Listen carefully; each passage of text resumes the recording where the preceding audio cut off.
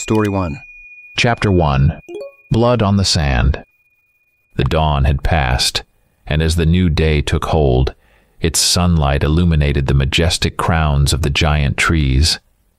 A summer breeze rustled through the fluffy branches, rippling the mirror-like waters of a stream running through the grass and rushing away, cooling the rocky cliffs of the gray mountain foothills that rose like an unbreakable wall to the east. Suddenly, a human figure flickered between the tree trunks in the forest. In an instant, a man burst from the thicket, glancing back as he ran. He was completely naked, save for a loincloth and wide copper bracelets on his wrists. His heaving chest was crossed by wide leather straps that secured a heavy, straight, two-handed sword to his back. Standing over 4 cubits tall and possessing a powerful build, the runner did not appear cumbersome or unwieldy. On the contrary, his every movement conveyed the lightness and grace of a hunting panther. After running about 30 cubits from the edge of the forest, he looked back, brushed a strand of long jet-black hair from his forehead, and peered into the green thicket. Finally, his steel-gray eyes flashed sternly as he spotted something, and 7 armed warriors in Praetorian Guard armor and tunics burst from the forest. The pursuers wore light steel helmets that concealed their blonde hair.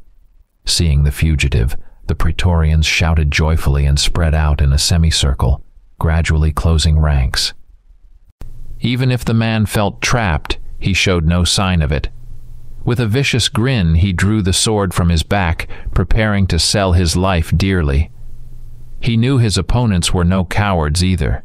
Many had fought on the Empire's borders, honing their skills in wars against the wild northern barbarians and in countless skirmishes in the mountainous passes of Thrace, where he was born. The legionnaires slowly approached the Thracian. One of them, clad in a gilded cuirass and helmet, raised his sword high. "Well, Bess," he shouted mockingly, "by Jupiter you've been caught! How do you plan to escape now, Thracian dog?" "Rest assured, Quintus," growled the Highlander. "I'll take a few of your soldiers with me to the afterlife, and maybe even you. Who's first?" Spurred on by the Thracian, Quintus's legionnaires rushed into battle. In an instant they surrounded him on all sides. "Thracian dog!" Quintus shouted, but his voice was drowned out by the furious roar of one of the legionnaires, who attacked Bess first. The Thracian dodged the blow, shifting slightly to the side, and then, with the speed of a snake strike, his blade cut through the legionnaire's block.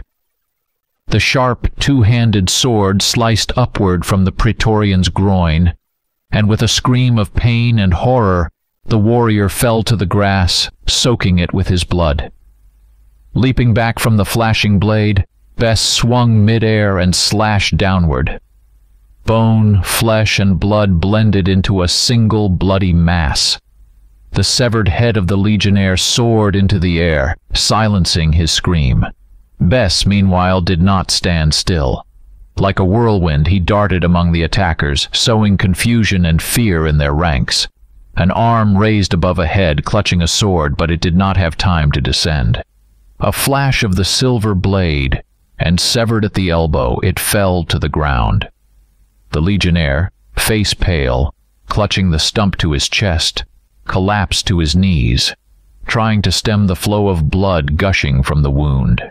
Bess grinned a terrifying smile and brought his sword down on the next opponent's head. Crushing the helmet, the blade sank into the legionnaire's skull, bringing him to his knees. Flesh and gore splattered from under the steel. The Thracian himself remained unscathed, save for a few light cuts. Quintus, cursing, swung, but did not have time to strike. A piercing, sharp scream of terror threw him back from the Thracian. The battle instantly ceased. Bess stood, his blood-smeared blade lowered, and looked towards the forest, from where the heart-wrenching scream seemed to come. The Praetorians, hearing the cry, grew uneasy. "Hades take me," said Quintus, his voice trembling. "What was that?" "By Dis. It's coming from the beach." One of the legionnaires looked at Quintus. Could it be something with the galley?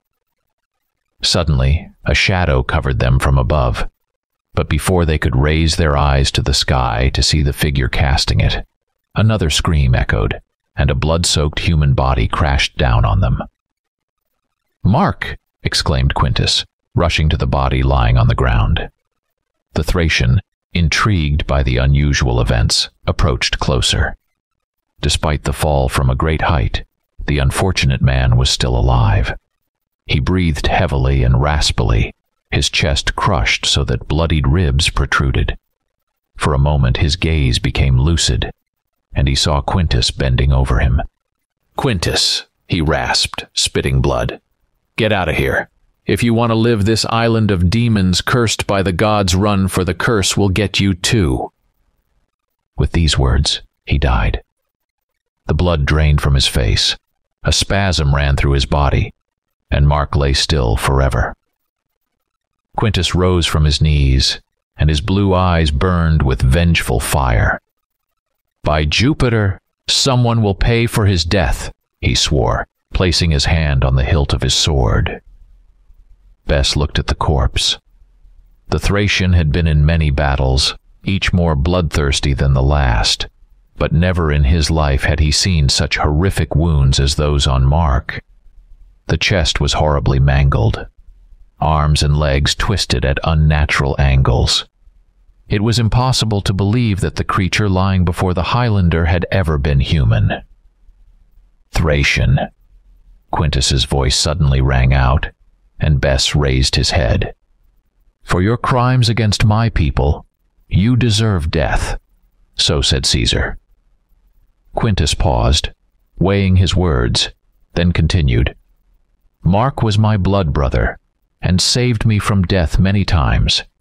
If you help me find his killer on this thrice-cursed island, I give you my warrior's word that you will be free, and I will stop pursuing you.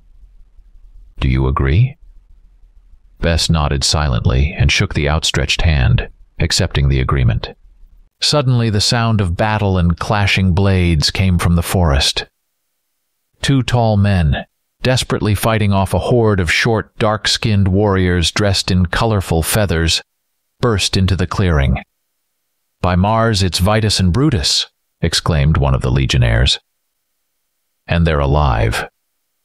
"They won't last long," Bess noted. "Look, some of the natives are flanking them from the side. Soon they'll be encircled." "So why are we standing here?" cried the Praetorian. "We must help them." "And what about Titus?" "He's bleeding out," asked the second legionnaire, pointing his sword at the warrior Bess had crippled.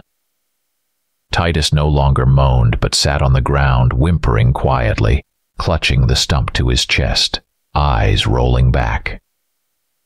"Finish him," Quintus said dispassionately. The legionnaire shrugged and swung his naked sword. The decapitated body fell to the ground, convulsing in its final throes. Meanwhile, the two men were retreating under the assault of the dark-skinned warriors.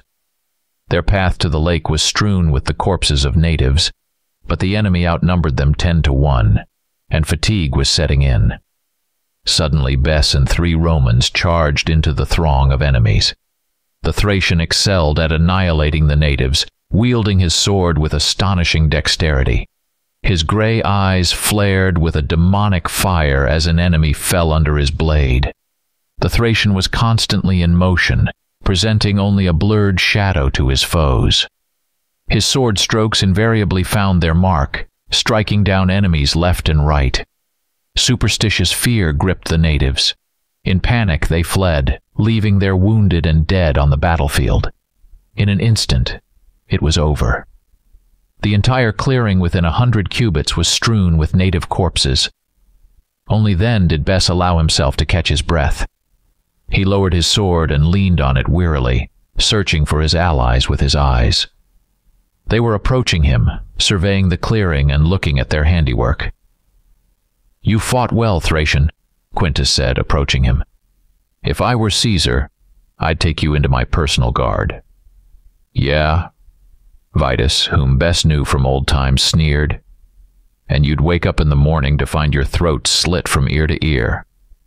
Brutus, who followed behind, a tall, middle-aged Briton with a well-developed musculature, nodded in greeting to the Thracian. "I never thought I'd see you again, Bess." When Legate Quintus gathered the cohort, he only said we were chasing a runaway gladiator and his gang. "It's been a long time since we last saw each other." "Yes, it has," Bess nodded. "Since you sailed down the river, recruiting men for your pirate raids in our mountain villages. I didn't know that old enemies of the Empire now fight on its side." Brutus darkened. "About 3 years ago, my galley wrecked off the northwestern shores of the Empire. I and a few others were captured near the tip of the Grey Cape, and if it weren't for Quintus's intervention, there'd be one less pirate in the world." Suddenly, Brutus remembered something. He turned to the legate. "Quintus, we need to get back to the shore. Those feathered savages might seize the galley." "Jupiter. I forgot about it," Quintus cursed. Bess cleaned his blood-stained blade with sand, sheathed it, and followed his allies, pondering the strange turn of events that had made him friends with his recent enemies. The tribe in which he was born was one of many inhabiting the mountainous north of Thrace, a harsh land that had blunted the ambitions of many Roman generals. Before seeing 15 winters, he had charged at the walls of border forts, alongside his kin, wreaking bloody havoc on all Roman attempts to subdue them. In one such battle, bloodied and unconscious, he was taken into Roman slavery. But no slavery could teach the wild son of the Rocky Mountains submission and obedience. His first master, to whom he was sold, he killed with a single punch. The brother of the slain man sold the Thracian to an amphitheater, turning his life into a game for the plebeians' amusement. But Bess never lost a fight. One night, he killed the gladiatorial school's owner, escaped, and freed about 30 fellow cutthroats. Together they settled in nearby highlands, terrifying the Romans with bloodthirsty raids and accepting other enemies of the empire under his command. A bounty of entire talents of gold was placed on his head, and punitive squads roamed the mountains and plains of Rome to their doom. Bess decimated them with a ferocity unique to him, showing his contempt for the Roman legions, for which he paid dearly. Legate Quintus, Caesar's cousin, swore to capture him. The emperor's personal guard, led by the Roman noblemen, tracked down the Thracian and his gang.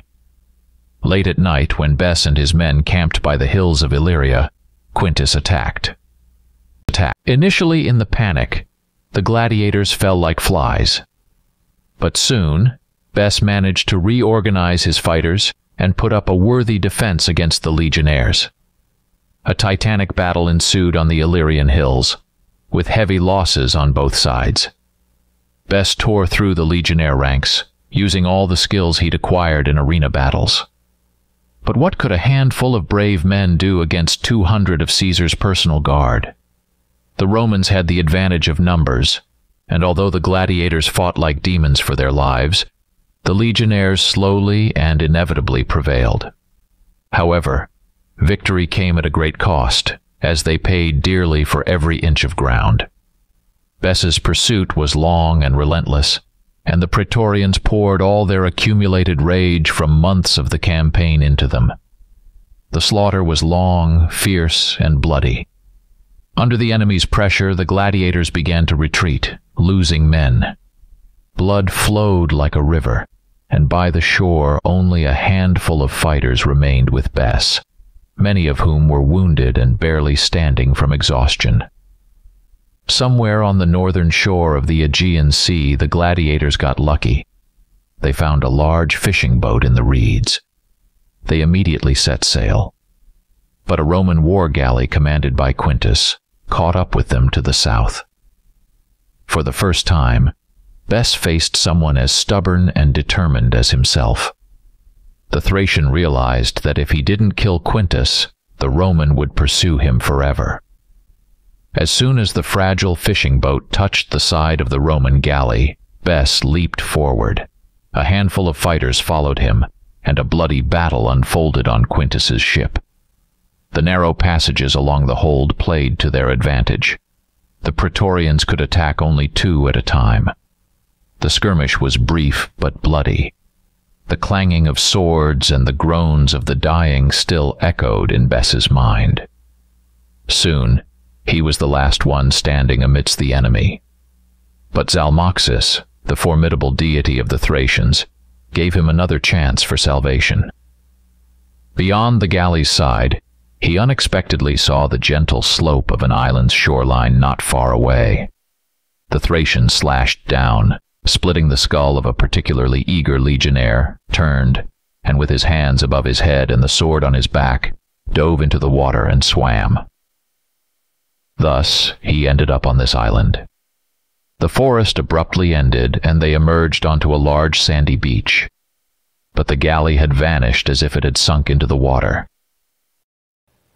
Vitus turned to Quintus. His face showed confusion. "By Dis, it was here," he exclaimed. "Those feathered devils couldn't have carried off a galley laden with weapons. Unloading it would have taken many hours. Besides, there were 40 chained rowers on board, and I have the keys to their shackles." "Could it simply have sailed away?" asked the Thracian. "Maybe those in feathers forced the rowers to row." This argument was irrefutable. Vitus fell silent, glaring. Bess carefully inspected the shoreline sand.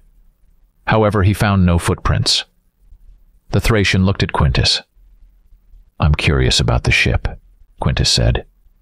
"You said you fought here. So why are there no footprints except for your own? Maybe the natives took the bodies and smoothed the sand." Vitus shrugged. "It seems to me something is wrong on this island." Brutus's voice suddenly broke the silence. "What do you mean?" Quintus asked him. "Southern coastal tribes have a legend. Long ago, when these lands were young, they were inhabited by a pre-human race. The ancient empire was vast, its borders extending far north and disappearing into the impenetrable southern jungles. This race worshipped ancient gods, and bloody sacrifices nightly stained the altars of terrifying monsters. Then, the human gods cursed this land. One starless night, the empire's land sank beneath the water. Thus ended the empire of fear, blood, and ancient gods. However, remnants of that ancient race still survive, living on Mediterranean islands that were once mountain peaks. "Amusing tales you tell, Brutus," Quintus remarked after some silence. "But I have neither the time nor the desire to listen to them. I swore to find Mark's killer, and he is hiding somewhere on this island. To hell with gods, demons, and ancient races. Right now, I want to know where these natives live. By Jupiter, we find them. We find Mark's killer." Brutus shook his head but said nothing. Suddenly Tiberius, one of the 2 rescued legionnaires with a face as white as snow, stepped toward Quintus.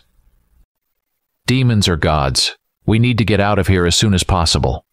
I don't want to be another victim of whoever killed Mark." "Did Brutus's stories scare you?" Quintus sneered. "Good soldier for my royal relative's guard. You should wear a skirt, cowardly dog." The legionnaire recoiled for a moment, but then, gripping the hilt of his sword, spoke again. "I followed you without asking for anything. I endured all the hardships in the wild lands of Thrace, Illyricum, and said nothing. Now I'll speak. You're driven mad by your thirst for revenge, and—" He didn't have time to finish as Quintus, his face twisted in rage, drew his sword. "Filthy dog, stinking slave." The nobleman swung his blade. Tiberius tried to avoid the blow, but it was too late. In his fury, Quintus split the legionnaire's helmet along with his skull. Bleeding profusely, he fell to the ground. "Do you have something to say, Valerius?" Quintus pointed the bloodied blade at the other Praetorian who had started to move toward him. He shook his head and turned away. "If not, then we set out to find these creatures' settlement. Quintus sheathed his sword. "I think we should split up. Vitus and I will go west. Brutus and Valerius, south. And you, Bess, will go east. We'll meet back here when the sun is above the hill." With that, he turned his back to them, and with Vitus, headed west.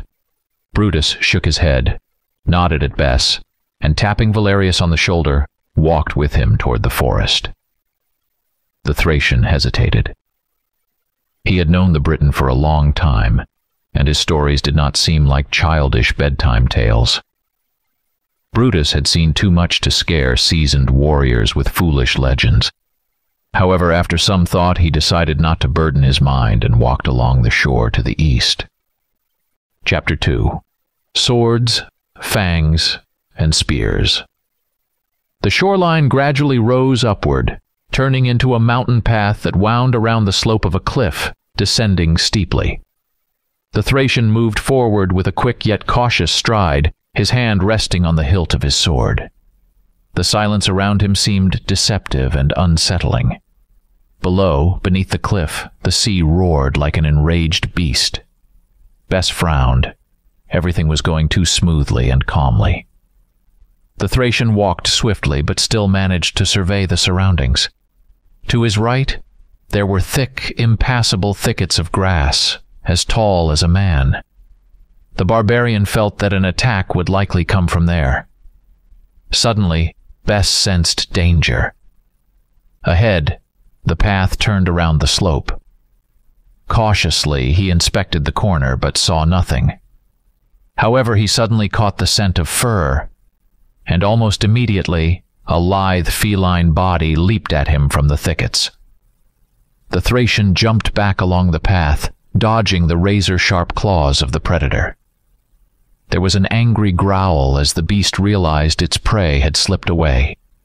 They stood facing each other, man and beast, both preparing to attack and defend. Bess had never seen such a creature in his life. The beast resembled a tiger or lynx from his homeland, but was twice as massive and undoubtedly much stronger. Despite its apparent bulk, the barbarian could feel it. The creature could move faster than a panther and was certainly more dangerous.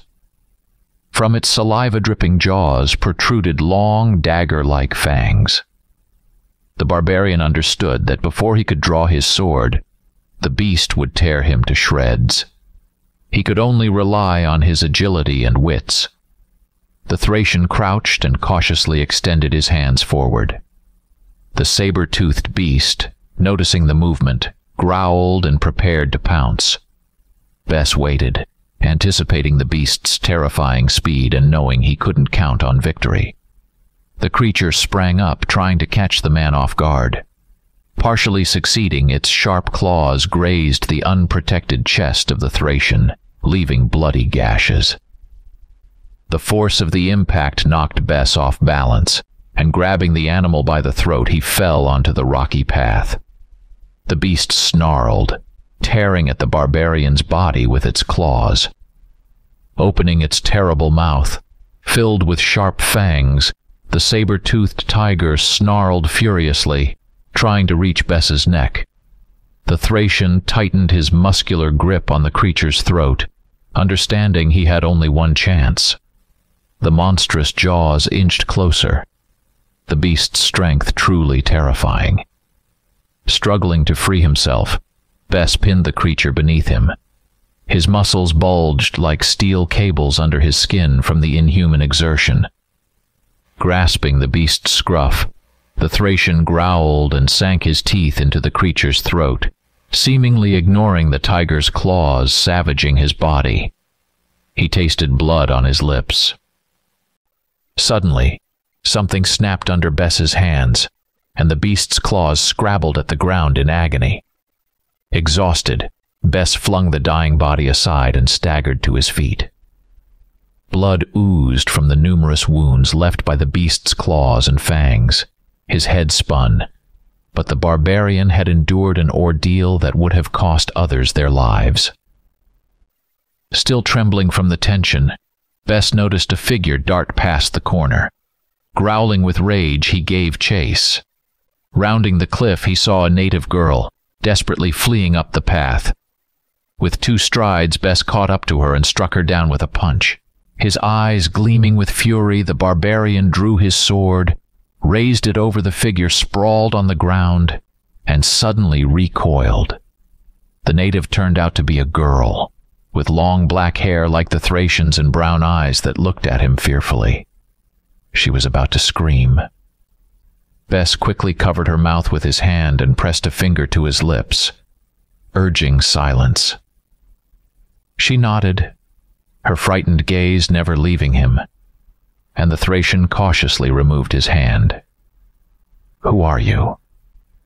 The girl shook her head and babbled something in a strange, melodic language, gesticulating animatedly. "Damn it," the barbarian grumbled in annoyance. "I doubt I understood a single word of that gibberish. Can you speak in a way I can understand? What's your name?" "Venari," she unexpectedly replied. "So you do understand me?" The Thracian smirked. "My name is Bess." "We had slaves who spoke this language." Venari was still frightened. "I learned it to understand what they were saying. The barbarians often talked about their country, and I liked listening to their stories. Zenu said it was forbidden to listen to them. He said the world around us had died, buried under a layer of water. Only the barbarians still lived on the lands north of Balgor. Your Zenu lied to you." The Thracian shook his head. "The world isn't dead. In all directions from this island, there are vast lands populated by people. Are you going to kill me now?" Tears welled up in the girl's eyes. The barbarian shook his head. "Why would I do that? You're one of the killers who arrived in Balgor this morning." Venari shrugged her delicate shoulders. "And they kill my people. That's what Zenu says." "Who the hell is this damn Zenu?" Bess cursed. "He's the high priest of Bagal." The girl touched her forehead with her hands. "The one who always returns." "Well?" Bess didn't get to finish. Voices speaking Venari's language could be heard ahead.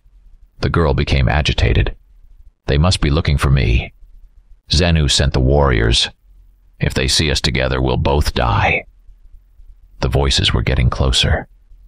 Bess pressed a finger to his lips and ducked into the thickets, hoping the girl wouldn't give him away.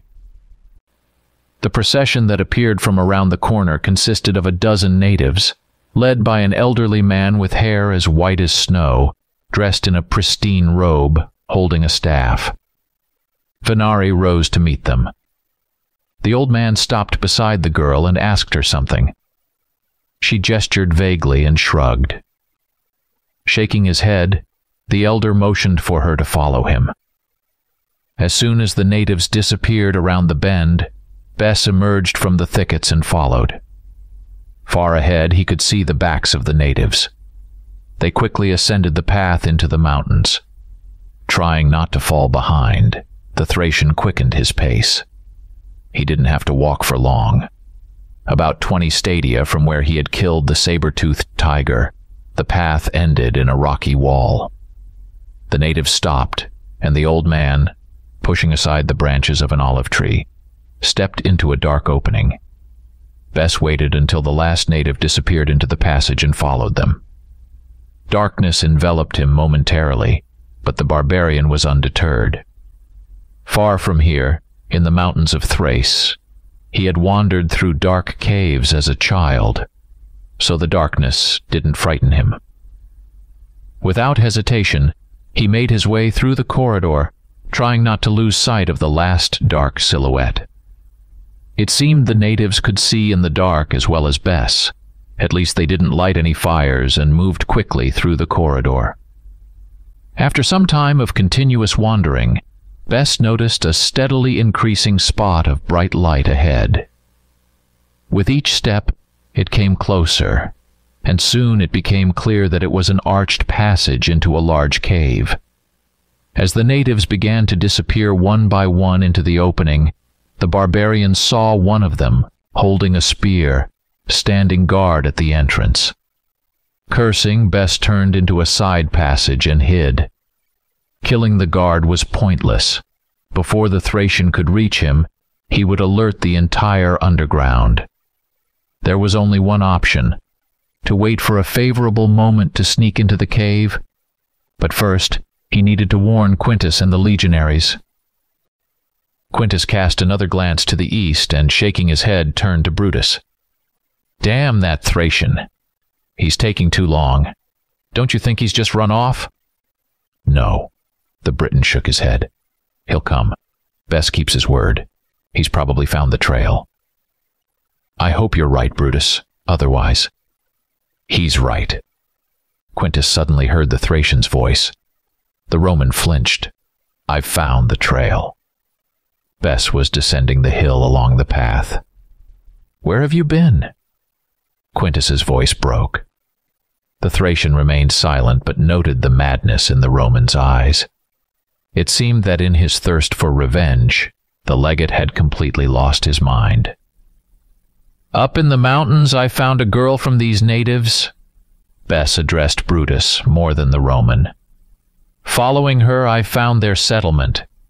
The mountains around are like a honeycomb, and deep inside there's a city. I didn't see it myself, but I think I'm right. The entrance to the main cave is guarded. I saw one guard, but no one can guarantee he's the only one." "Enough talking," Quintus barked. "Where are they?" Bess clenched his fists, but restrained himself. "I'll show you." The path once again led him to the mountain trail when suddenly ahead the Thracian saw an army of painted natives. Dancing and hooting, they moved in their direction. Cursing on the go, Bess drew his sword and took a defensive stance. Behind him, he heard the sound of steel.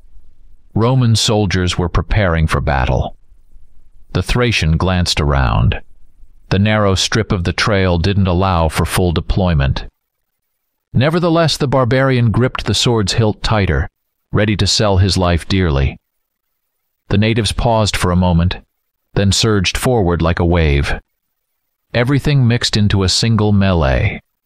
It was a song of death, and no one hoped or wanted to escape. Bess struck with his sword and felt someone's innards against his hand. Then someone fell at his feet, and the crowd trampled the fallen. Spinning like a top in the wild vortex of death, the Thracian struck, turning flesh into chunks of meat. Like a whirlwind, he darted with a sword in hand, astonishing the natives with his inhuman agility and strength. But despite these qualities, he didn't remain unscathed. Numerous bloody wounds were left by the natives' spears. Mixing with sweat, blood flowed down his body, forming intricate patterns, but the madness of battle had already consumed him. Laughing like a devil, he brought the heavy blade down on another enemy's head. Out of the corner of his eye, he saw Brutus and the Romans fighting, but then Valerius fell, and a swarm of colorful bodies covered him. Quintus, with a mad gleam in his eyes, wielded his short sword, slashing the natives' bellies. But despite their valor, both Bess and Brutus understood they couldn't hold out for long. The natives outnumbered them 10-1, pressing their mass against the 4 brave men. The numerical advantage was taking its toll, and soon, forced to retreat, the Romans and Bess were pinned against the cliff. Feeling the cold stone against his back, Bess knew that soon they would be crushed, swept away in an instant. Deflecting spears with his blade, the Thracian, like a cornered beast, glanced around, secretly hoping for a miracle. And it happened. During one of the natives' thrusts, Bess leaned back and, swinging, hit something with his elbow. The rock behind him unexpectedly gave way, and losing his balance, Bess fell into an opening. At the last moment, he managed to soften his fall, and rolling across the stone floor, he jumped to his feet. The rock closed behind him, sealing him off from the fight. Bess lunged forward but only struck the stone. His search for the lever that opened the passage was futile. He only managed to find a small window through which he could see the Romans fiercely fending off the advancing natives. The Thracian had no choice but to watch, grinding his teeth in frustration. Beyond the wall, the battle was not going in the Romans' favor. The horde of natives relentlessly advanced, and new fighters replaced the fallen. However, it was evident that they didn't intend to kill, but wanted to capture the Romans. Their spears inflicted non-lethal wounds, only scratching the defenders. The Romans grew increasingly tired, their sword strokes becoming less frequent. Their bodies were covered in wounds, and with the blood, their strength was draining away. They were barely standing from exhaustion. Suddenly, a native spear pierced Vitus's leg. Crying out in pain, he fell to his knees, clutching the bleeding wound. In that instant, the natives swarmed over him like a wave. Vitus's injury spelled defeat. A breach opened in the Romans' defense, which the natives quickly exploited. In a moment, it was over. The Romans were knocked down and tied up in the blink of an eye. The Thracian cursed behind the wall. He didn't know why they had been captured, but he was furious he couldn't help them. Looking through the window, he saw the Romans being forced to their feet, prodded with spear shafts, and surrounded on all sides, led up the path. Watching the procession, Bess turned away. Now, he was only concerned with one thing: how to help the Romans. Ahead of him was a black opening, the only exit from the round chamber he found himself in by chance. Carefully, the Thracian slipped into it and found himself in a long corridor extending both ways. Bess hesitated, weighing his options. Both ends of the corridor disappeared into darkness, and only the gods knew where they led. Cursing, he chose the left corridor and moved along the wall, feeling his way forward. Time lost all meaning in this dark underground carved into the rock's depths. Many times, Bess noticed dark openings appearing to his right and left, but guided by primal instincts, he stuck to the main tunnel. Time passed, and Bess no longer knew if it was day or night. His eyes soon adapted to the darkness, and he began to see faded drawings and symbols on the corridor walls, evidently carved by an ancient people in times immemorial. Bess was no scholar. He was a warrior, and the drawings covering the tunnel walls filled him with superstitious dread. Horrifying winged demons with beastly faces were carved into the stone with incomprehensible realism. In ghastly grins, they loomed over their victims or tore them apart with clawed hands. The Thracian felt the darkness around him grow even thicker, reaching out to him with sticky fingers. The tunnel ran straight, and Bess had started to think it was endless when he suddenly saw a bright light ahead, painful for the eyes. The Thracian slowed his pace and held his breath. Ahead, the tunnel turned sharply to the right, and light poured from around the corner, casting strange reflections on the walls. Carefully pressing against the wall, he peeked around the corner. The bright light of torches placed on either side of a heavy copper-clad door illuminated a lone figure standing at the threshold like a statue. Clad in feathers, the solitary guard leaned wearily on his spear, his eyes half closed in a drowsy stupor. Evidently, his carelessness was due to the infrequent use of this passage. Oblivious to his surroundings, the native stared at the doors he was guarding, swatting at pesky insects, his movements casting peculiar shadows in the torchlight. Therefore, when he felt the muscular body behind him, he was more surprised than frightened. He was still marveling when the Thracian's blade descended with terrifying force, slicing him from shoulder to mid-chest. The barbarian would have preferred to face the guard head-on, but he had no intention of letting him alarm the entire underground. Gently lowering the twitching, dying body, Bess slid towards the door and pushed it with all his might. Slowly and heavily, it swung open, allowing the mountaineer to slip through the gap. Chapter 3. The Sanctuary. In the darkness, sliced by a narrow strip of light from the corridor, Bess crept forward with the caution of a tiger, gripping his sword. The light barely sufficed to reveal even darker spots on the walls, covered in some kind of drawings. Ahead, the Thracian noticed the dim gleam of a smoky lamp embedded in the floor before the feet of a colossal statue, seemingly carved from a solid piece of black marble.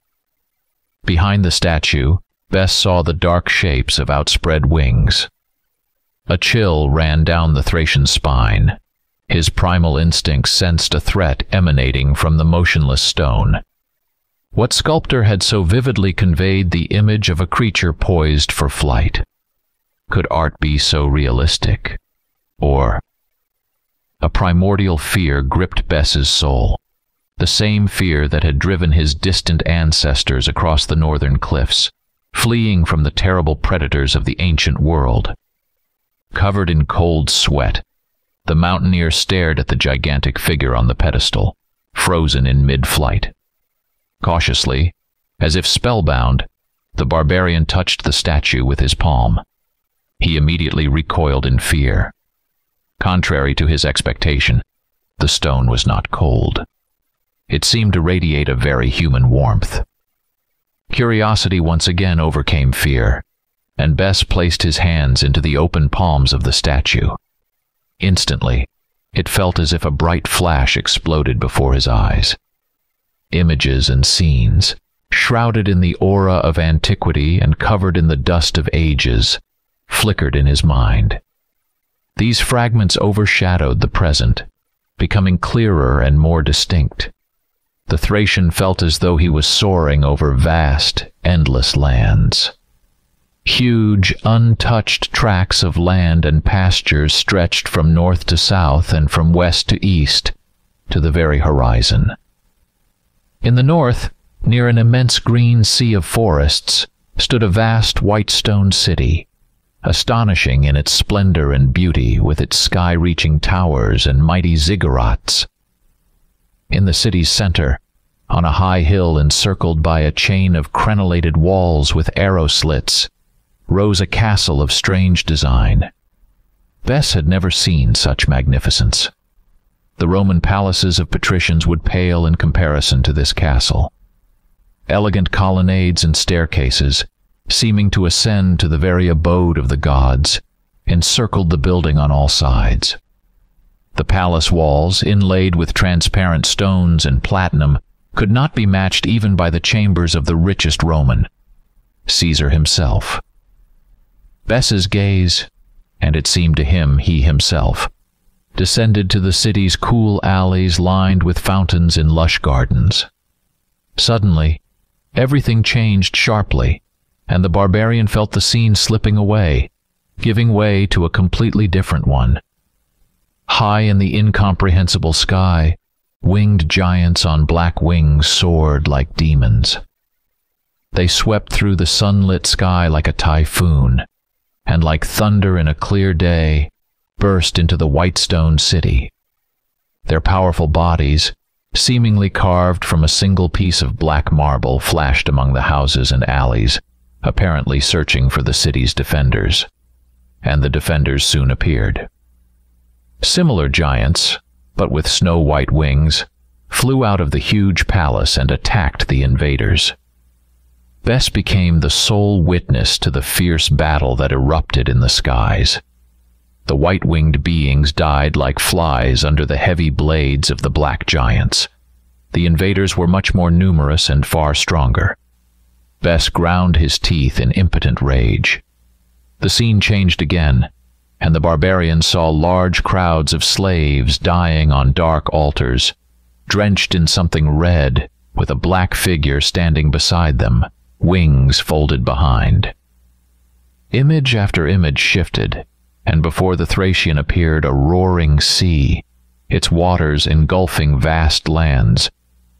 It seemed as if the sky and earth had swapped places. Lightning struck the darkened heavens, expressing the god's wrath. Suddenly Bes felt his palms burning with unbearable fire. He opened his mouth, but only a half-strangled gasp escaped his parched throat. In desperation, Bes jerked in a final effort, and suddenly freed himself. He lay on the altar at the statue's feet, trying to calm the trembling that had seized his body. Glancing at the dark silhouette of the statue, looming over him like a monstrous condor, Bes instinctively rolled aside, shuddering in horror. His hands trembled as he picked up his sword from the floor, somehow flung nearly an arm's length from where he had stood. The creak of ungreased hinges made him dive behind the pedestal. Internally trembling, the Thracian pressed himself against the marble and hid. A slender female figure, wrapped in a gray robe, crossed the hall and stopped opposite the Thracian's hiding place. Raising her hands in a prayerful gesture, the girl began to speak in the native tongue, apparently asking something of her god. Of all the words she said, Bes recognized only Xenu. Finally, she fell silent, pulled back her hood, and the barbarian recognized her as Venari. Slowly, the native girl moved around the hall, lighting torches and accompanying each action with strange words in her language. With each word, the hall grew brighter and brighter, and the barbarian realized she would soon see him. He moved like a shadow toward the girl, and before she could scream, clamped a hand over her mouth. "Quiet, Venari, it's me." Bes turned her to face him. "Why did you come?" she asked fearfully. "Outsiders aren't allowed here. This is the sanctuary of Balgor. Xenu will kill you if he sees you." "We'll see," Bes smirked. "Tell me instead, do you know where the Romans captured today are?" Venari shivered in his arms as if from the cold. "They're in the northern cave. They're being prepared for sacrifice." "What sacrifice?" the barbarian asked in surprise. "To whom?" "Before dawn they will be killed on Bagal's altar in the main sanctuary." The girl glanced at the Thracian with caution. She still feared his anger. "Do you know where this altar is?" Bes grabbed her shoulders. "I need to get there." Venari shook her head. "You can't go there. It's death. The god will punish you, and me along with you." "Show me the way, Venari." The Thracian was losing patience. "And I swear by Zelmoxis's beard, girl, you can go wherever you want." "You'll die." The native girl nearly wept, clutching his arms. Bes growled in fury and shook her like a doll. "Damn you, Venari." "All right." The girl suddenly calmed down. "I'll show you. You seek death, Bes, but I can't stop you if you don't want to be stopped." Together with the girl, the Thracian walked to the central door of the sanctuary, which led into a wide, brightly lit corridor. Slowly, Bes followed Venari, keeping his hand on the sword's hilt and glancing around. The girl moved confidently through the familiar passages, and soon the barbarian realized that without her help, he wouldn't be able to find his way back. But he didn't want to return. All his thoughts were occupied with the Romans and Brutus. Knowing they would soon become sacrificial lambs brought him no satisfaction. It wasn't that he cared for them. They were simply people in whom he saw kindred spirits. He knew well what they were and what to expect from them.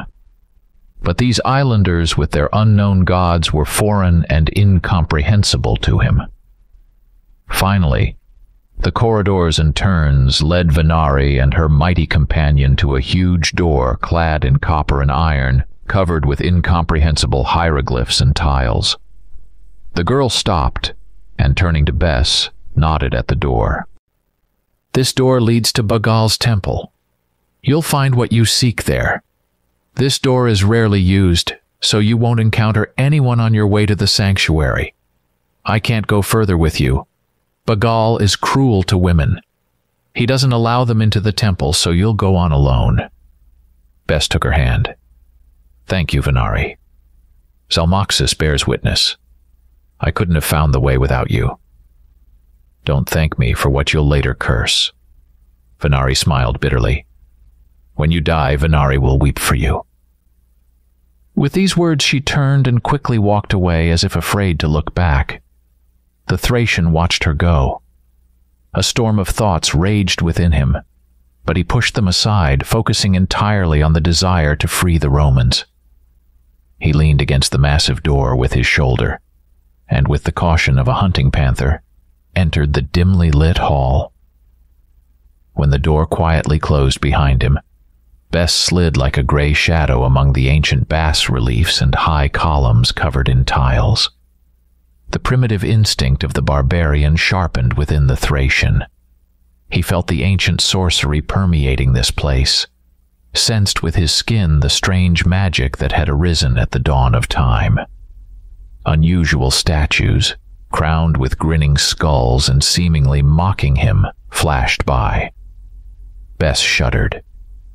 With an effort of will, he tore his mind away from the terrifying thoughts predicting his death and delved deeper into the hall. In his memory, the images conjured by the strange statue in the hall with the altar had not yet faded. With his primal mind, he struggled to understand these visions, but in vain. Bess shook his head, dispelling the illusions. The spacious hall led him to a low door, suited for a child or a dwarf. At a single touch it opened, allowing the Thracian to step into the darkened corridor beyond. Without hesitation he stepped inside, passing under its arches. Chapter 4. The One Who Always Returns. Inhaling the stale air of the dungeon, the Thracian pushed through the veil of cobwebs in the pitch-black primordial darkness. Venari had not lied. This passage had not been used since the founding of Rome, and now it was inhabited only by rats, spiders, and other resilient denizens of the dark. He felt something smooth slither over his leg. He jumped back sharply and thrust his sword into the spot where his foot had just been, hearing a hiss and rustle. The disturbed snake coiled and retreated to the wall, warning the careless intruder not to tempt fate by confronting it on the narrow path. Swallowing nervously, the barbarian pressed against the opposite wall and slowly moved forward, listening intently to the menacing hiss until it faded behind him. Then he continued as before, with his sword in hand, carefully placing his half-bent legs, ready for the sudden danger that seemed to permeate the surrounding space. The corridor seemed endless. But soon the barbarian felt a cold draft on his face and then heard the sound of dripping water. His instincts told him that a larger chamber lay ahead. Perhaps the very hall of Bagal that the native girl had mentioned. Moving like a hunting lion, Bess quickly walked forward, stopping only at the semicircular opening from which a faint light emanated. Peering cautiously inside, the Thracian saw a huge obelisk serving as a pedestal for a winged statue similar to the one he had seen in this underground city, but much more imposing. The statue stood on a natural elevation, beneath which was a large rectangular monolith covered in inscriptions and images of bones and skulls, symbols of death among all the tribes known to Bess. There was no doubt. It was an altar, long soaked in human blood. Visions that had visited Bess at the first statue flashed through his mind. He recognized this place from the scenes of the past, an eerie temple where rituals against human nature had been performed for centuries. The barbarian shuddered with disgust, but overcoming the unpleasant feeling, continued to survey from his hiding place. A wide staircase, carved directly into the rock by unknown ancient builders, led to the altar. At its base was a small round basin, its water reflecting the torchlight, casting ominous glints on the sanctuary's vaults. A whole procession of native warriors in skirts of colorful feathers had formed by the basin. Nearby were priests in dark-hooded robes. The Thracian also saw the glint of legionary armor. All four were alive and now stood, surrounded by savages, unarmed and bound. Their faces were expressionless, their eyes staring blankly, and their mouths hung open like those of the insane. Bess understood. The Romans had been drugged with some witchcraft potion, stripping them of their will. The task became more complicated. Now that the Emperor's valiant Praetorians had turned into mindless sacrificial animals, they could neither comprehend what was happening nor fight at the right moment, and all the responsibility for their rescue fell solely on the barbarians' shoulders. Bess grimly smiled at the thought. It seemed it was his fate to risk his own skin to save his sworn enemies. Meanwhile, the native warriors had formed a semicircle around the basin, leaving space for the priests and the captured legionaries. Clad in their long cloaks, the servants of unknown gods approached the prisoners and led one of them by the arms. Bess recognized Vitus, whose wounded leg had been carefully bandaged by someone. An elderly man in a white cloak resembling a Roman senator's toga separated from the priests and solemnly ascended the steps to the monolith at the feet of the fearsome winged idol. The priest was familiar to the Thracian.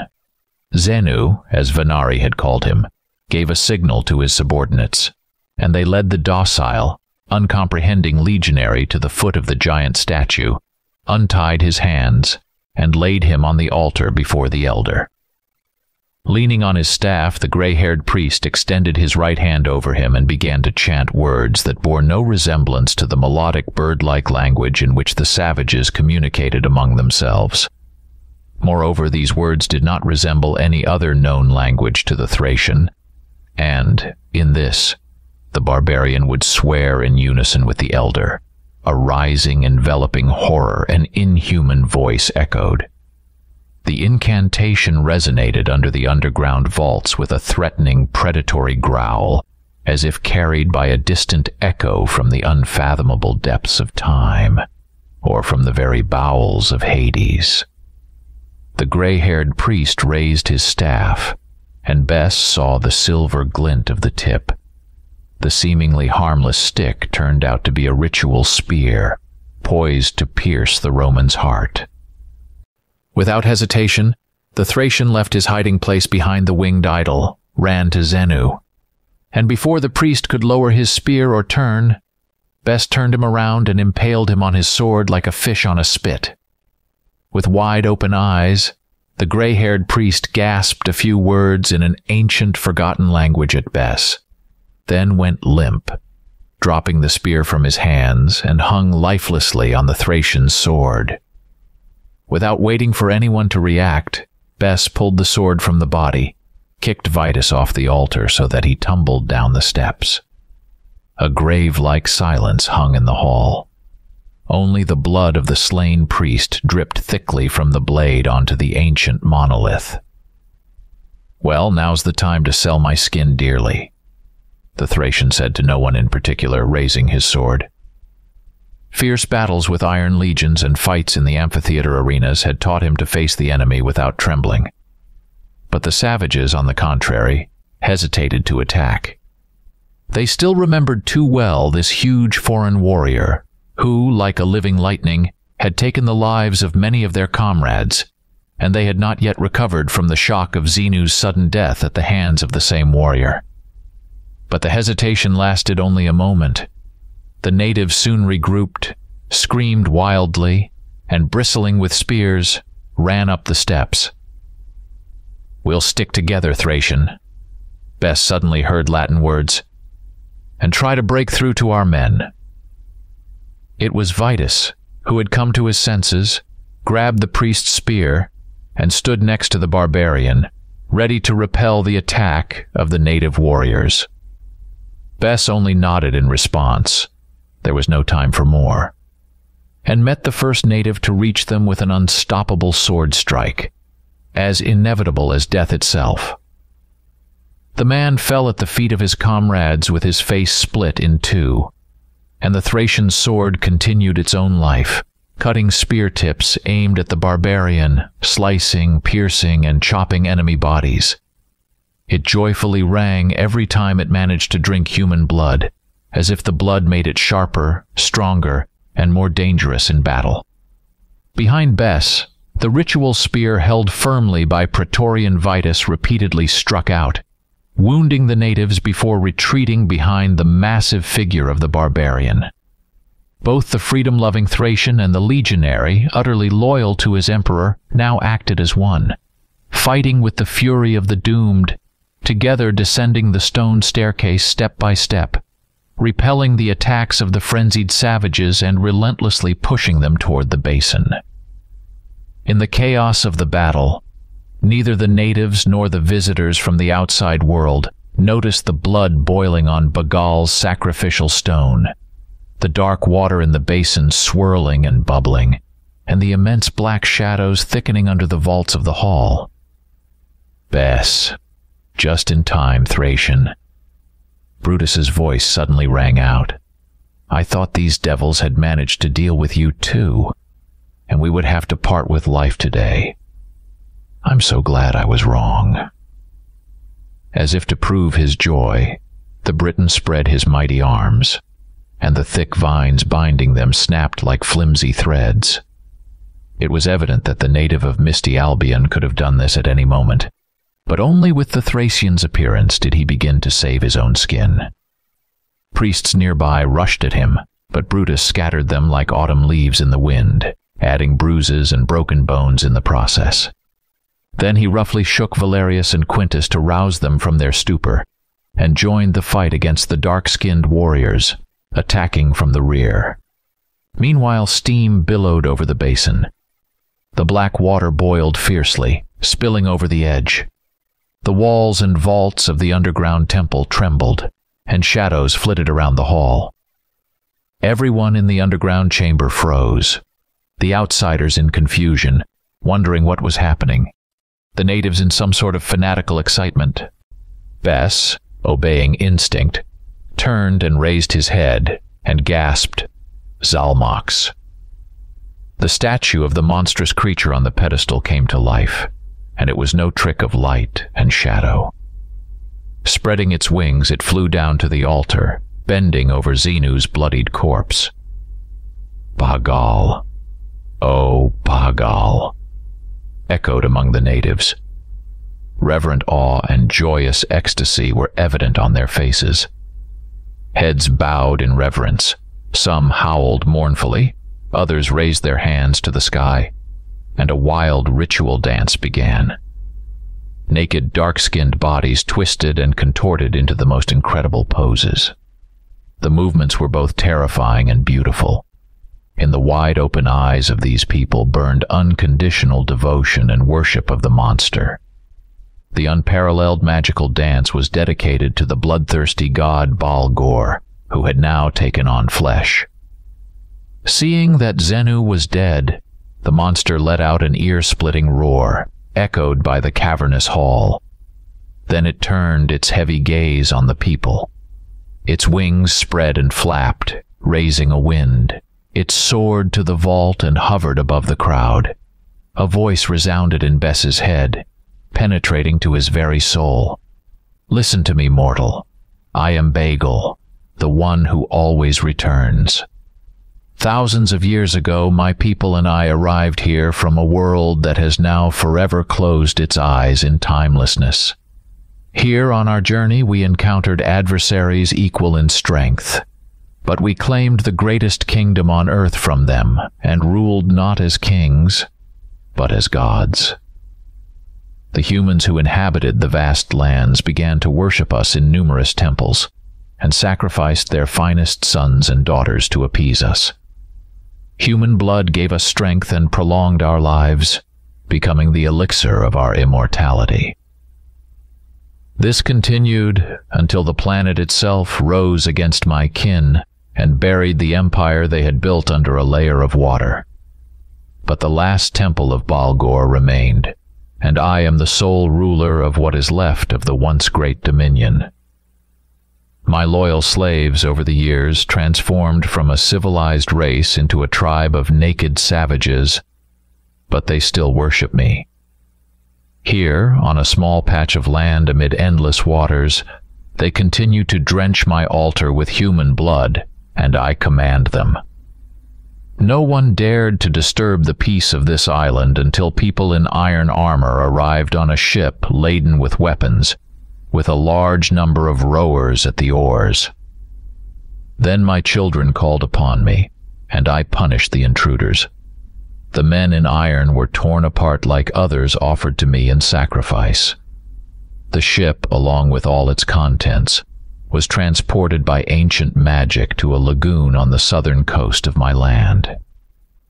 But it turned out that the remaining people from the ship penetrated my domain, and with them was you. Yes, I see you, sacrilegious one. You dared to secretly enter my home, spill the blood of my loyal priest on the altar, and raise your hand against my slaves. You will pay for this, and the price will be great. I will make you beg for mercy, crush your will, infuse the deepest corners of your soul with pain and fear, mutilate your body, and leave you to die on my altar. The voice reverberated in the Thracian's temples, resonated within his skull, infecting his mind with pain and terror.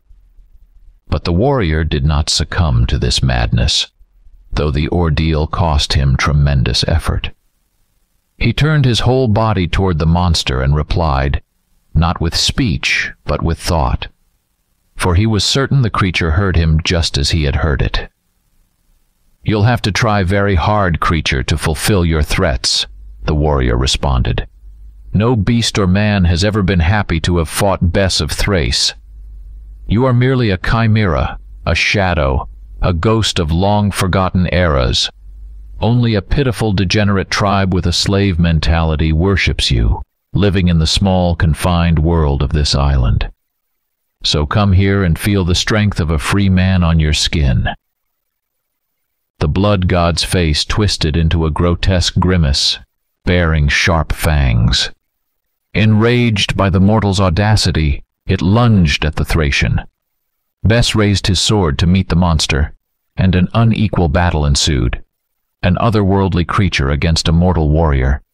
Steel flashed, leathery wings flapped, cries and fierce howls resounded. It was a dance of death, from which only one could emerge alive. The winged colossus was incredibly strong, and Bess received many marks from its claws at the start of the attack. But when the Thracian struck it with the sword's tip, it recoiled with a howl. The barbarian saw dark blood oozing from a gash on the black wing and realized, having taken on flesh, this creature, whatever it truly was, had gained all the qualities inherent in a living body, including vulnerability and mortality. Gripping the hilt tighter, Bess climbed the steps to the altar, the highest point in the hall. From there, it was easier for him to reach the flying monster. Bagal now had much less space to maneuver. The battlefield was confined to the pedestal, the sacrificial stone, and the overhead vault of the underground chamber. Yet it attacked desperately, slashing at the man with claws and trying to reach his throat with dagger-like teeth from its predatory maw. Bess defended himself with his sword, not thinking of the pain and wounds, striking wherever he could. And although the Colossus's skin was like iron armor, many blows left deep cuts on the black body. Suddenly, in the heat of battle, the Thracian met the monster's eyes, and then something incomprehensible to the human mind happened. Time seemed to freeze for the warrior, interrupting its swift passage. The sword lowered to his thigh, his arms hung limp, and his body refused to obey, standing motionless. Not understanding what was happening, the warrior vaguely felt a foreign will infiltrate his mind, suppressing any attempts to act. He could no longer look away from the opponent's hypnotic pupils. Forgetting everything, losing the ability to think and feel, as if chained by his gaze, he disappeared, drowning, dissolving in their blackness. Bess. The warrior heard his name through the foggy oblivion. "Do not look into his eyes. You must resist him. He is not your god, and he has no power over you. Look away." Before Bess's eyes, a ghostly face of a girl floated as if made of mist. A beautiful face. The girl called his name, though he did not recognize her. But something stirred in his soul, and he began to recognize Venari. The warrior blinked the sweat from his eyes. This simplest action threw him from non-existence into reality, and he saw the terrifying visage of Bagal right in front of him. The sharp fangs of the winged god were already at his throat, ready to sink into his flesh and drain all the blood from his veins. But it did not happen. The warrior's body seemed to move on its own, ahead of his thoughts. His right leg stepped back, taking on the weight of his body. His head and shoulders jerked to the side, saving his neck from the fatal attack. Then his right hand with the sword shot up, and the blade, like an extension of his arm, obediently entered under the monster's lower jaw, its tip emerging from the back of the head almost an arm's length. The monster let out an incoherent gurgle and wheeze. It had no voice left to scream. Bess pulled the blade from the skull and struck the neck with a powerful swing. The horrific head rolled down, bouncing on the steps. The body, in its final agony, spread its wings and flew toward the ceiling. After flying several yards above the stunned natives, drenching everything around with thick blood, it fell heavily into the basin. The boiling water gratefully accepted the honored sacrifice, and the creature's remains quickly sank into its impenetrable darkness. Chapter 5. The Fall of Balgor. Leaning on his sword, Bess surveyed the silent crowd and sneered disdainfully. "Your Bagal has gone to Tartarus along with his magic. Who among you wishes to follow him?" Silence was his answer. None of the savages moved. Their faces showed mixed emotions, but the battle fury had completely vanished from their eyes. Finally, one of the warriors, older and sturdier than the rest, chirped something to his comrades, and they all stepped back, dropping their spears to the floor and bowing in respectful submission. They acknowledged Bess's victory. "That's more like it, warriors," the Thracian laughed, wincing as pain shot through his body. "Hey, Quintus, Mark's killer is found and defeated. Isn't it time to get out of here?" The Roman legate did not answer, staring in bewilderment at the black water with wide eyes, a spark of obsession burning in them. Some mad idea had taken hold of him. Amazing, incredible, unbelievable. He muttered, stepping closer to the basin. What unknown abyss birthed this creature from its depths? By Jupiter, the world has not seen a monster with such powers. We were in the grip of an ancient horror that ruled over whole peoples, manipulating their minds like toys and building an empire on that power. And paid for such vileness with its head, Bess interrupted. "Listen, Quintus, don't waste time on incomprehensible musings. Order your men to follow me. We still need to find our way out." A powerful tremor shook the floor, walls, and vault of the underground hall, cutting Bess off. Another tremor quickly followed. The Thracian, raised in the mountains, knew this could mean the start of an earthquake or the awakening of a volcano. "Run if you don't want to be buried under these stones," the barbarian shouted, pointing to the narrow passage he had recently entered. "Follow me." Sheathing his sword, Bess leapt to the opening, dived through, and disappeared into the dark corridor. Hearing the clang and scrape of metal on stone, he nodded in satisfaction. The Romans were following him. "This way," he called, so his companions could follow his voice, as the tunnel was pitch dark. The sound of hobnailed boots convinced him that the legionaries were on the right path. Deep within the mountain, a heavy rumble and roar grew, the tremors intensifying, and Bess felt the stone floor trembling underfoot. The entire underground city must be shaking. Suddenly, the Thracian collided with something soft and alive. "Stop, Bess. It's me, Venari." A girl's voice chimed like a bell. "Follow me? I know a shortcut to the surface." A slender hand slipped into the barbarians and pulled him forward. Soon they stopped. The girl was searching for something in the dark. A moment later, Bess understood. Venari found an invisible lever, which moved an entire section of the wall. Light filtered through the opening, and the girl, Bess, and the trailing Romans stepped through. The passage led them to a wide, spiral staircase.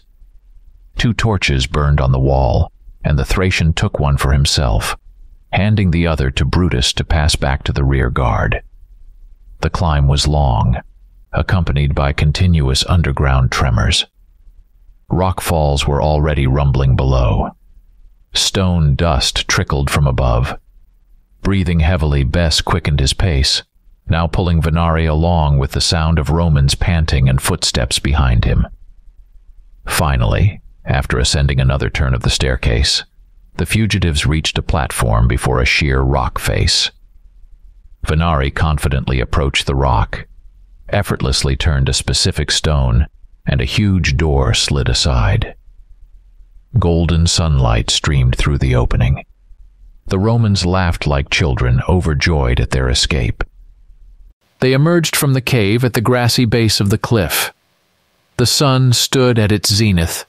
Light clouds drifted lazily across the blue sky, and a nearby ancient forest rustled its leaves. "Thank the gods we're saved," Brutus exulted. Bess looked at the Romans and suddenly asked, "Where's Quintus?" The legionaries exchanged astonished glances, only now realizing their leader was missing. Brutus turned to Vitus. "You with your lame leg were the last. Did you see Quintus behind you?" "The last I saw him was in the hall, by the basin with black water," the Praetorian admitted. "I called to him, and he seemed to turn and run after me. But then, in the corridor, it was dark, and I was running without looking back, wanting to get out of that cursed place as quickly as possible so I didn't notice Quintus." "Damn it!" Brutus exclaimed. "We must find him."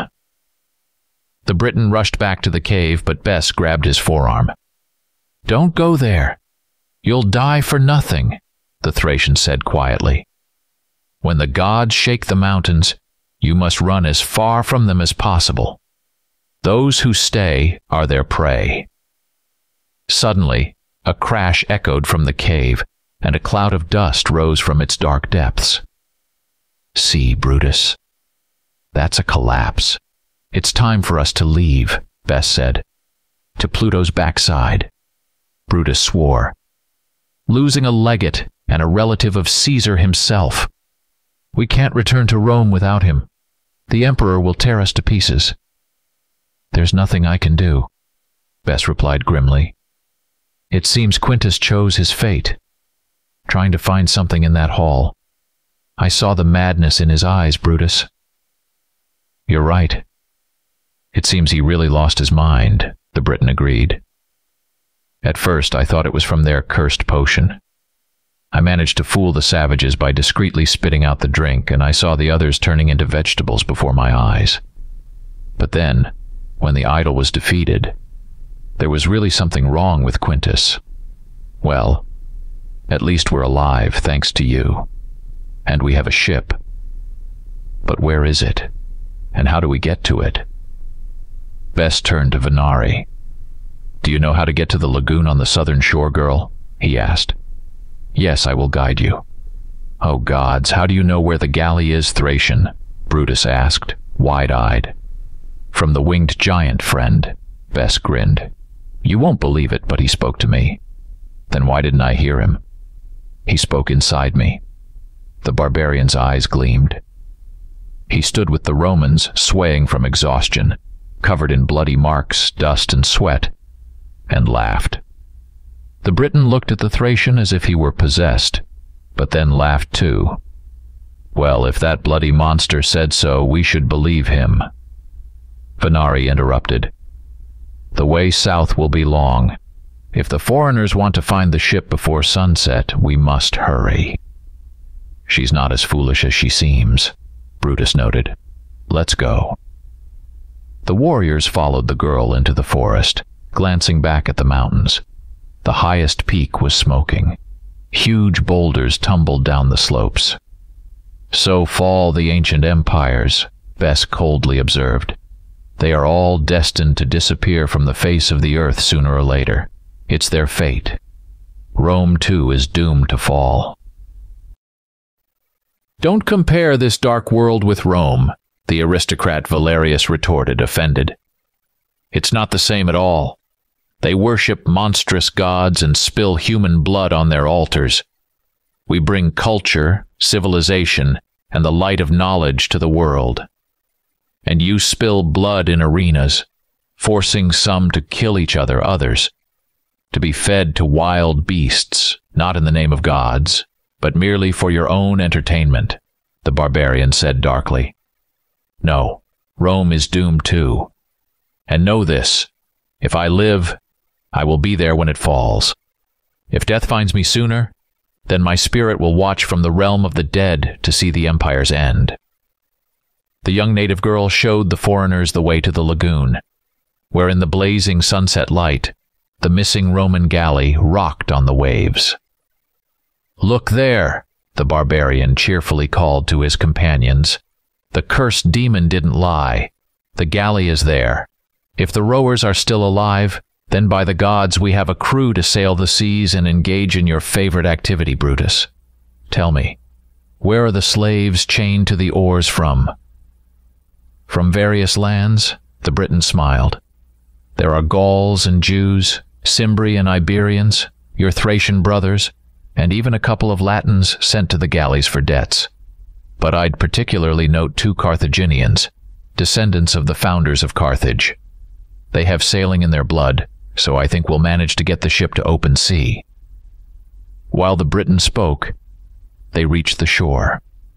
The waves crashed against the nearby rocks and hissed as they rolled onto the sandy beach. The galley awaited its owners about a bowshot away, and the men began building a raft to reach the ship. They cleared the nearby trees of branches and tied them together with long vines. Soon the raft was ready, and the Romans climbed aboard without delay. However, the Thracian was in no hurry to join them. Standing on the shore, at the water's edge, Bess suddenly spoke to the girl. You said women can't appear in Bagel's temple, that he punishes those who disobey, but you entered there. While fighting the Black Colossus, I saw. No, I felt you there. Why did you risk intervening? I couldn't let you die, she replied, even if it meant dying myself. Bess gently took her chin. Venari, I know I owe you my life and would like to repay you, if there's any way to reward your actions. But more than anything, I don't want to part with you. By the gods, I've never met a girl more beautiful. Come with me, and you'll see the big world that Xenu and his followers hid from you. You'll wear Phoenician purple, drink Falernian wine and dine on Egyptian gold, see distant lands, beautiful cities with tall towers and white stone temples. I'll make sure you never regret leaving this island. Decide now. The girl looked down at her feet and answered vaguely. A warrior from the big world killed the earthly embodiment of the one who always returns. Xenu is dead. Balgor is dying. Then she looked up at the Thracian with wide eyes and said, I believe you, Bess. I don't know the paths of fate, but as long as my heart beats, know this. Venari will be happy to follow you wherever you go. Bess laughed joyously, wrapped her in a tight embrace, and did not let go until Brutus's irritated voice broke the moment. Hey, Thracian, are we going to raid Imperial ships, or should we leave you here? Bess reluctantly released Venari from his embrace and turned to the Romans, a determined glint in his eyes. He led the girl to the raft, and they both climbed aboard, joining the legionaries. The makeshift vessel wobbled as they paddled towards the galley, the setting sun casting long shadows across the water. as they approached the ship. The rowers, still chained but alert, began to murmur among themselves, recognizing the figures of their liberators. With renewed vigor, they helped pull the raft alongside the galley. Brutus was the first to clamber up the side, followed by Bess and the others. The slaves watched with a mixture of hope and uncertainty as the new arrivals cut their bonds. Bess stood at the helm, his powerful voice cutting through the evening air. We sail for freedom and glory. No longer are we bound by the chains of tyranny and dark gods. Together we will carve our path across the seas, free men all. The men cheered, their spirits lifted by the promise of a new life. As the galley set sail, Venari stood beside Bess, her hand resting in his. They watched the island of Balgor shrink into the distance, the plume of smoke from the highest peak still visible against the darkening sky. "What's next for us, Bess?" she asked quietly, her voice filled with a mixture of excitement and uncertainty. "Adventure, battles, and perhaps even peace," he replied, squeezing her hand gently. "But most importantly, we'll face it together."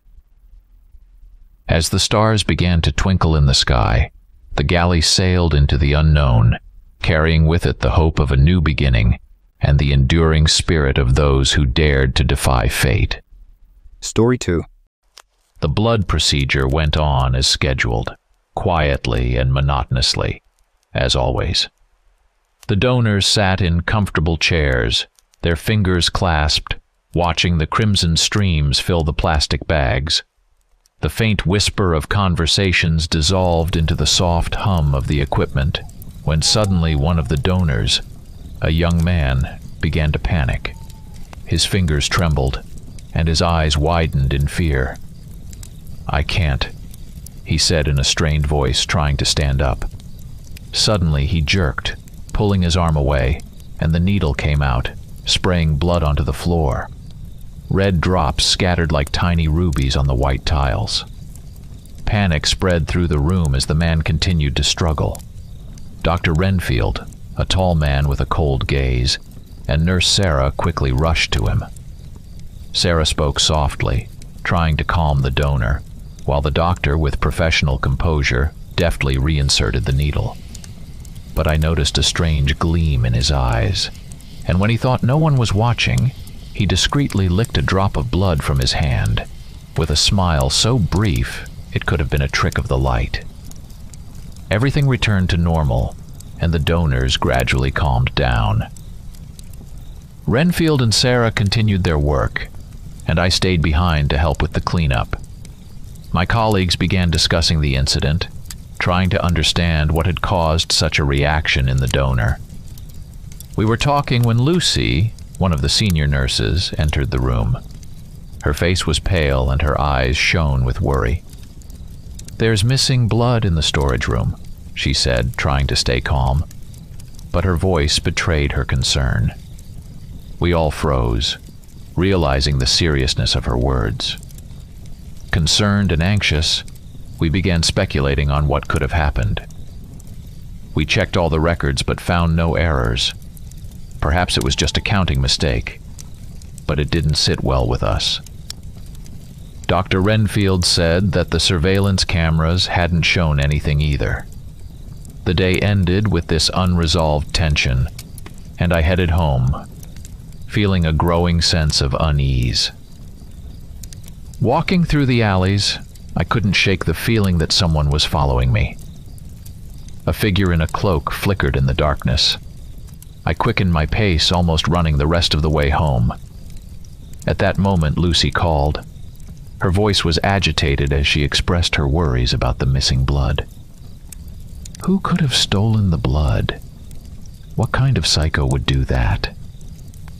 Her voice trembled with anxiety. Breathing heavily, I reassured her as I finally reached home. Locking the door, I felt a slight relief, but the thought of someone outside still lingered. Trying not to panic, I checked all the locks and shutters, yet it still felt like someone was watching me, hiding in the shadows of the night. Morning came. I headed to work again. The new day washed away yesterday's anxiety, and it now seemed almost laughable that I had been so scared. The morning light filled the streets, and the city awoke, returning to life. When I arrived at work, I saw Sarah and Lucy animatedly discussing something at the reception desk. "Good morning." I greeted them and headed to my office. After handling my tasks, I went out to the reception area. There were no patients yet, and in the silence, I heard the hum of the working television.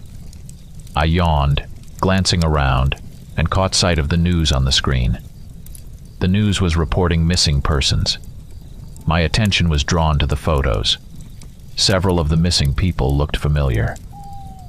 I frowned, trying to remember where I had seen them. Lucy, sitting nearby, was also watching the news. Suddenly, her eyes widened, and she gasped, covering her mouth with her hand. "My God, we've seen them. They're our patients." We exchanged looks, and I silently nodded, recalling those people. Faces, smiles, conversations flashed before my eyes.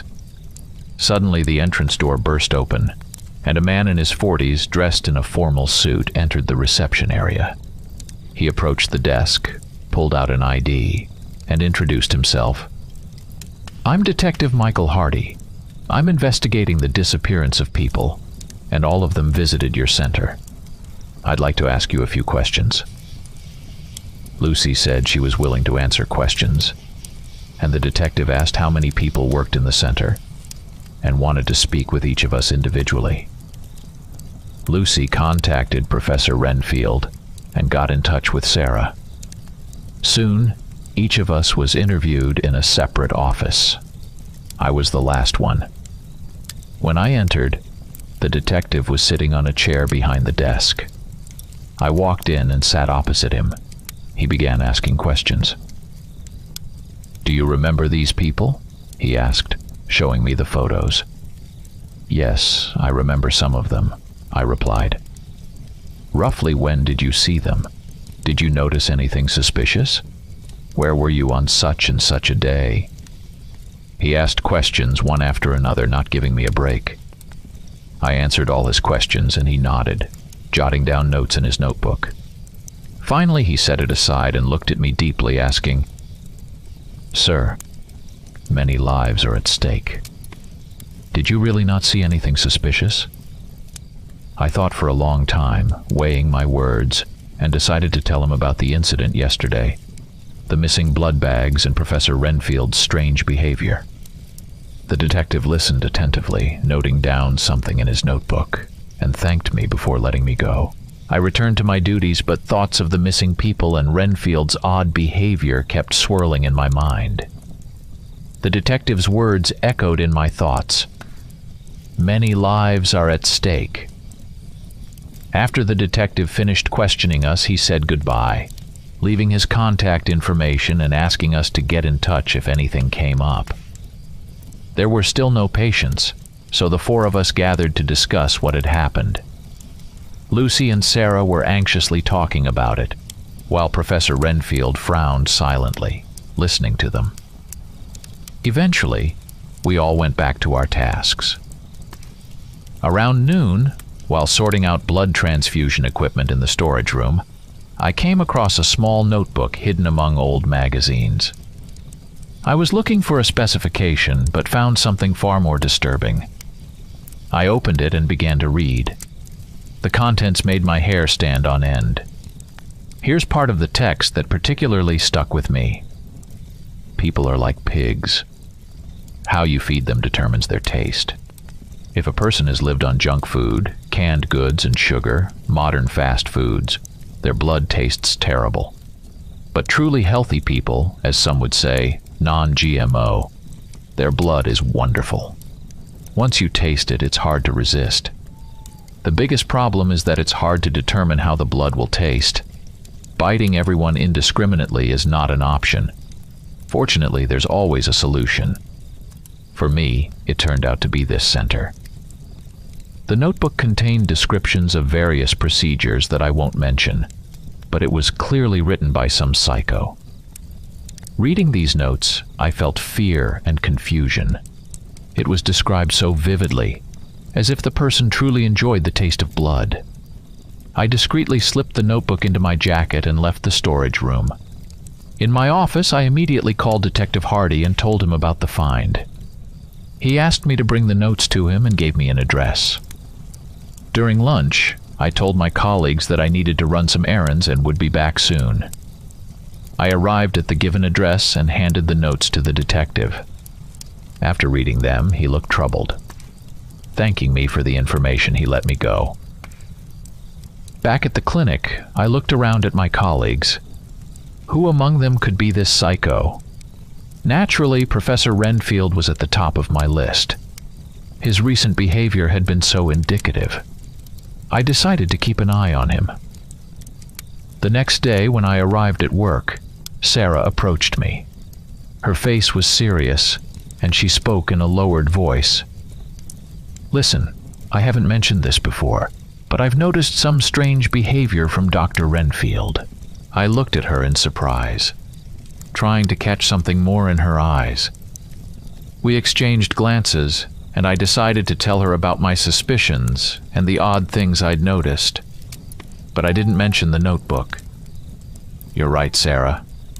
I've noticed some unusual things about him too. It may sound crazy, but I'm convinced he's connected to the missing blood and the people who have disappeared," I said, trying to keep my voice steady. We agreed that Dr. Renfield was highly suspicious, and we needed to follow him. In the evening, when the workday ended, we saw him say goodbye and leave the building. We quickly got dressed and followed him. Renfield walked, heading to an unknown destination. We kept a safe distance, trailing him. Soon we found ourselves at an abandoned building. From a distance, we watched as Dr. Renfield inspected it, peeking through the windows before going inside. We exchanged looks and followed him. Inside, the building looked deserted, as if it hadn't been visited in decades. The floor was covered in dust and the air smelled of mold. The walls were peeling and the windows were boarded up. The faint creak of floorboards and the echo of our steps created a sinister atmosphere. We moved cautiously, trying not to make any noise. Looking around, we realized that Dr. Renfield had gone down to the basement. The stairs leading down were to the left of the entrance. We carefully descended, trying not to reveal our presence. The basement was dark, and we moved by touch, holding onto the walls. Soon we found a lit room, a locked door. We opened it and were horrified. Inside were numerous people, chained to the walls. The walls had spikes to which the chains were attached. All their mouths were gagged and many were injured, covered in blood. It was truly a terrifying sight. When we entered, Dr. Renfield was bending over one of the captives. The horror that gripped me made me shout, "What are you doing?" Dr. Renfield turned, his face filled with surprise and anger. But before he could say anything, I noticed that the eyes of the captives were staring in terror at something behind me. The realization came instantly. Sarah was standing behind me. I turned and was struck hard, thrown against the wall. Pain shot through my body, and I nearly lost consciousness. Lying injured, I couldn't move, but I saw Sarah standing at the entrance. Her face twisted, becoming inhuman, and she opened her mouth, hissing. Fangs protruded from her mouth. Damn, it was truly terrifying. She lunged at Dr. Renfield, knocking him to the floor. Then she grabbed his neck and bit into it. He screamed desperately, and blood flowed down his neck. Sarah, or whatever she was, slowly drained his blood. I thought it was the end for us when a series of gunshots rang out. It was Detective Hardy. Bullet after bullet, he shot at the creature. It howled in fury and jumped to the ceiling. Detective Hardy kept firing. Soon the creature escaped through a window, smashing it and fleeing outside. Detective Hardy called for backup on his radio. Soon the building was surrounded and an ambulance arrived. Dr. Renfield was unconscious. I had also suffered a couple of broken ribs and was hospitalized. The next day, Detective Hardy came to the hospital. His face was serious and he spoke in a low voice. "We searched for that creature, but we couldn't find it. I had trouble explaining this situation, but the many witnesses saved the day." I thanked him, and he left. I remained alone in the ward, staring out the window. Thoughts swirled in my head, wondering if I would meet her again, if I would be safe. At that moment, a squirrel with glowing eyes watched me from a swaying branch. Story 3. I've been living here for a couple of 100 years, ever since the lake turned into a swamp. It never changes. The same murky water with warty clumps, gurgling from its depths and releasing gases. The old lake, like any old woman, grumbles and stinks. When I feel like stopping, not getting up, and not breathing, I look at it. I remember that I mustn't become like it. The swamp is decrepit and disgusting, but I'm not. Not yet. The jagged walls of my hut have warmed up during the day. I step outside and sit on the very edge of the piece of land I call an island. It's a grand term, but in reality it's just a large clump of earth with tussocks and skyward stretching horsetails. Here and there, sedge pierces through, sharp as a blade. I should gather and dry it to plug the cracks in the hut for the winter. When it gets cold, I'll hide my home under a blanket of prickly fir branches and sleep inside. The swamp will guard me until spring. It never freezes. Loose clumps of ice, waterlogged, deceptively still, will swallow anyone who tries to cross, whether to or from the island. But winter is still far off. The swamp and I are like night and the moon. Black water reflects the sky and me as a pale spot. Hair like hoarfrost, eyes like transparent gems. I lean over, looking at the inky murk tangled with green algae and duckweed. It smells of mold. Underwater plants reach from the bottom, swaying in a slow dance. Sometimes they part, and you can see human bones sinking into the peat. I want to retrieve at least one and check how the swamp has polished it. Would it be suitable for beads or a comb? I used to make various beautiful things from bones, but now I'm building a bridge to the other side. The swamp has been my prison since I lost my skin. No matter how much I try to touch the water, it burns my bare flesh like fire without the frog skin. The last time, it left a scar on my hand. I can't leave the island on my own, can't break the bond between me and the swamp until the predestined comes to pass. But how will it happen if my skin is long gone? The scariest part is not understanding why it happens this way. I know the conditions, but not the reasons. So I habitually lie to myself. The swamp is angry that it's old and stinky, and I'm not. We're the same age after all. The sun rolls behind the horizon like a golden bun. Twilight brings coolness.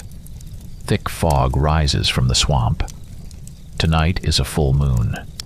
Finally, a few hours of freedom and a chance to eat. My fingers holding the athame tremble with anticipation. First pain, then joy. You have to pay for joy, even someone like me. I wait a little longer. The moon blooms in full force, white with gray streaks, like a network of veins with ash-colored blood in them. The black abyss of the sky tells me, fall, don't be afraid. There's nowhere to fall, only to rise. I reach my hands behind my back. Clasping my fingers, I hold the athame tightly and lift it higher. So high that my muscles stretch like strings and my chest cramps. I cut myself along just below the shoulder blades once and twice. It burns. I scream like a bittern unrestrained, and other forest creatures pick up the call, carrying it over the swamp from tree to tree in the thicket. Wings demand blood, like everything real. The pain trickles down my back and legs. I drop the athame into the grass, and then wings grow from the wounds and spread like sails. I soar into the sky, a gray swan. One flap, and scarlet drops sprinkle the glowing in the twilight tufts of cotton grass. The flight is short, but all the more beautiful because of it. The city shines with neon, so bright that the stars in the sky are invisible. It blinds, buzzes, and beats faster than my heart. I land on the kneaded roof, not gracefully, as the feathers disappear a couple of meters before I touch down. The swan is not my true skin, so I can't stay in it for long. I tumble across the tiles, scraping my shoulders, elbows, and knees. Not good. People don't find anything attractive in abrasions and scars, and I need to be beautiful tonight. I freeze at the edge of the cornice, hissing in pain. Then, crouching, I crawl up to the dormer window. My refuge is here, in a dusty attic where swallows nest. I like their nests, built of grass and clay, like my hut in the swamp. Since I settled here, the nests have become much more numerous. The swallows sense the essence, and know that no beast will venture into this dwelling. I hear the fledglings rustling in their nests, and their parents calming them. My appearance is a good sign for them. It's still safe here. In the corner, there's a plywood box where I keep human things, and a mirror to see myself properly. I like mirrors too. You can't look at yourself in the swamp. I braid my hair and put on makeup. I don't know why, but human women like to paint another face over their own. Maybe if I had become human as I should have, had I not lost my skin, I would have loved it too. Because of the abrasions, I have to wear a jacket with long sleeves. I wanted an open dress. It's August. Hot and humid. Sweet as a kiss. Though how would I know what kisses taste like? Probably someone said so, and I remembered. You hear all sorts of nonsense from people. The suit suits me too. Those who take a closer look will want to know what's underneath. And it's not just my seemingly human body, but also a knife, sharp, long, heavy, pressed to my skin by a belt wrapped around my ribs. It won't be easy to pull it out quickly. I'll have to remove my clothes. But so be it. Let's play. Before leaving the attic, I whisper to the swallows, "Sleep, don't be afraid. Morning is wiser than evening." I go down the stairs to leave the building like a human. The door slams shut behind me. There's no key, but I won't need to return. In the bar I visit for the third time, it's noisy. On a full moon, people feel like drinking, especially in the company of an unfamiliar beautiful woman. I'm beautiful, I know that. Not perfect, but they like my flaws. Thinness, sharp cheekbones, pale skin, eyes too light, almost transparent. I'm unusual. Men often like the unusual, and it suits me. I sit at the center of the bar counter. Looking around, I search for a suitable target. That man who looks like a bird is here again, as he has been the previous 3 times. I remember him. Glasses, frowning, like a rook in autumn. He sits with a glass in the farthest corner by the wall, watching me. I know that look. I smile at him and turn away. No, definitely not you. I like you, Birdman. Your soul is like mine. Dark as the night sky with a huge moon hole in the middle. You know the rules, but don't understand the reasons. Like those who used to visit me in the swamp centuries ago, offering gifts in themselves. I won't take you, won't pave the way with your bones. Sit, drown your emptiness in alcohol, and be glad you're free, unlike me. And here's someone who will do. I sense him before I see him. He catches my eye, smiles. White teeth, well-groomed face. Sturdy, but not large, neat. The scent of cologne, bitter leather, spicy wood, almost masks the sour tinge of a prolonged party on his clothes. Life is a celebration for him. A type. Such men used to come to my swamp too. Always confident, quick to make a move, never missing a shot. Because of one like him, I lost my skin. I hate them. But that makes it easier. I lower my eyes. They like it when a woman pretends to be shy. I feel the hot gaze of the man in glasses on the back of my neck. Why are you burning me, dear man, just like my swamp? If you knew who I am, you'd look differently. You're not one of those who shoot arrows at random in search of a bride. And if you were, it wouldn't matter to me now. Are you waiting for someone? The well-groomed man moves closer. I shake my head, and he immediately takes the bull by the horns, sits down, offers a drink. I agree for show, then discreetly pour the contents of my glass into someone else's, abandoned on the counter. My insides can't handle human alcohol or food. Someone like me needs a different kind of nourishment. He chatters non-stop, talking about his job. He's a big boss, of course. Then about his new car. He'll probably offer to show it soon. Good. I pretend to be interested, but I'm not really listening. They always say the same things, boasting about money and status before slipping a hand under a woman's clothes. It doesn't work otherwise. They're like rotten logs. All the strength is on the outside, and even that's fake. The comparison amuses me, and I laugh loudly. Let him think I'm flirting. Men like that. But the foreplay has dragged on. I glance out the window discreetly. The black tops of the trees and the edge of the sky above them are visible. The moon is leaning towards the west. Morning is getting closer. Time to act. I pretend to be hot and slide the jacket off my shoulders slightly. Just enough to show the curve of my collarbones and sharp shoulders while still hiding the scrapes from the fall. His pupils dilate. Fragility always excites them, probably because they imagine breaking it. But my fragility is external. Unlike him, I am more inside than I appear. After the fourth glass, he acts more decisively. His hand rests on my waist, slowly sliding lower. It's disgusting. But it's okay. I'll endure. Instead, I lean into him and remind him he promised to show me the car. His breathing quickens. So does mine, but for a completely different reason. I wonder if people realize how much hunger and lust have in common. It's time. We stand up and walk out of the bar. His hand already possessively rests on my hip, even pushing me forward. Hurry, hurry. I obediently quicken my pace. I also want to do everything quickly. My stomach aches. I haven't had a crumb for a whole lunar month. That's a long time, even for someone like me.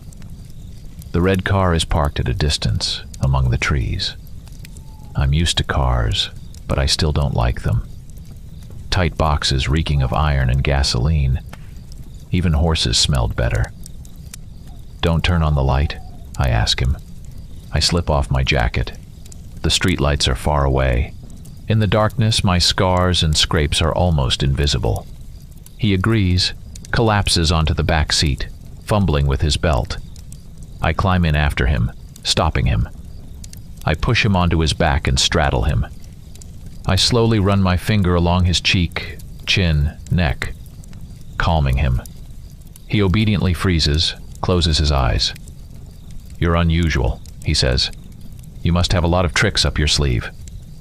You have no idea, I reply, and this time I'm not lying. I unbutton his shirt, button by button. I touch the muscles on his chest, lingering where the heart is hidden beneath. Young, strong, healthy. Unspoiled by curses and sorrow. Just what I need. Undress, he almost orders.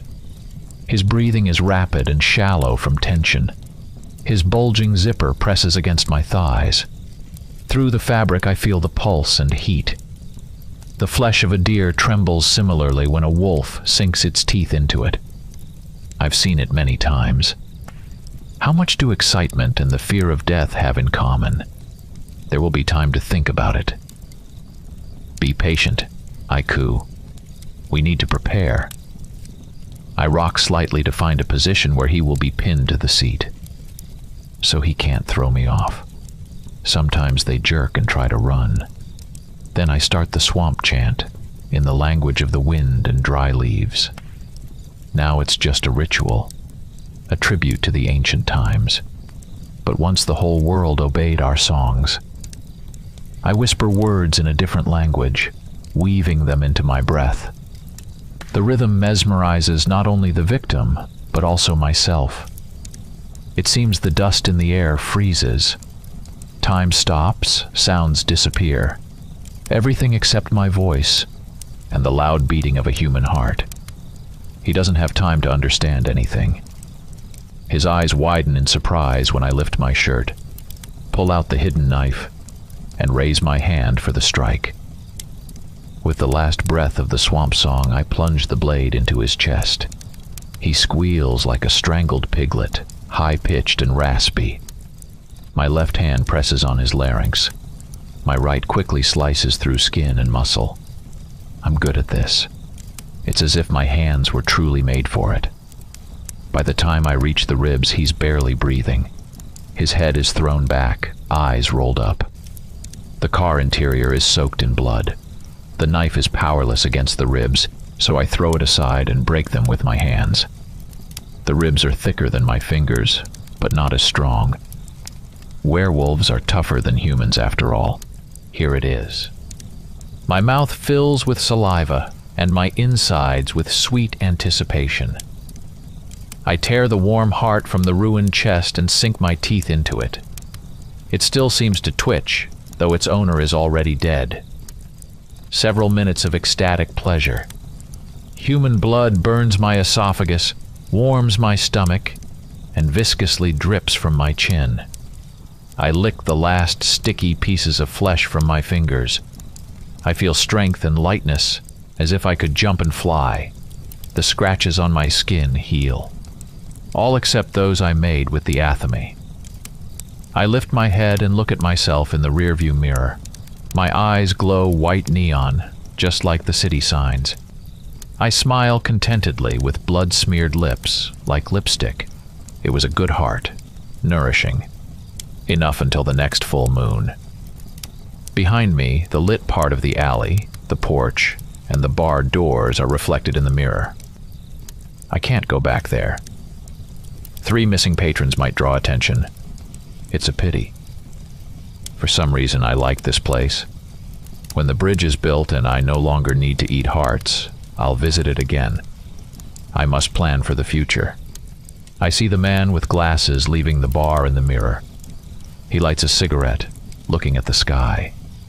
I should hurry, but I freeze. I want to watch him secretly. I turn, looking through the car windows.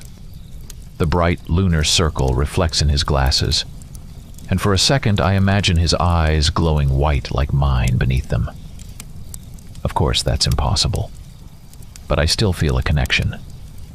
A lost path, an unfulfilled life, a mistake that cost the predestined. It happens to people too, surely. He carelessly extinguishes the cigarette against the wall and, without looking back, goes back into the bar.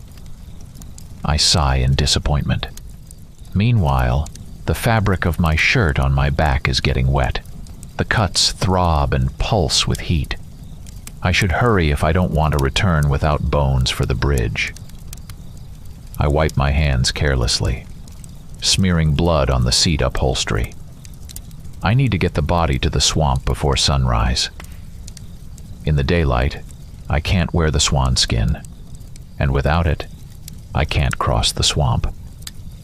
If I don't return by dawn, I'll turn into a pile of ash and dissolve in the wind.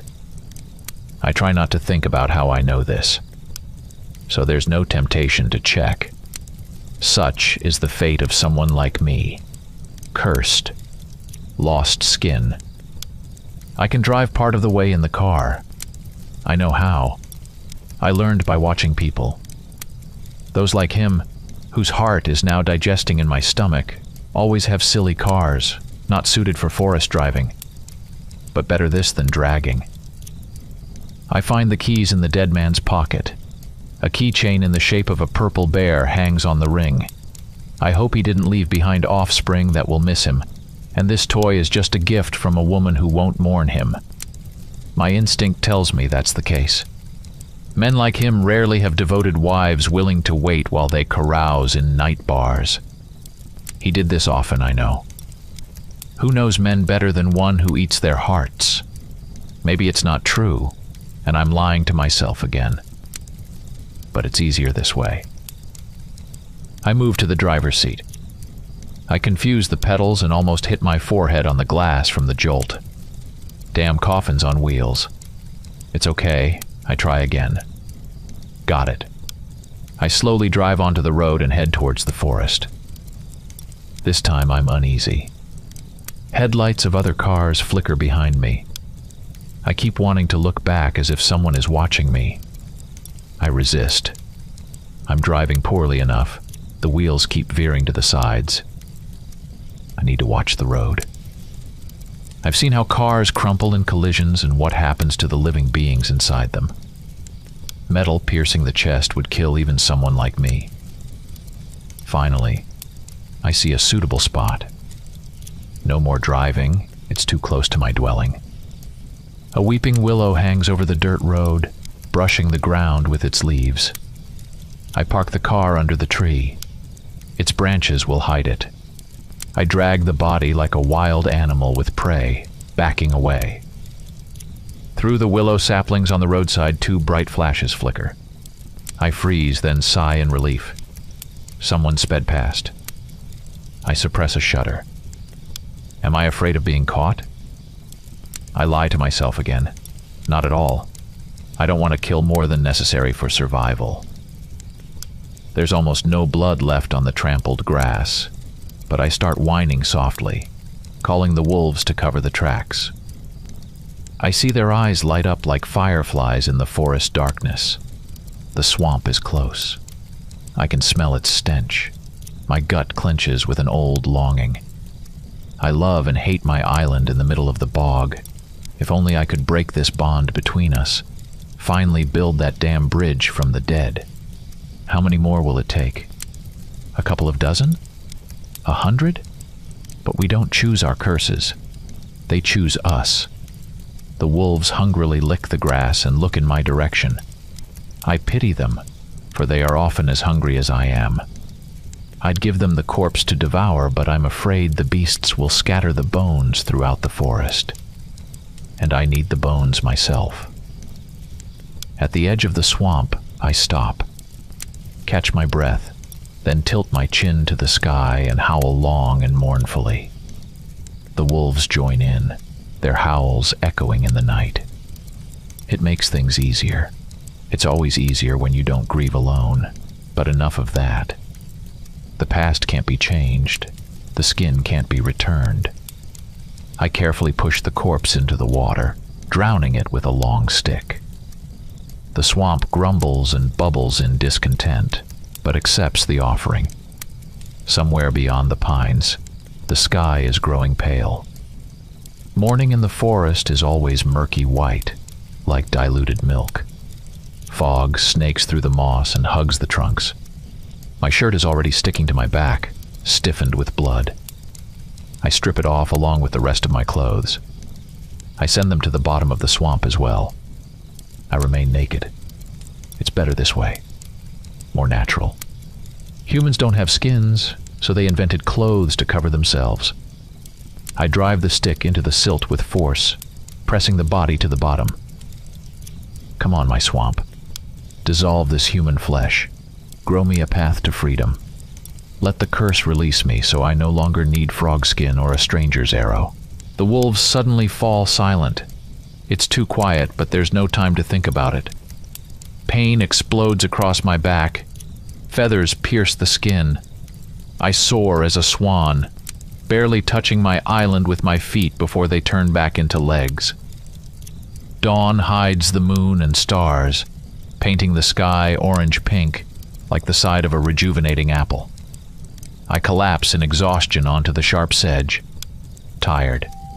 I wish I could sleep until the next full moon, unconscious like in winter. No hunger, no thoughts. The wounds from the wings slowly heal. I feel my skin itching, lazily scratching my back against the grass. My body is filled with languor. Moving seems impossible, but sleep doesn't come. The forest creatures are still silent. Strange. Not even the robins in the spruce thicket are singing, and they always greet the day. Something is wrong. I prop myself up on my elbows, peering into the dawn haze that lingers between the pines on the other side of the swamp.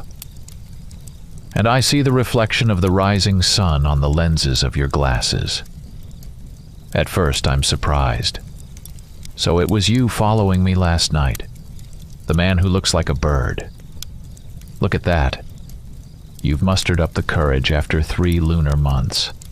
You weren't afraid of the dark or the wolves. You saw me drown the bones in the swamp and transform into a swan. What do you think of me now? Do you see a monster or a woman? Do you still like me as you did before? Fear follows. I rise from the ground, straighten my back, displaying my wildness and nakedness. What will you do, brave young man? I try to read your scent and the feelings hidden in it, but I can't. It becomes even more terrifying when I realize what you're holding. Not a bow and arrow, no. No one roams the forest with bows and arrows anymore. I've seen these things before, spitting fire and iron. The world has changed, but so have I. Could it be that the rules have changed too? You're aiming at me with a gun. You're going to shoot. The exhilaration that grips me is akin to madness. Because morning is wiser than evening, I whisper. A cuckoo timidly calls from the top of a fir tree. Another one answers. The forest comes alive. Everything falls back into place. The circle closes. So I'm no longer afraid. I laugh loudly. I close my eyes and spread my arms wide as if for an embrace. Shoot me. Let the bullet sink into the swamp. Maybe I'll catch it. Story 4. The wind howled all night, making both Jack and Miguel shiver involuntarily. Neither of them could sleep. They tossed and turned in their beds, causing a constant creaking sound from their room. 4 days ago, they had left the hospitable walls of the mental asylum. Naturally, Fernando had helped them, providing money upon their departure. He advised them where to buy weapons and necessary equipment cheaply. After they disappeared from view, Fernando stood for a long time, muttering prayers. His own problems now seemed trivial. At that moment, he firmly decided to start a new life and use his money to build a rehabilitation center for those wishing to overcome drug addiction. Towards morning, the former mental patients fell into a heavy sleep. Both slept dreamlessly. Around 9:30, the heat and a non-functioning air conditioner forced them out of bed. They stepped outside with headaches and bad premonitions. However, in the sunlight, the town with the peculiar name of Refuge appeared much more attractive than it did the previous night. Laughter of children and smiling faces surrounded them, and the overall atmosphere of idleness created the illusion that no one ever worked in this lovely town. They went to a bar for a bite to eat.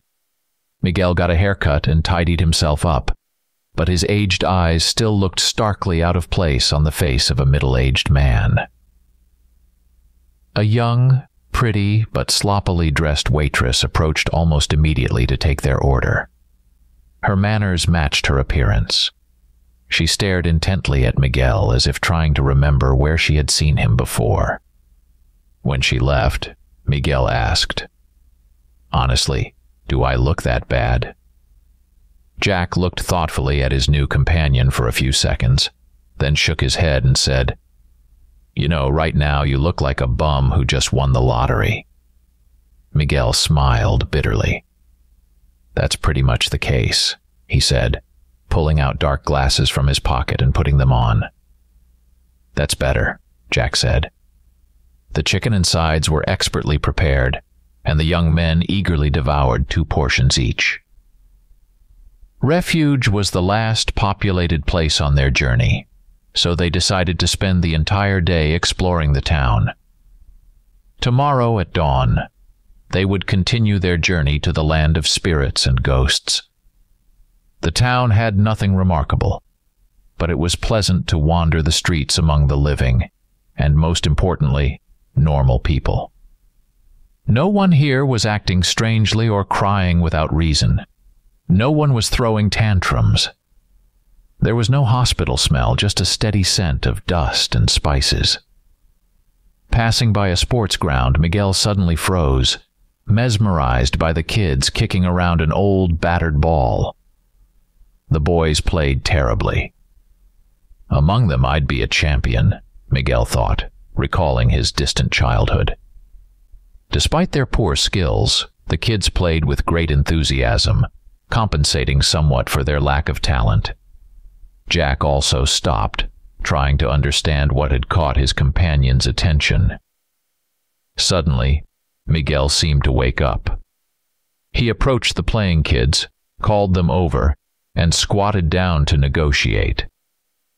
Jack couldn't hear what he was saying, but Miguel occasionally pointed to the ball while the kids shook their heads in denial.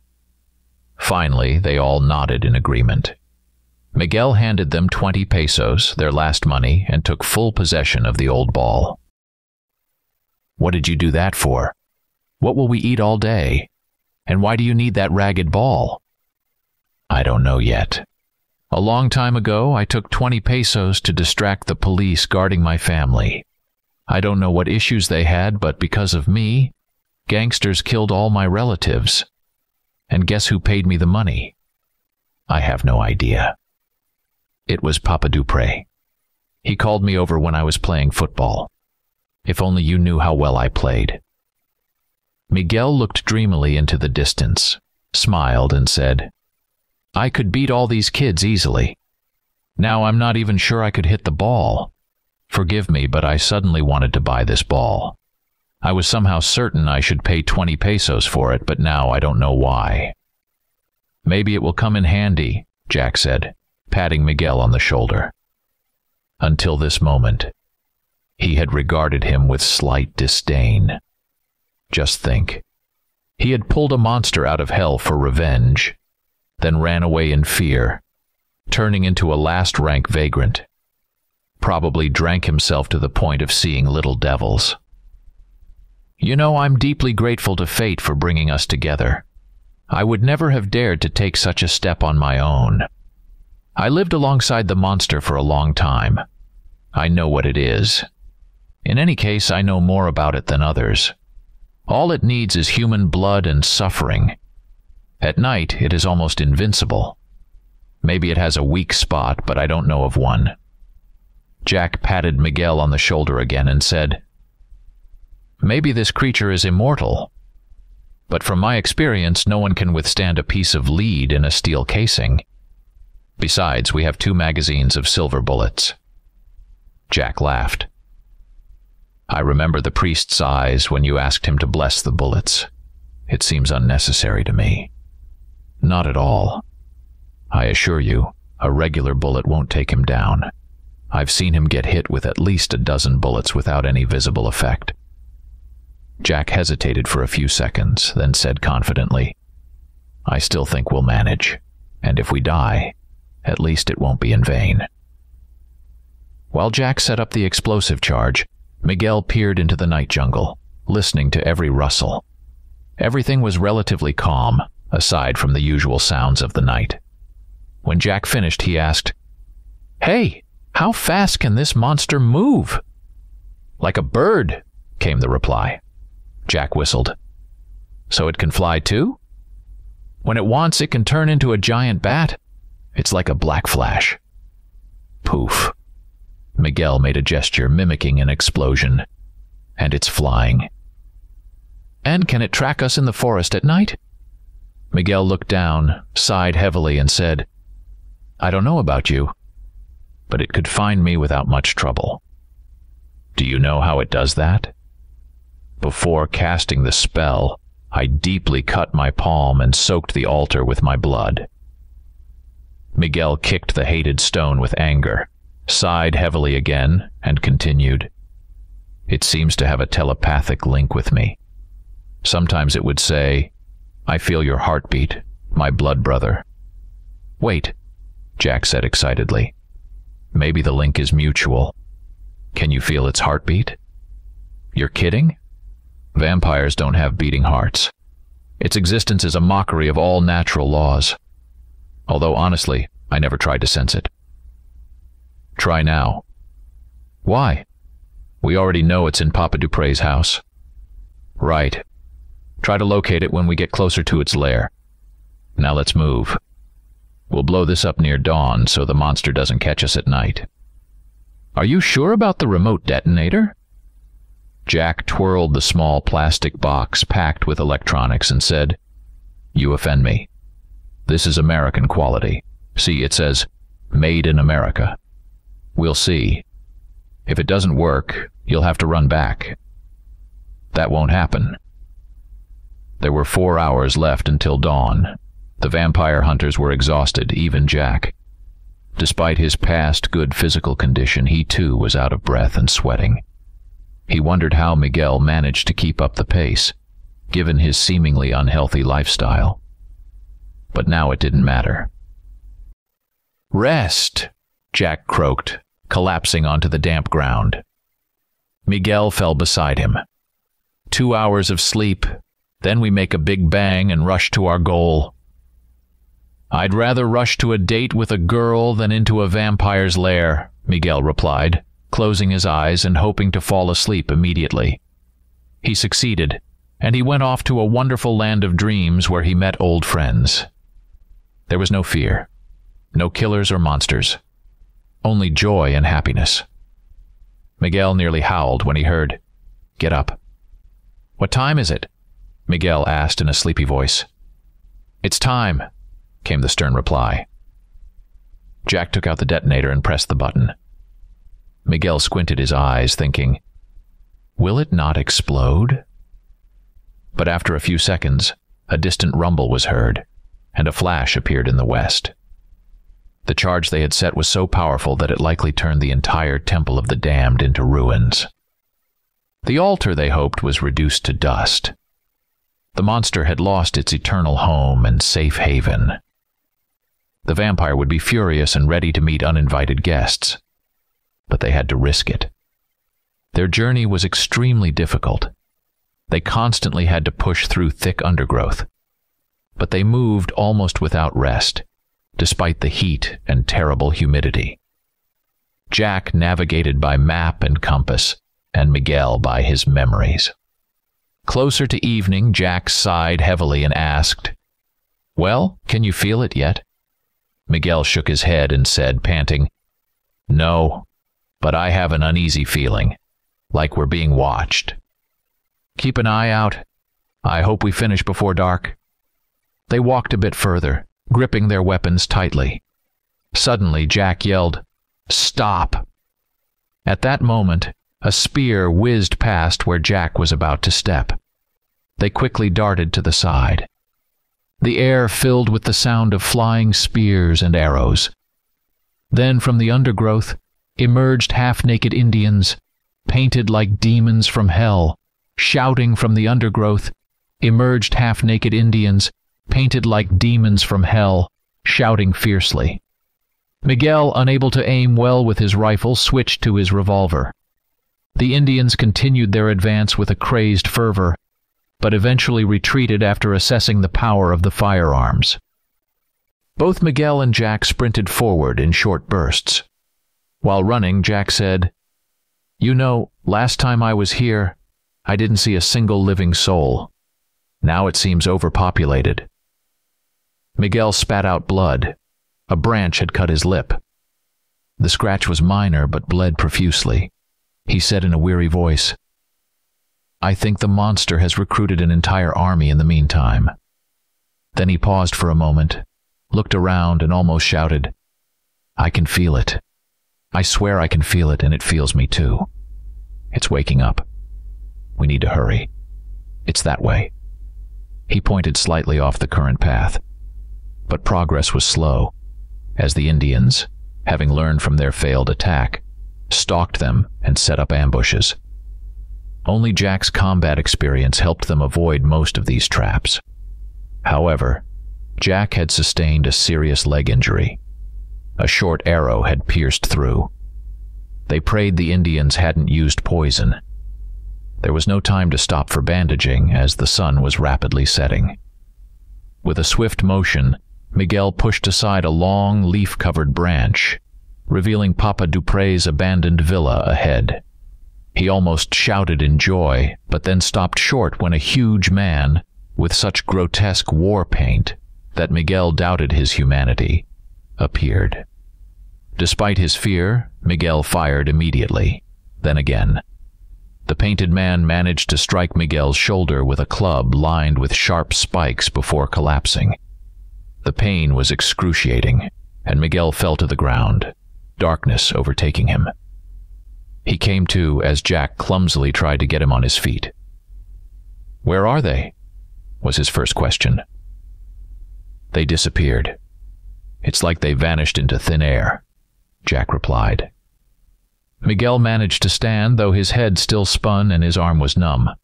With immense effort, he clenched his fist, bending his arm at the elbow, and nearly howled in pain, but stayed conscious. He said, "The monster is waking up. We're a bit late. Now it wants to feast on us, and its minions won't dare interfere." "Well, then we'll have to face it head on," Jack said, loading silver bullets into his rifles. He then bandaged Miguel as best as he could. There was no longer any rush. Afterward, Miguel helped him with his leg, and the hunters moved slowly toward their fate. In just over a year, the jungle had almost completely engulfed Papa Dupre's villa. In the last rays of the setting sun, it looked as ominous as an ancient crypt.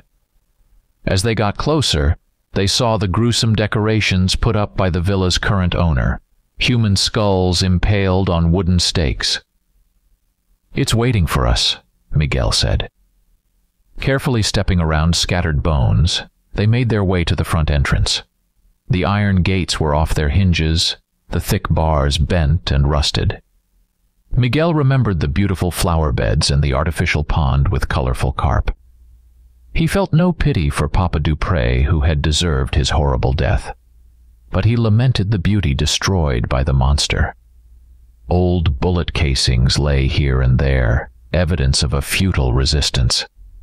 As they approached the grand marble staircase, Miguel noticed the perfect order there, likely where the monster performed its vile rituals.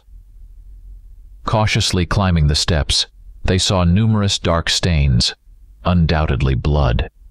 The danger grew more palpable with each step. The massive walnut doors were wide open, inviting them into the tangible darkness beyond. "Do you feel it?" Jack asked.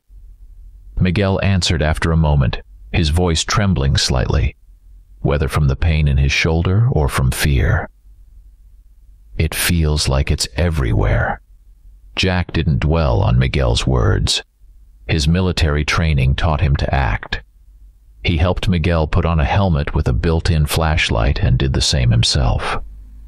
Then, taking small steps, they moved forward, gripping their rifles tightly.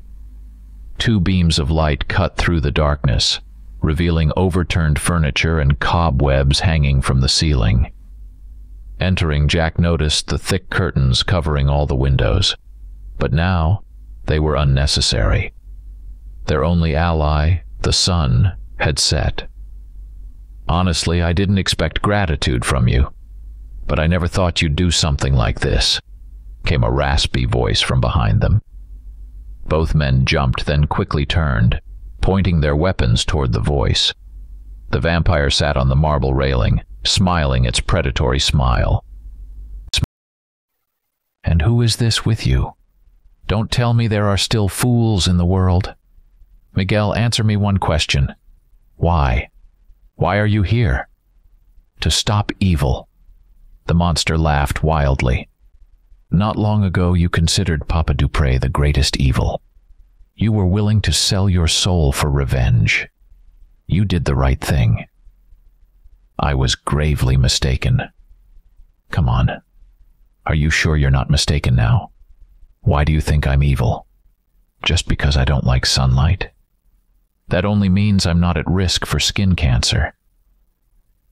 The monster's piercing gaze seemed to penetrate their minds, sowing doubt about their chosen path.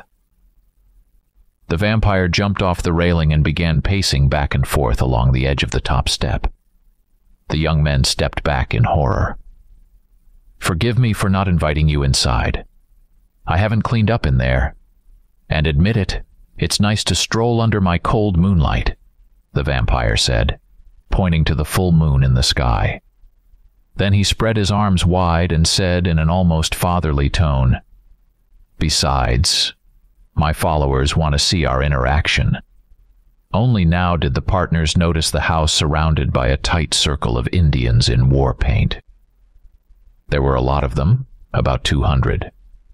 They kept a respectful distance, and 2 men in feathers stood slightly ahead, likely priests.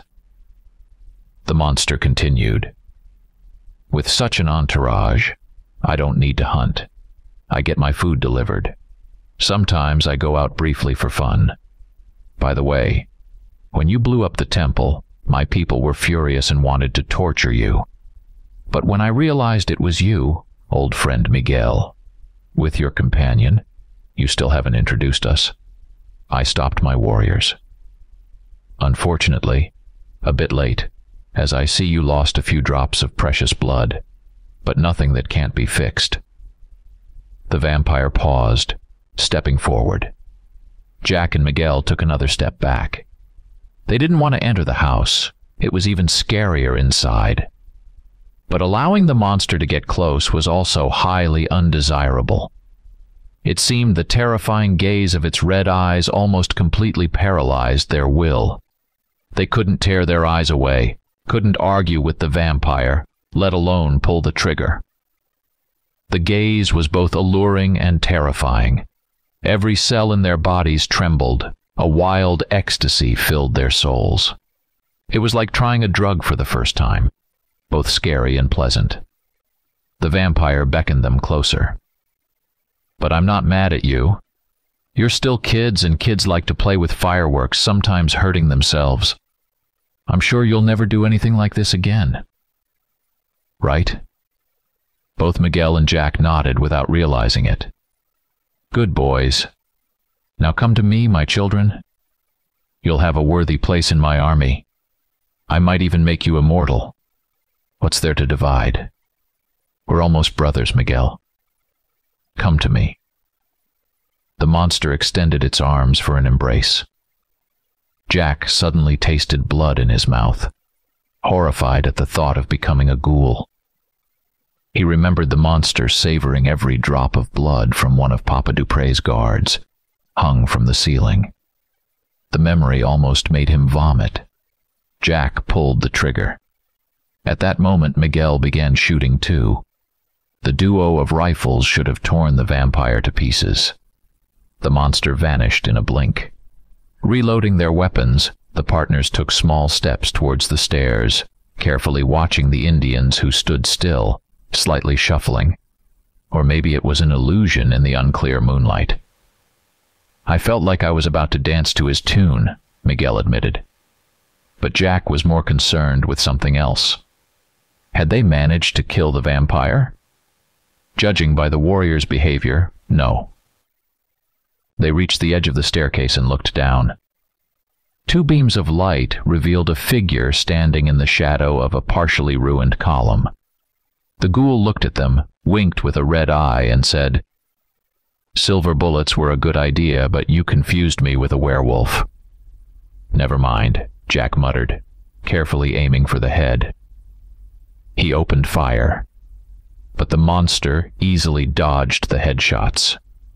Other bullets hitting different parts of its body caused minimal damage, just temporary inconveniences like mosquito bites.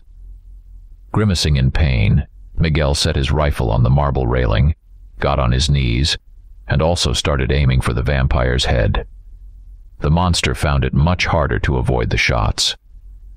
2 against 1 isn't fair, the vampire said, and suddenly disappeared. "But I have to admit, you're quite clever." The words came from behind them. The ghoul stood in the doorway, smiling arrogantly. Another short burst from the rifles pushed it back into the house. That was the last of their silver bullets. Jack reloaded his M16 with regular rounds. Miguel discarded his rifle and pulled out his revolver, his left arm burning with pain. The vampire didn't take long to reappear. It walked slowly, shuffling slightly, still smiling its dreadful smile. When it appeared in the doorway, it said, "Guys, we've had fun. I assure you, you're the best. First, your idea with silver bullets was genuinely good, and aiming for the head wasn't bad either. The head is my weakest spot. I've accumulated so much information over the centuries." The monster smiled again. "Now let's stop playing war. I hope this ends now." The ghoul began to approach slowly. This time, the guys didn't retreat. There was nowhere to go. Retreating down the stairs was dangerous. They could break their necks. Although in their current situation, it might be the best option. The vampire glanced at the weapons they held and said in a displeased tone, "Seriously, this is getting ridiculous. Your bullets can't harm me, even if you bless them in a country church." Miguel heard metal clink on marble. He glanced down and was stunned. Did Jack give up? He thought in horror. Miguel knew he couldn't handle the vampire alone. He tried to support his partner with a shout, but Jack pulled a bottle from his backpack and yelled, "What about holy water?" throwing it at the ghoul. The monster recoiled with a scream, but the bottle hit its head and shattered. The screams turned to shrieks as smoke or steam rose. Miguel remembered his holy water in his backpack. But unbuckling the straps was beyond his strength. He pulled a knife from his belt and cut them. The pack fell to the floor and rolled down the stairs. Miguel followed it. Meanwhile, the monster crumbled to ashes, which scattered on the marble tiles. The remains then transformed, and within moments, the vampire turned into a black panther, which roared and lunged at Jack. A long burst made the panther jump aside. The monster howled, its face marked by burns. The ghoul quickly transformed back into a humanoid creature with glowing red eyes. The severe burn crossed its entire head. Enraged, it wanted to finish the job. A simple death wouldn't suffice. They must suffer long and painfully. Taking control of itself, suppressing the pain, it spoke in a more or less calm tone. "You never cease to amaze me. That hurt, but it wasn't lethal. I've known many aspects of pain in my long life, so..." The monster noticed it didn't evoke the same fear as before. These primitive beings saw it was vulnerable. Should it end the charade and tear off this upright creature's head with one hand, then drink its fill of blood? No, that was too little. "You can't defeat me. I'm not bragging, but I'm immortal." A short burst hit the vampire's chest, making it annoyed. It moved forward slowly, no longer smiling. 2 bullets struck its head, passing through. The vampire froze for a moment, then continued moving, burning its opponent with a glare. But Jack skillfully avoided the fiery red eyes and lamented not having explosive bullets. "You're worsening your situation," the vampire growled, and another long burst knocked it down. Jack reloaded his rifle, realizing he was out of ammo. He reached into his backpack. The monster rose, now resembling a giant wolf with an elongated snout and a huge, disproportionate mouth.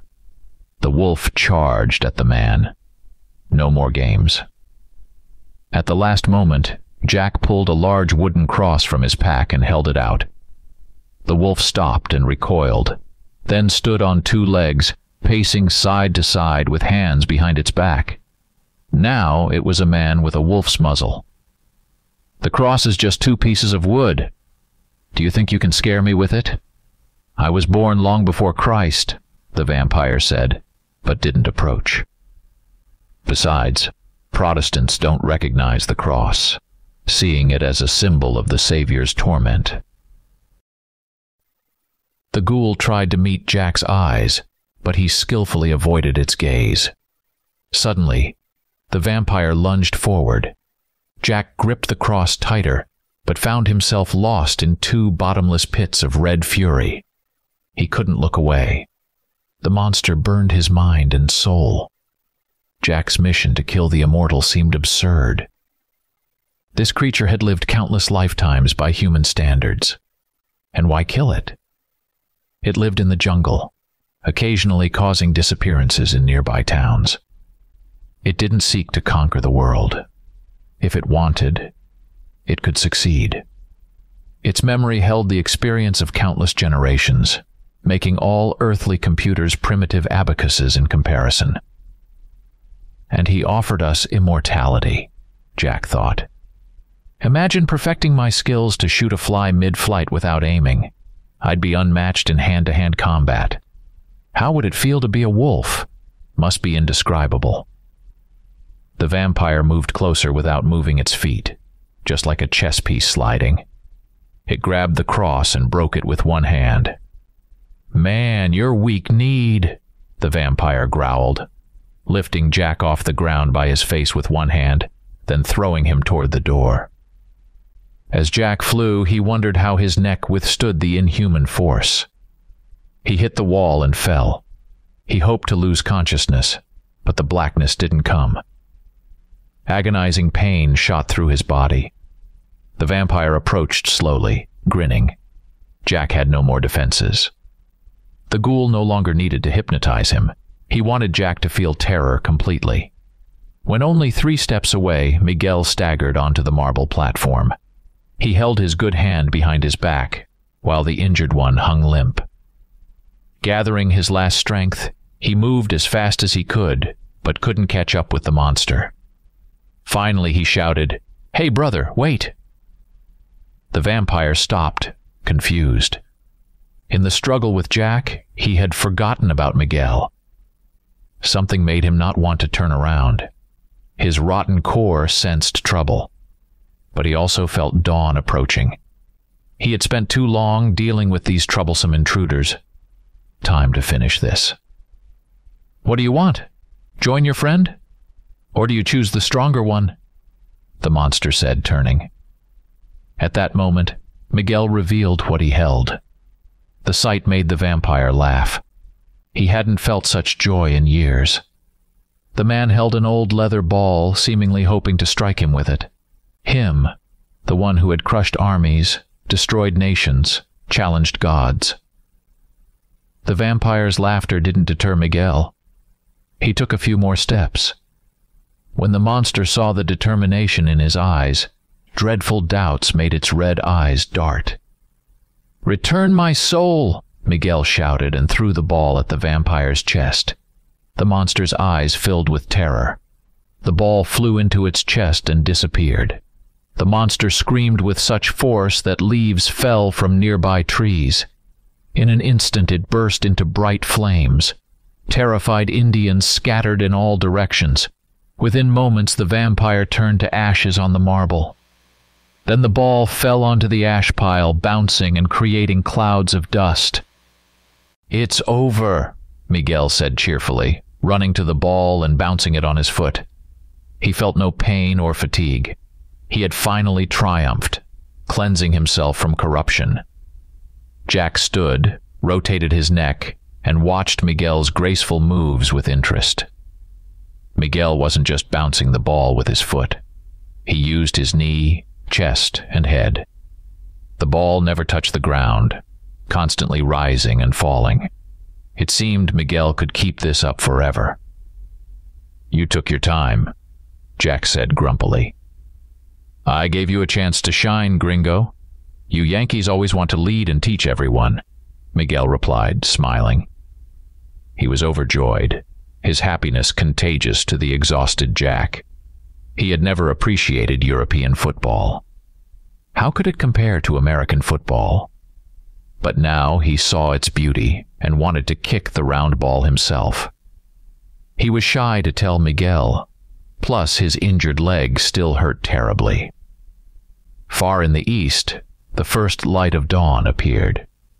It was bright enough to see the awe-struck and frightened Indians emerging from the jungle.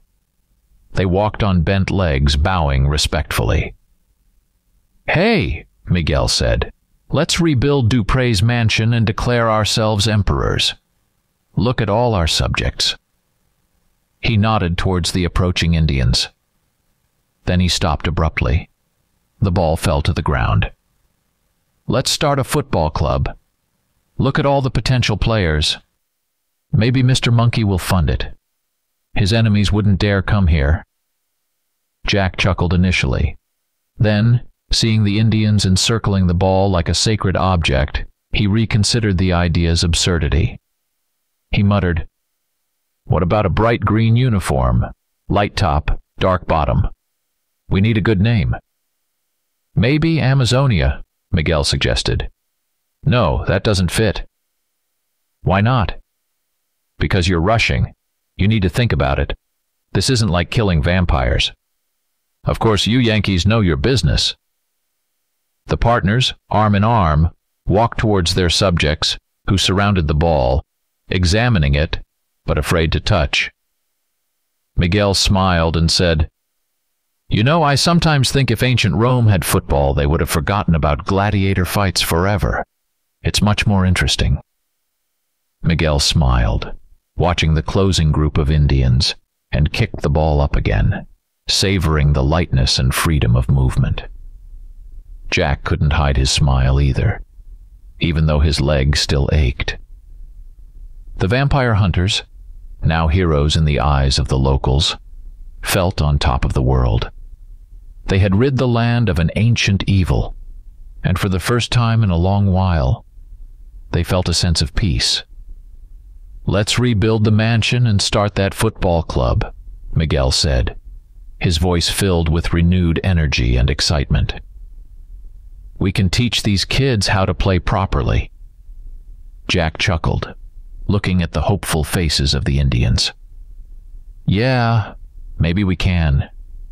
It's about time we did something constructive for a change."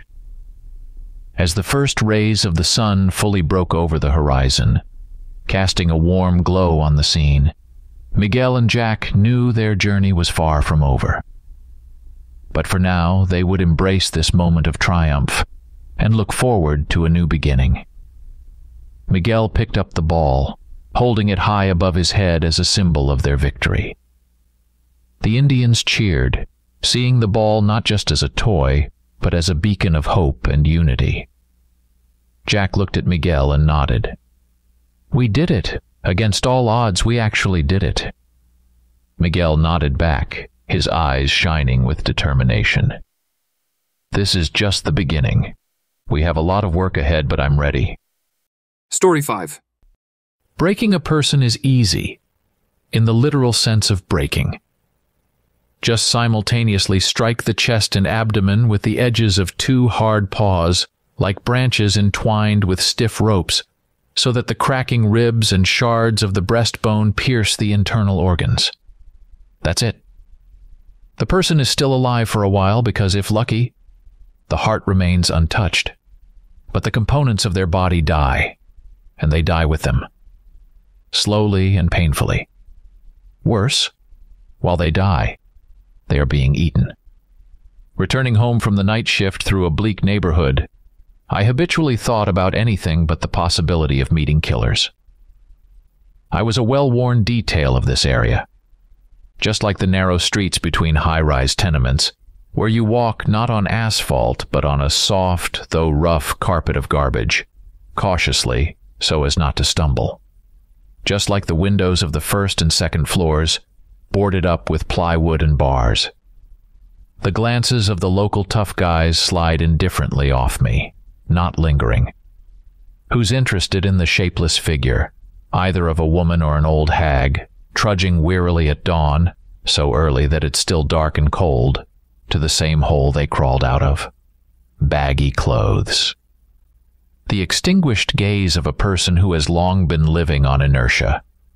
What were the parents thinking, living in a hopelessly impoverished area, naming their child the romantic Jilly, Night Violet. In a certain sense, one of their own, especially since everyone knows I work as a dishwasher, which means there's nothing much to take from me. But these ones found something to take. They dragged me into a narrow gap among the garbage containers just as I seemed to have passed them. A blow that knocked the wind out of me threw me onto the foul pile of trash that didn't fit on top. Or maybe it hadn't been taken out for a long time. They threw me so hard that my head hit the wall of the building, and I lost consciousness. That was the last thing that was a blessing for me. Because when I came to, I found out my mouth was tightly sealed by a hairy hand, more like a paw.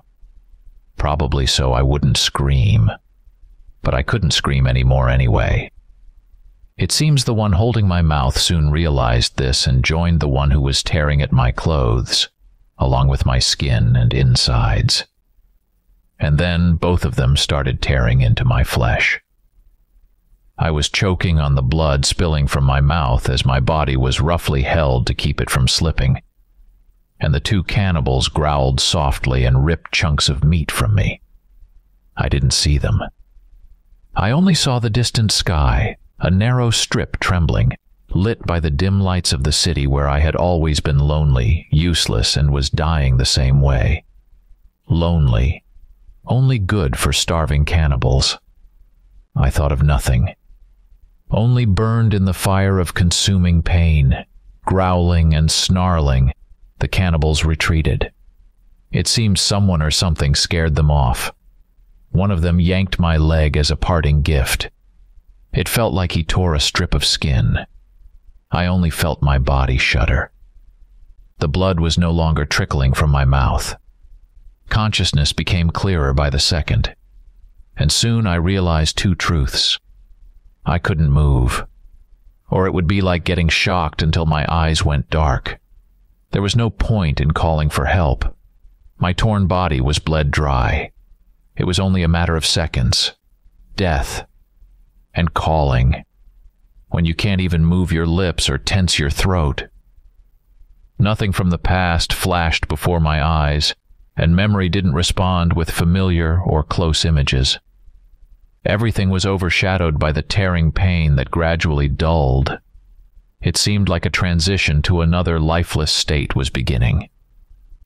Like falling asleep, if not for pain. Pain, pain, pain. Someone inside me screams, cries.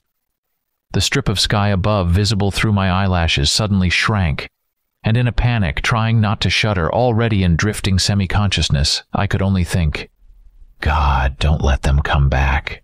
Please, God. With pain, I pried open my eyelashes stuck together by drying blood.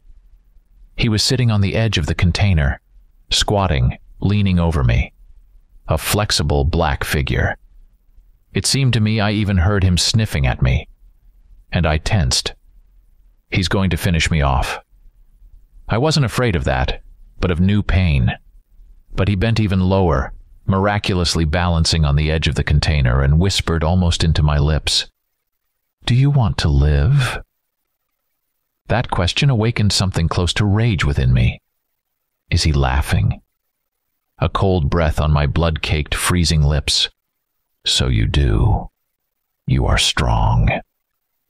He jumped softly, but disturbing the foul piles of garbage also disturbed my torn body, to the blinding pain. Regaining consciousness, I discovered. He was standing over me, feet on either side of my dying body, leaning low towards me as if examining. What did he see here in the pitch dark? Cold fingers lifted my chin, causing pain as if slicing my scalp.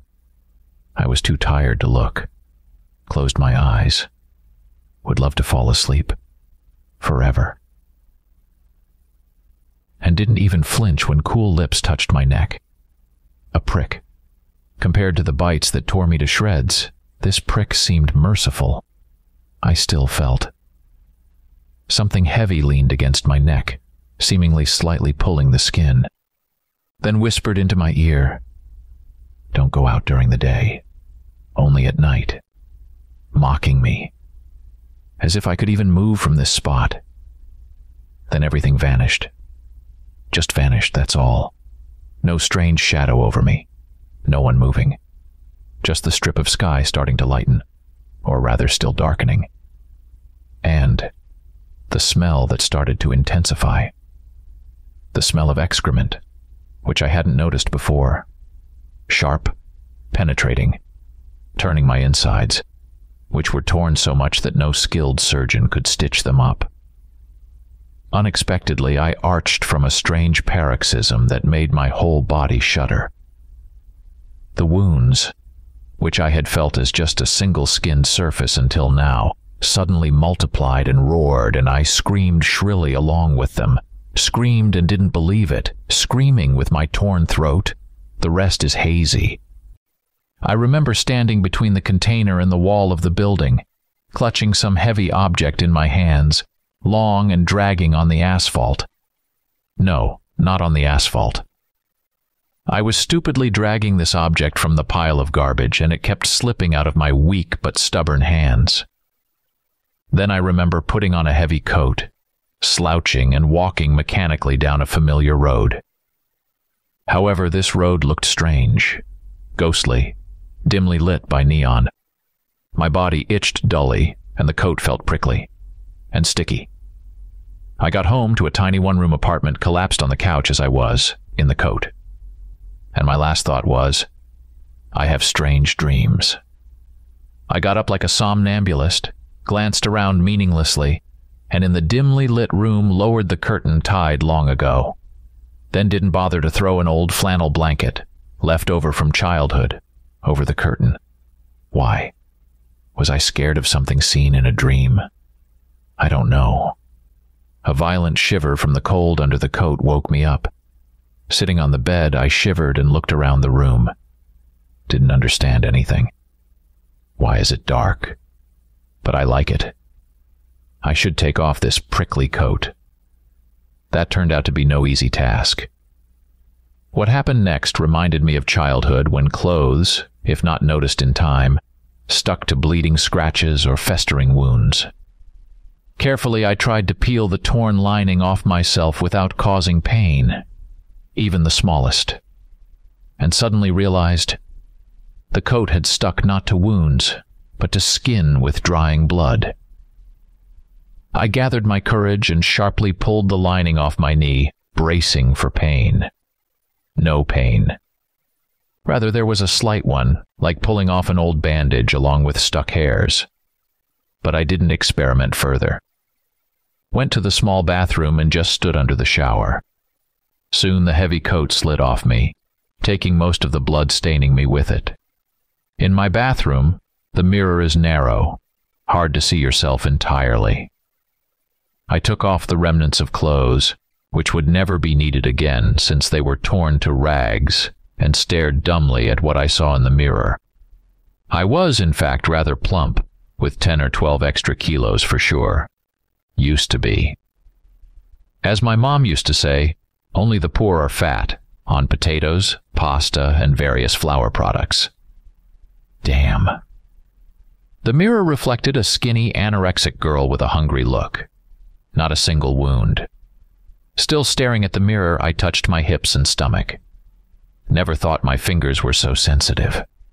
They immediately determined that the skin where the flesh had been torn was as thin as single-use bag films. But I'm alive, just as promised. I stood under the shower again and washed off the remaining dirt and blood with my hands. After thoroughly squeezing my hair and wrapping myself in an old towel, I came out and, glancing at the curtained window, climbed onto the bed with my legs. Hugging these very legs, thin as sticks and not full, with protruding veins from standing work like recently, was it only this morning? I tried to reason. The one I had become had a crazy metabolism. That's why in a few hours my wounds, even the most terrible ones, healed. It helped that in that same recent past I was plump. But how soon will the retribution for acquiring such a metabolism come? How soon will I want to I imagined needing to find a person and bite into their neck, just because I wanted to live, even in such a form. Damn. Timely thought. My stomach immediately growled, and my stomach nervously tightened. Good thing I sometimes think illogically. Well, kind of. My thoughts jump from one subject to another. I looked at my sorry legs again. Curiously, what will I wear now? My size has decreased drastically. That's when I remembered and felt the greatest gratitude to my mom, who never threw away things, even those left from my childhood. From the built-in mezzanine above the entrance door, I took out 2 suitcases, and half an hour later was looking at myself in the mirror again. There's only one big one in the wardrobe door. God, what a horror. Short jeans, a sweater hanging like on a hanger, and I'm hungry. At one glance at this scarecrow, I bent down, rolled up the jeans just below the knee. Now it's okay. I started to look more like those girls who hang out with the cool guys in our neighborhood. And my face now looks okay too, like those girls. I took my father's belt, wanted to buckle it, but just laid it against my back, flattening the sweater when I heard a quiet knock on the door. The entrance one. Strange. Neighbors usually don't come to me in the evening. They sit at home, afraid to even go out to the stairwell. And I don't have a peephole. Sneaking to the door, I cautiously pressed my ear to it. Quiet. The old Jilly would have gone to the room, to sit and be afraid. But I, already a true child of my city, headed to the kitchen. There you can find something to defend yourself with, if necessary. Just as cautiously, I stepped back a few steps. Only the threshold to the kitchen remained to be crossed. The door slammed shortly, but so hard that I jumped. No, I knew my locks were flimsy. But this... 2 burly, some kind of bullish guys stood on the threshold. However, they didn't stand for long. They quickly flew into the hallway, slammed the door behind them. One jumped at me, grabbing my elbows and covering my mouth. Again? Out of fear and despair, I bit into his palm. The second, baring his teeth, suddenly began to rock his torso back and forth strangely, as if about to sneeze. But with each swing, his head quickly and horribly transformed.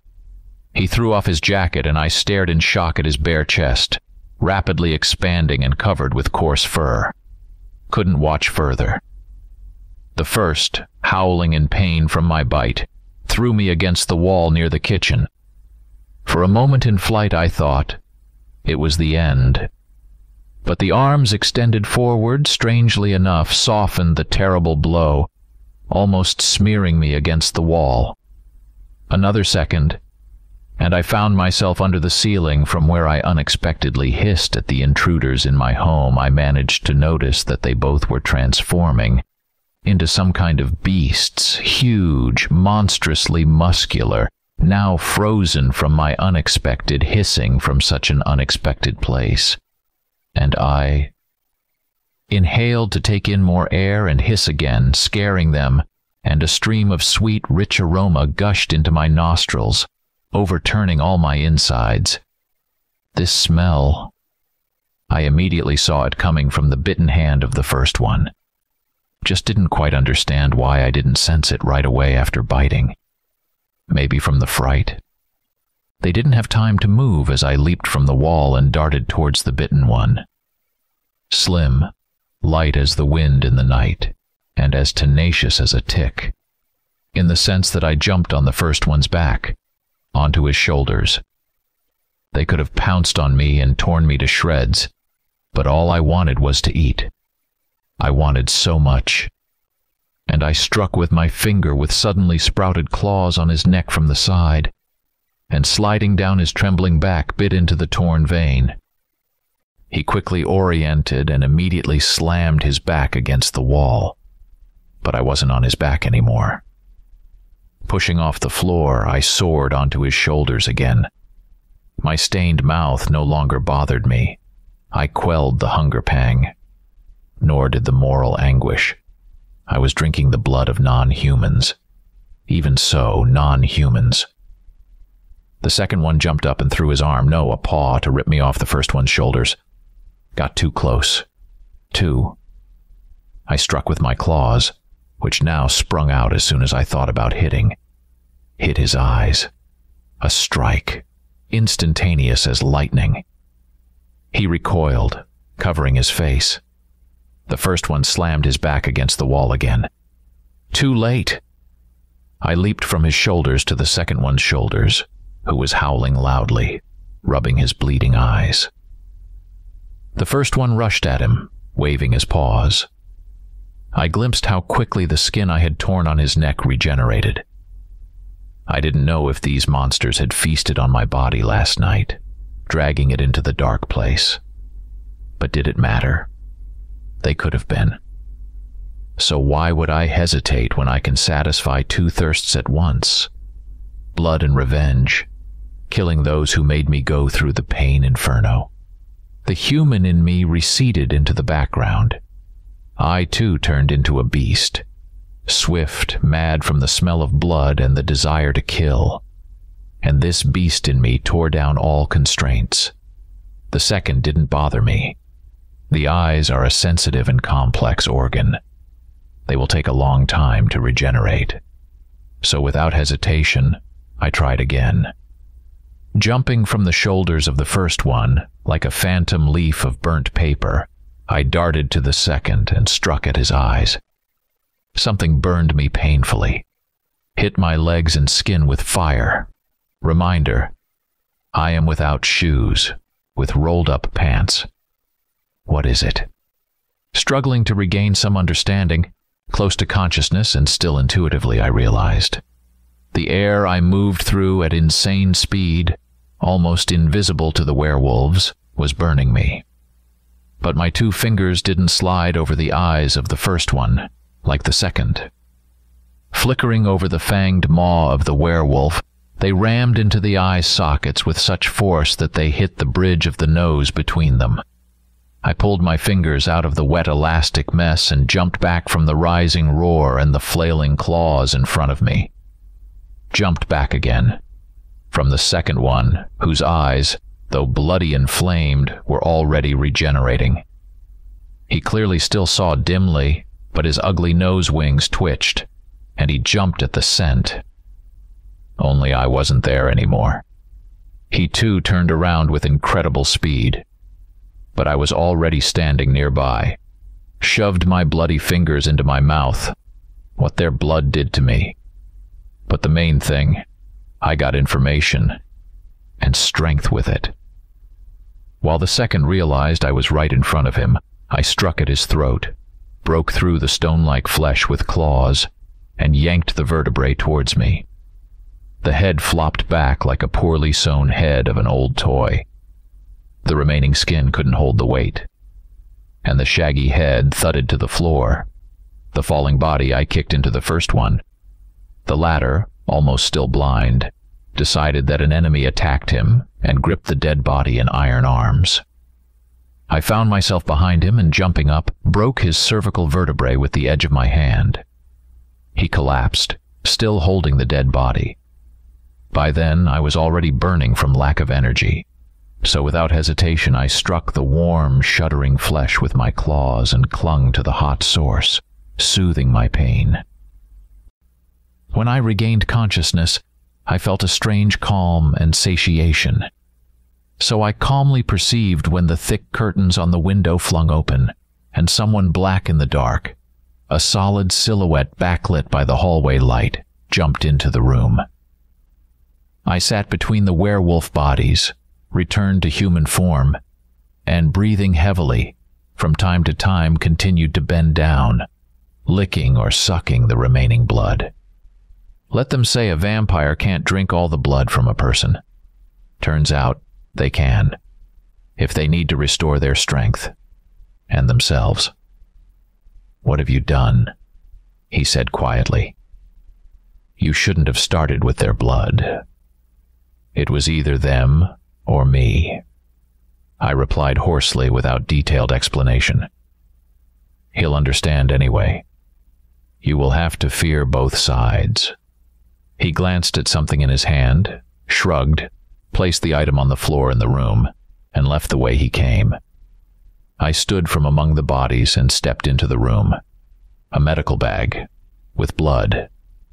So had these not come, things could have indeed been different. Well, all right. Too late to think about what and how would have been. I stood at the window. This world has turned to me in a different way, but I intend to survive in it, despite everything. A knife, with a narrow and thin blade, whistled through the air and crashed into the wooden target leaning against the wall under the windowsill. I dragged the target home in the dead of night, noticing the needed one in the fence around a house set for demolition. Recently, I would have been afraid to even pick it up. Now, I approached and didn't even think it might be too heavy for me. Sitting on the hallway floor, I threw the next knife. The distance is considerable. From the hallway to the farthest corner of my tiny apartment. Stolen knives. Turns out I'm very resourceful. Anyway, what else to do when you have a lot of free time? Now I can't sleep. Well, I can. But I have such strange dreams that even after waking up, I don't always understand whether I saw intricate phantasmagorias emitted by my sleeping brain, or if it was reality, which is becoming more and more fantastical for me. Or I can stay awake and roam around to my heart's content. I had to quit my job. Who would believe that the skinny girl who showed up was the same bulky, hunched woman known to everyone as the most silent dishwasher? I think the cafe didn't worry too much. They waited for a couple of days and quickly found a replacement for me, probably imagining how I would come back and they would, smirking and spreading their arms, say, "Well, you shouldn't have disappeared for so long. There are plenty of people for your place." But I wanted to keep my apartment. A convenient little corner, small and in such a suspicious building that a suspicious lady who loves to walk at night doesn't attract much attention. For the neighbors, I came up with a reassuring story about the transformation of my appearance. Got sick, lay at home for a week without food, lost my job. Some felt sorry for me, and the old hag from the apartment opposite, who still remembered my parents, even brought me boiled macaroni. Turns out, I'm good at stealing. Swift movements, which have become my second nature, didn't allow outsiders to notice what exactly I was doing. The set of knives came from several cafes I visited. They were poorly secured. True, I'm afraid to steal much, especially in open places. Now I know that someone else might still track my quick gesture. Soon I'll owe for the apartment.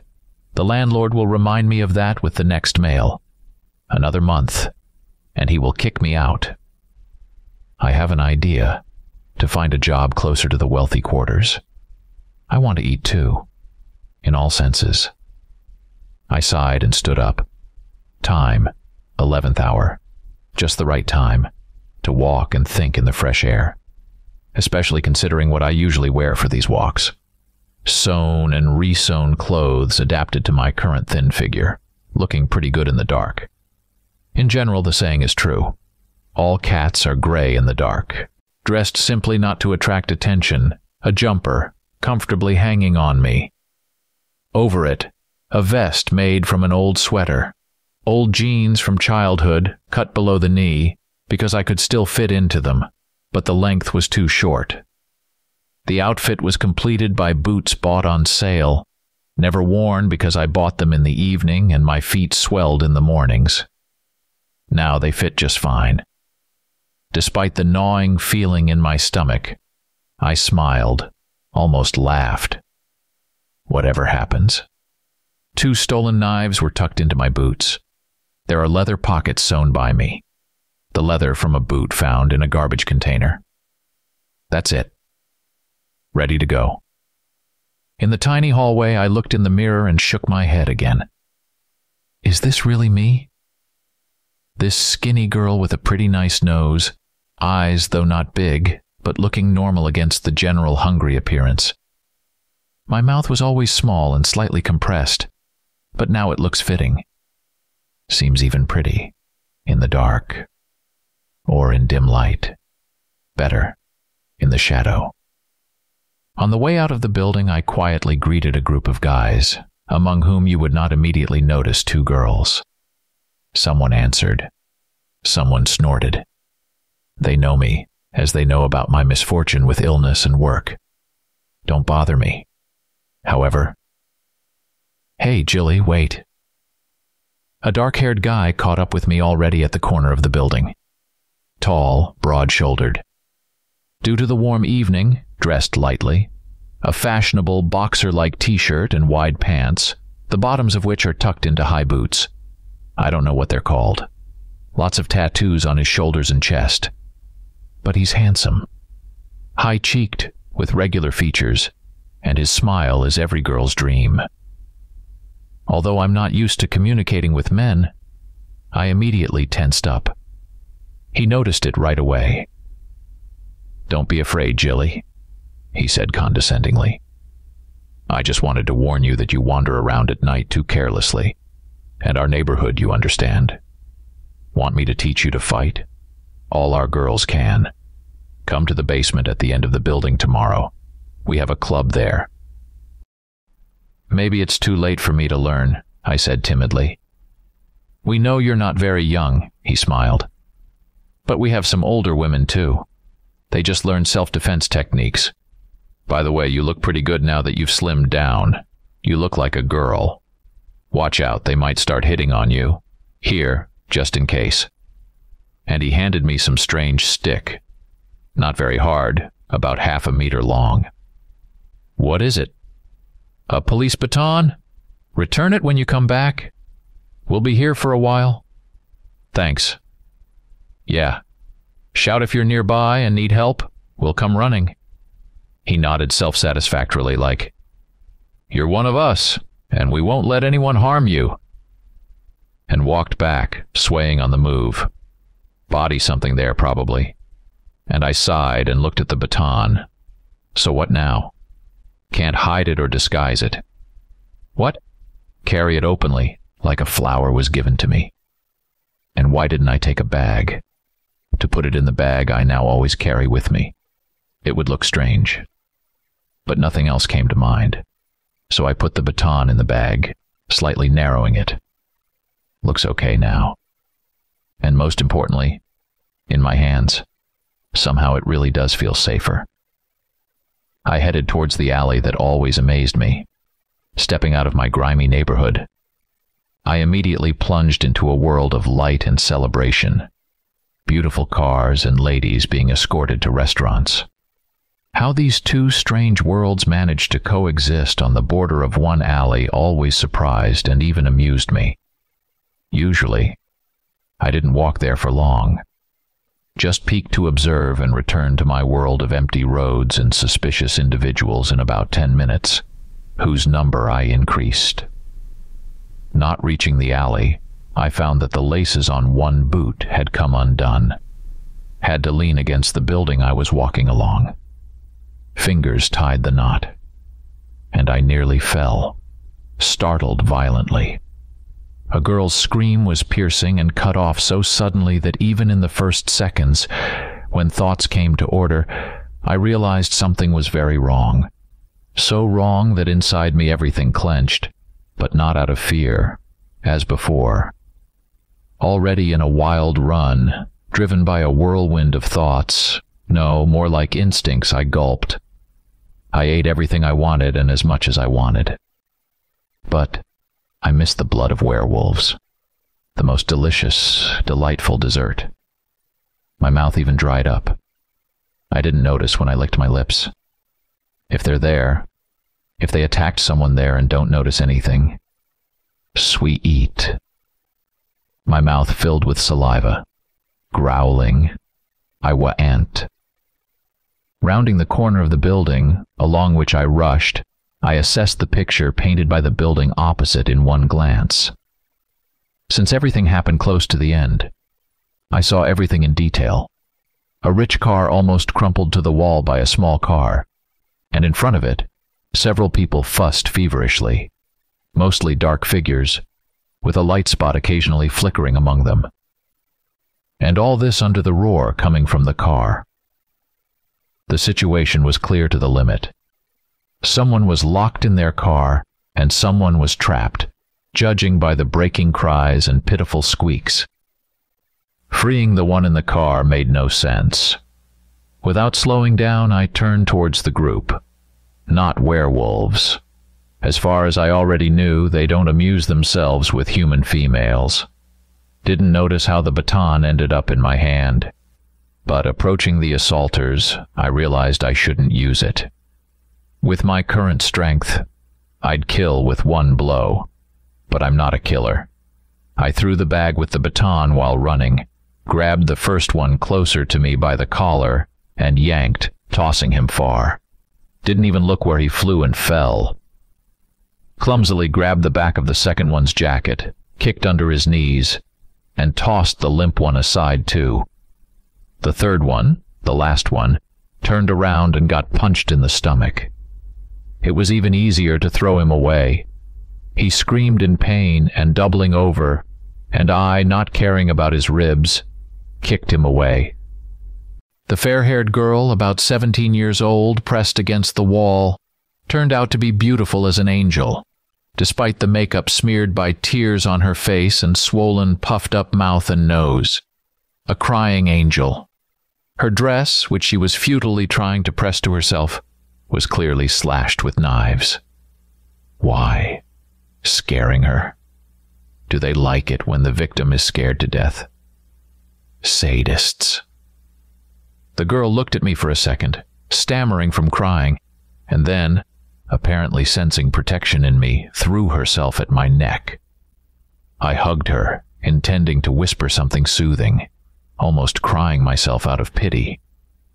A roar behind made me turn and gasp. The small car was pushed away from the car, and it tumbled onto the road with a clang.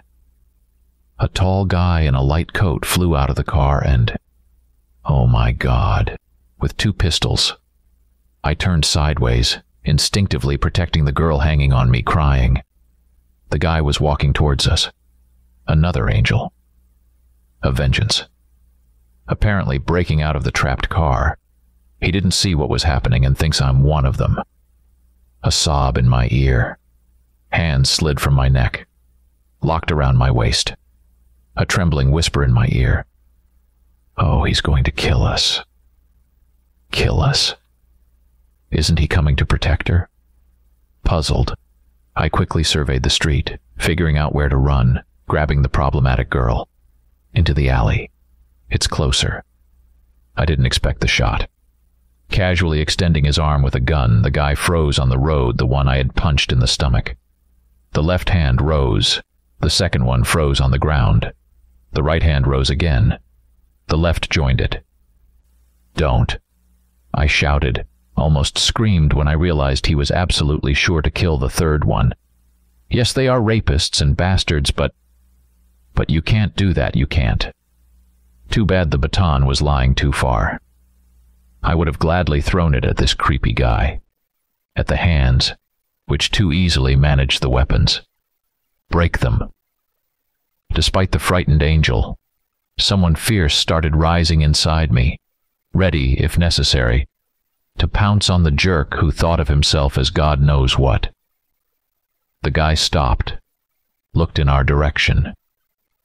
Carefully, slowly lowered his hands and walked towards us, as if completely forgetting about the crawling one on the road, though he was walking towards us as if he wanted to shoot everyone who made him nervous.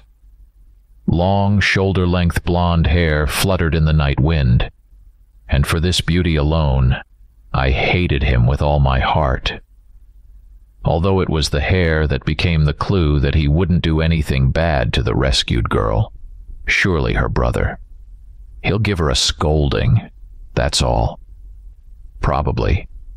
That's what the blonde girl meant when she was afraid. Oh, he's going to kill us. As I recently did, the guy pulled the girl from behind me by the scruff.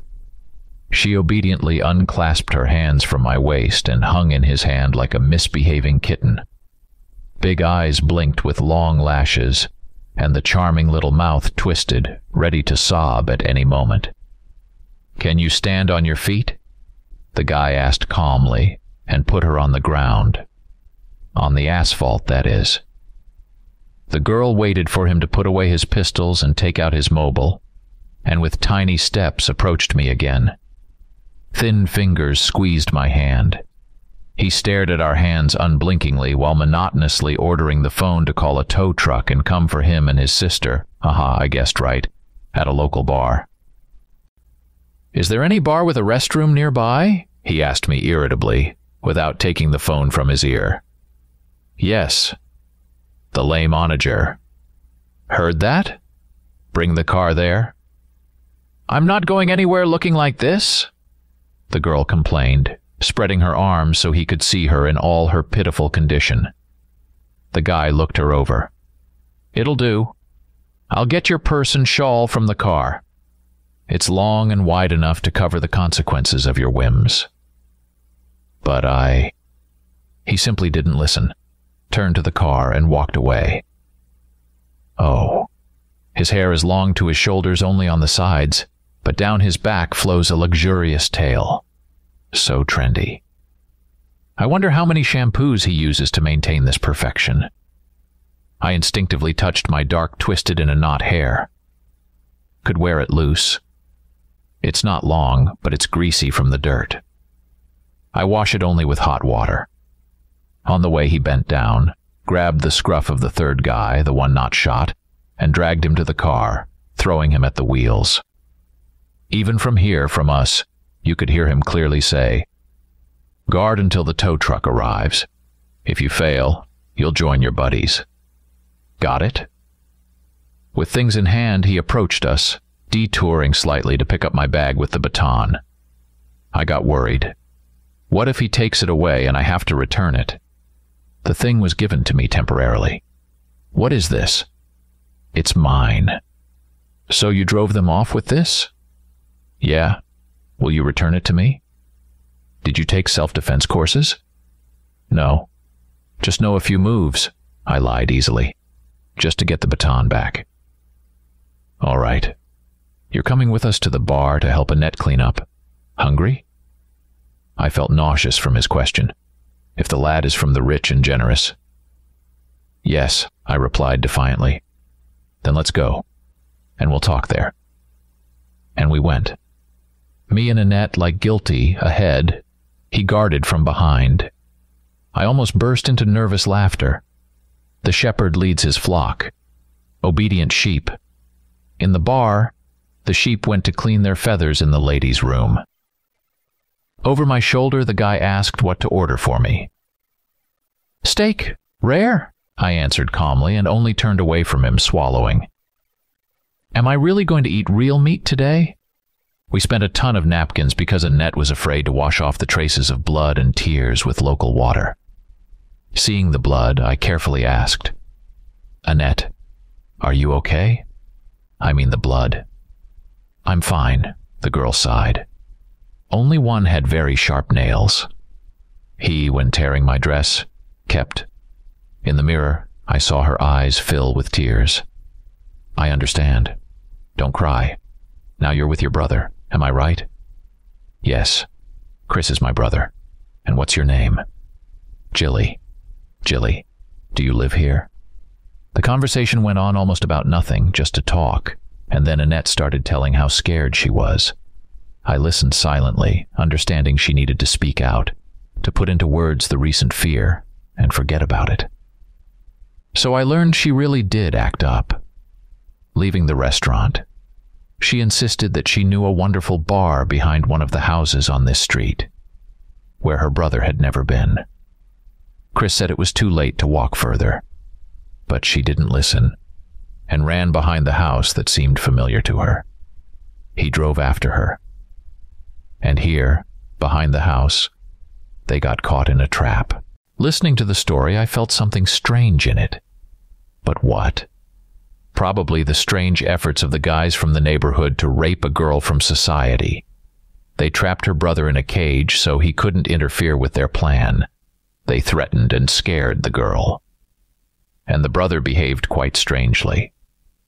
No, of course, I understand that all deaths can easily be attributed to self-defense, especially if the defending party is a rich person. No. There was definitely something I didn't understand in this situation. While we were away, Chris ordered a table in a separate corner. He wasn't too lazy to get up and show where each of us should sit, though I could figure out where exactly to sit without him. A flat plate with steaming meat, beautifully framed by the blood flowing from it, stood only in front of my chair. I'm afraid my hands trembled a bit as I cut this piece, clinking the knife and fork a bit louder than necessary. I was most afraid I couldn't collect the blood from the plate. Therefore, having the piece, I began to dip each next cut into the sweet gravy. So the last one I swallowed almost dry, with enormous gratitude to the chance that for the first time in a month fed me to my fill, and finally looked up. Annette watched me, her mouth open, with pity. Her brother, with some concentrated attention. Yes, I imagine what a sight I must have been, hastily devouring this piece. I wonder how I should address this Chris now, by name or calling him Sir. And I'm also curious if he will order another portion of meat, seeing my gluttony. He did. This time I tried to eat the piece to enjoy it fully. And Chris, thoughtfully watching the rapidly shrinking meat, offered me a job, as a companion for his sister, an unofficial bodyguard, like introducing me to everyone as a distant relative. Annette immediately rejoiced, and I said I would think about it. He wrote down my address, lamented that I didn't have a mobile. 2 hours later, I sat at home, lazily throwing knives at the target, full and content. So without hesitation, I opened the door when someone rang. Chris. Unbelievable. So, this is where you live. I brought you a mobile phone. A work one, he clarified at my raised eyebrows. But I still don't know. I didn't notice his quick movement. His hand lay on my neck. He leaned towards me and pressed his lips to mine. The upper one couldn't withstand the pressure and split. The pain drowned in bliss. I couldn't imagine kissing could be so... And he ruined it. Lifted his head and, looking down at me, bent again, to lick the drop of blood from my lip. Savored. That's what it is. And I thought, how did she, with just one stick? How come the coven doesn't know about you yet? Anyway, I don't care. Starting tomorrow, you're on duty as a companion. He nodded arrogantly and left, leaving me honestly in turmoil. Story 6.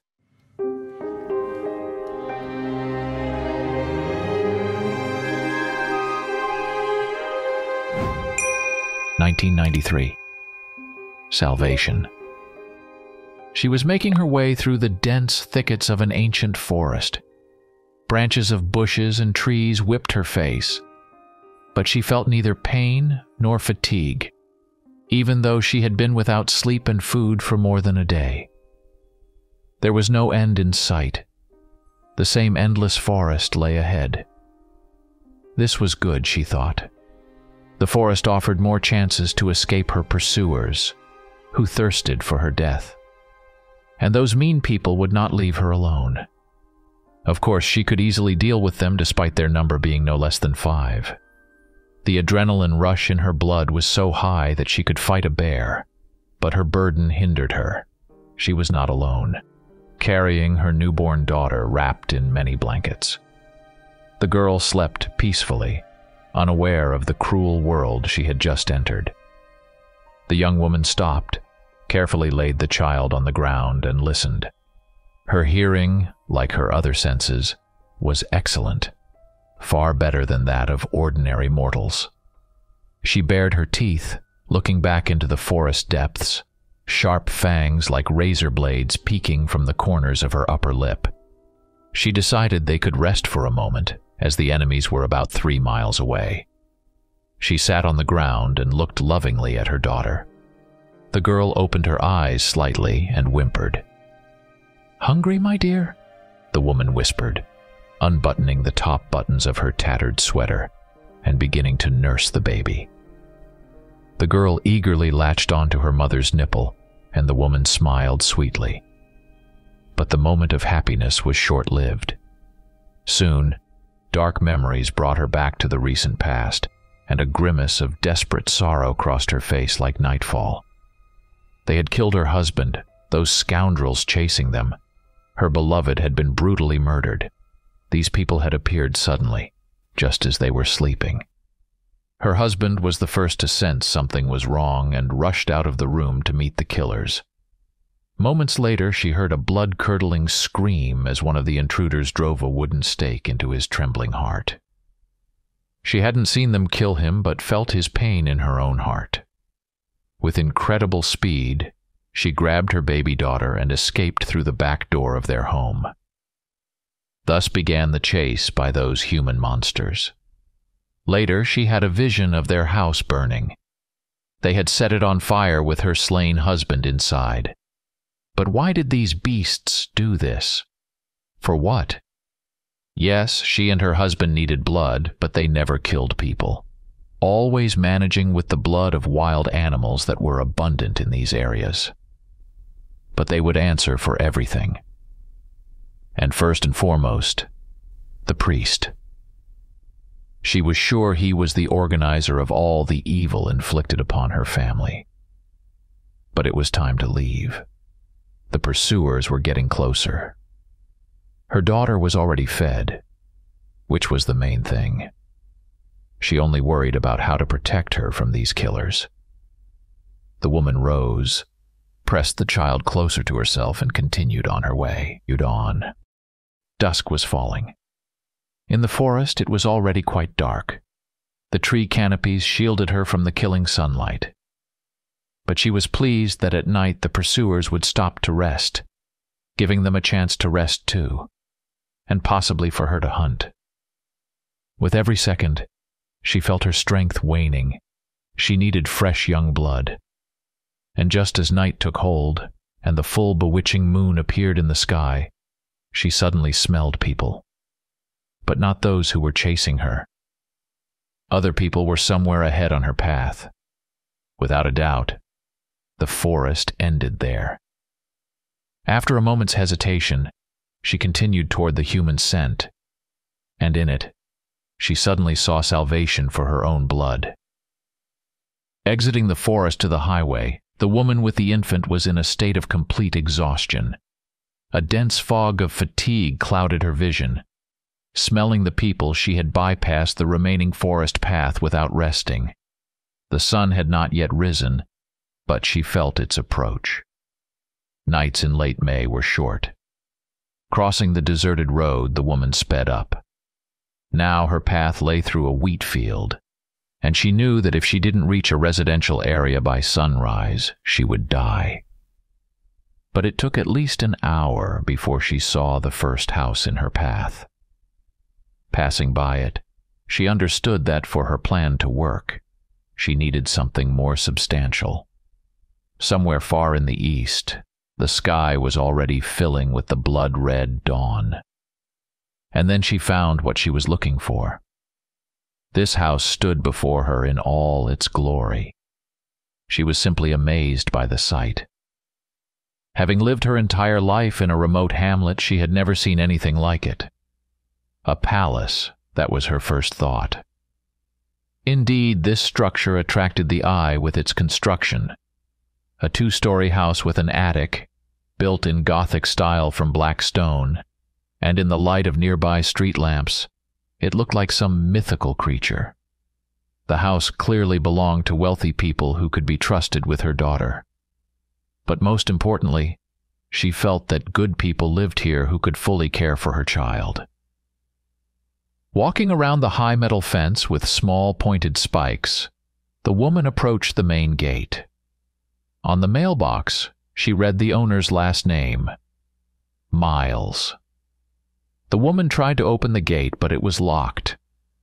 Gathering her last strength, she clumsily jumped over the fence, tearing the hem of her dress, and headed for the house. It was early morning, and the residents of the mansion were probably still asleep. This circumstance suited her just fine. She climbed the porch and, kneeling, placed her daughter on the mat in front of the front door. At this moment, the woman could not hold back, and a torrent of bitter tears burst from her eyes. Yes, she was saving her daughter, but she hadn't thought about how hard it would be to part with her. Parting forever. The first rays of the morning sun were already burning her face, and there was no time for long goodbyes. "Goodbye, my baby girl," the woman spoke as she covered the baby with kisses. "And I'm sorry you'll never know your real mother." Staggering, she rose from her knees, pressed the doorbell button, and fled in an unknown direction. 2010. Katie. If you had asked her on that spring Saturday morning if she knew where the happiest person in the world lived, she would have answered without hesitation. Yes, she did. And she would immediately have given the address. Sunnyville, Maine, 5 Maple Avenue. And it was at this address that she had lived for 16 years. Katie stood by the window of her room on the second floor, watching a kitten playing with the shadows of the trees.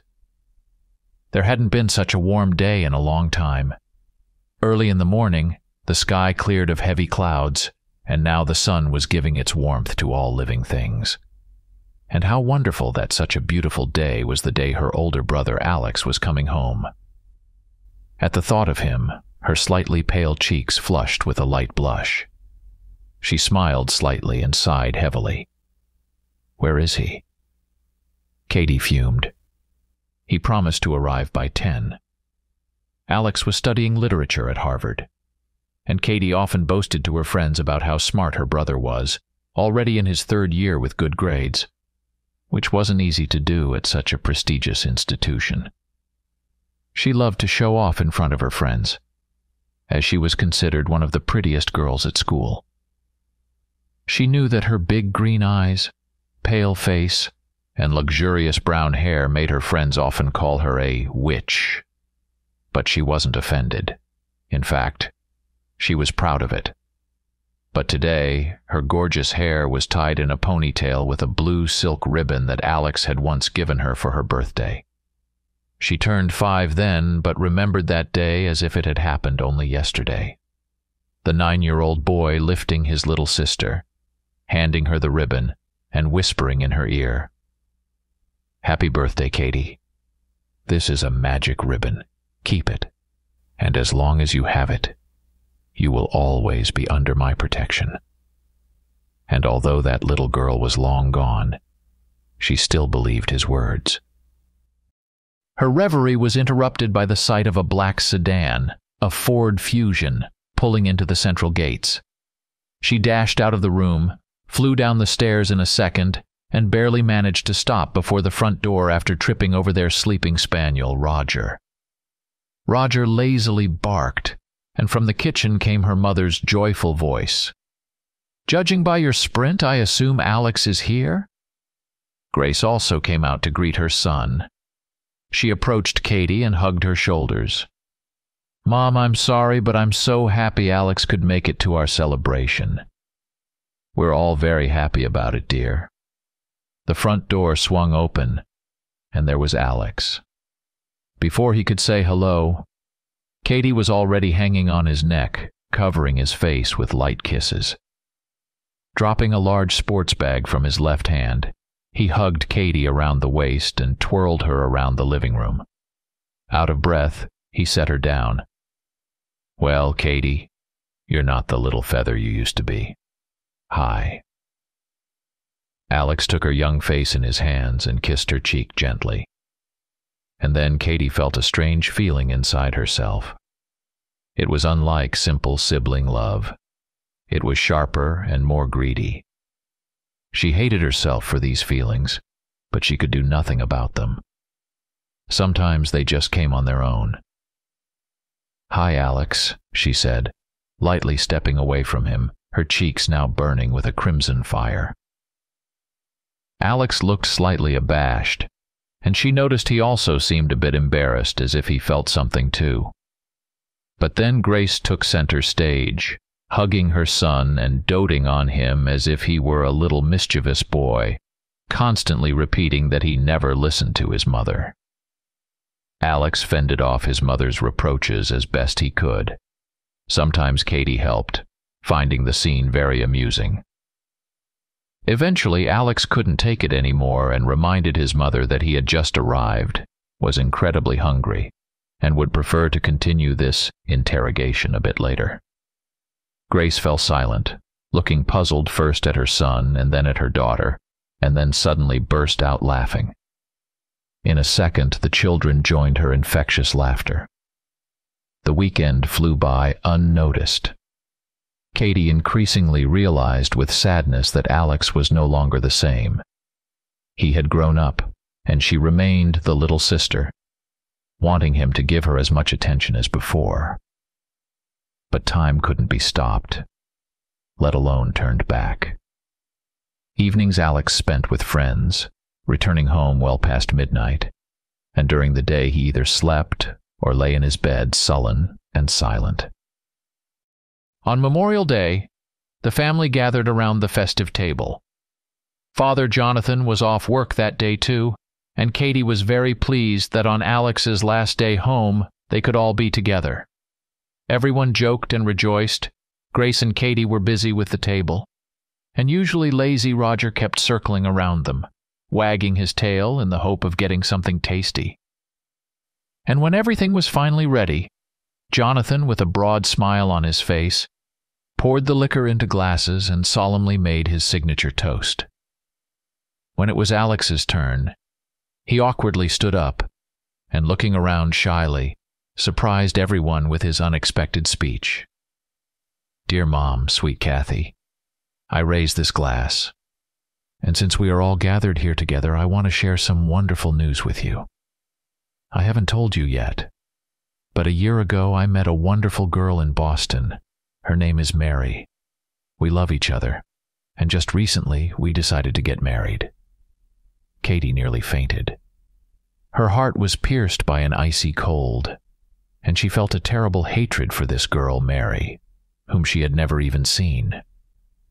Unbearable jealousy grew within her by the second. Everything that happened next felt like a dream. Dad smiled strangely. Mom looked at her son with her mouth open, unable to utter a word, while Alex stared detachedly at everything, and when their eyes met, Katie couldn't take it, and bursting into tears, ran to her room. She only calmed down closer to the evening. Locked in her room, through her sobs, she heard Alex arguing with their parents. They tried to convince him not to rush into marriage, but he stood his ground firmly. And although this time Katie sided with her parents, she couldn't help but admire the determination with which Alex was fighting this battle. When the atmosphere in the house calmed down a bit, Mom and Dad tried to persuade Katie to open the door, but she didn't want to see anyone except Alex, and she waited for him, wanting to talk to him. She was sure that after talking to him, she would feel calm and peaceful. That's how it always was and should be, but he didn't come, didn't. And when the clock struck midnight, she suddenly found the strength to get out of bed. She increasingly noticed that at this time she seemed to become a different person, as if reborn. Trying not to make noise, she opened the door and stepped into the hallway. Alex's room was just a few steps from Katie's, and within seconds she was standing by his door, under which yellow light from a desk lamp streamed. In childhood, Alex had invented a special signal she should use when knocking on his door so he would immediately know it was her. She used it this time too, but there was no answer. She tried again. Silence. Maybe he's asleep, Katie thought, and without realizing it, turned the doorknob. Entering the room, she found him lying on the bed with his eyes closed. He was still in the same festive suit he had worn during the day. Katie sat on the edge of the bed, and just as she was about to wake Alex, she noticed a photograph sticking out of the front pocket of his pristine white shirt. Katie carefully pulled out the picture and looked at it closely. In it, among exotic plants, stood a slender, tanned blonde with a sweet face. That's her. I hate her. Suddenly, Katie clearly saw the background of the photo fill with a crimson color. She dropped the photo in horror and immediately heard Alex's sleepy voice. "Katie? What are you doing here?" Alex, I need to talk to you." "If it's about Mary, then there's nothing to discuss. Are you really that serious about her?" "Yes, Katie, it's very serious. And I think we'll get married by the end of the summer." Katie felt the tears welling up in her eyes again, bitter tears of resentment. Alex took her hand, and in a moment, she found herself in his arms. He kissed her hair, and she decided to tell him about her nightmares. "Alex, I know I can trust you. We've always been honest with each other. But what I want to tell you now might seem very strange." She turned her face to him and looked into his eyes. And they once again convinced her that she could trust him with not only her life, but even something more. "I'm listening, Katie. And remember, everything you say will stay between us." "Okay, listen. Sometimes I feel like I'm becoming someone else. I don't even know when I first felt it. But it happens. I become more aggressive. I'm often tormented by depression. Life no longer seems as wonderful as before. And overall, I feel that something bad, very bad, is going to happen. I think you're just growing up. Believe me, this will pass soon. And what do you say about the dreams? I see in them some unknown woman beckoning me to her. And I float to her through the air, against my will. And when I get close enough to see her face, I suddenly recognize myself in her. Her hair is flowing, her eyes burn with a hellish fire, and her mouth is smeared with blood. And she prophesies, saying it's the blood of our enemies. None of us are safe from nightmares. But it's not a nightmare. I understand it sounds unbelievable, but you have to believe me. It's not even like a dream. It's as if everything is happening in reality. But the worst part is that I see this every night. Alex, help me. I'm so scared." He held her tighter and whispered in her ear that he loved her and would protect her from all the nightmares in the world. After a while, she calmed down, and they fell asleep together in his bed, as often happened in childhood. That night, Katie wasn't troubled by nightmares. Alex, he was flying down the highway in his Ford, pressing the gas pedal with inexplicable rage. Behind him, huge clouds were gathering, and it was as if he was running away from them.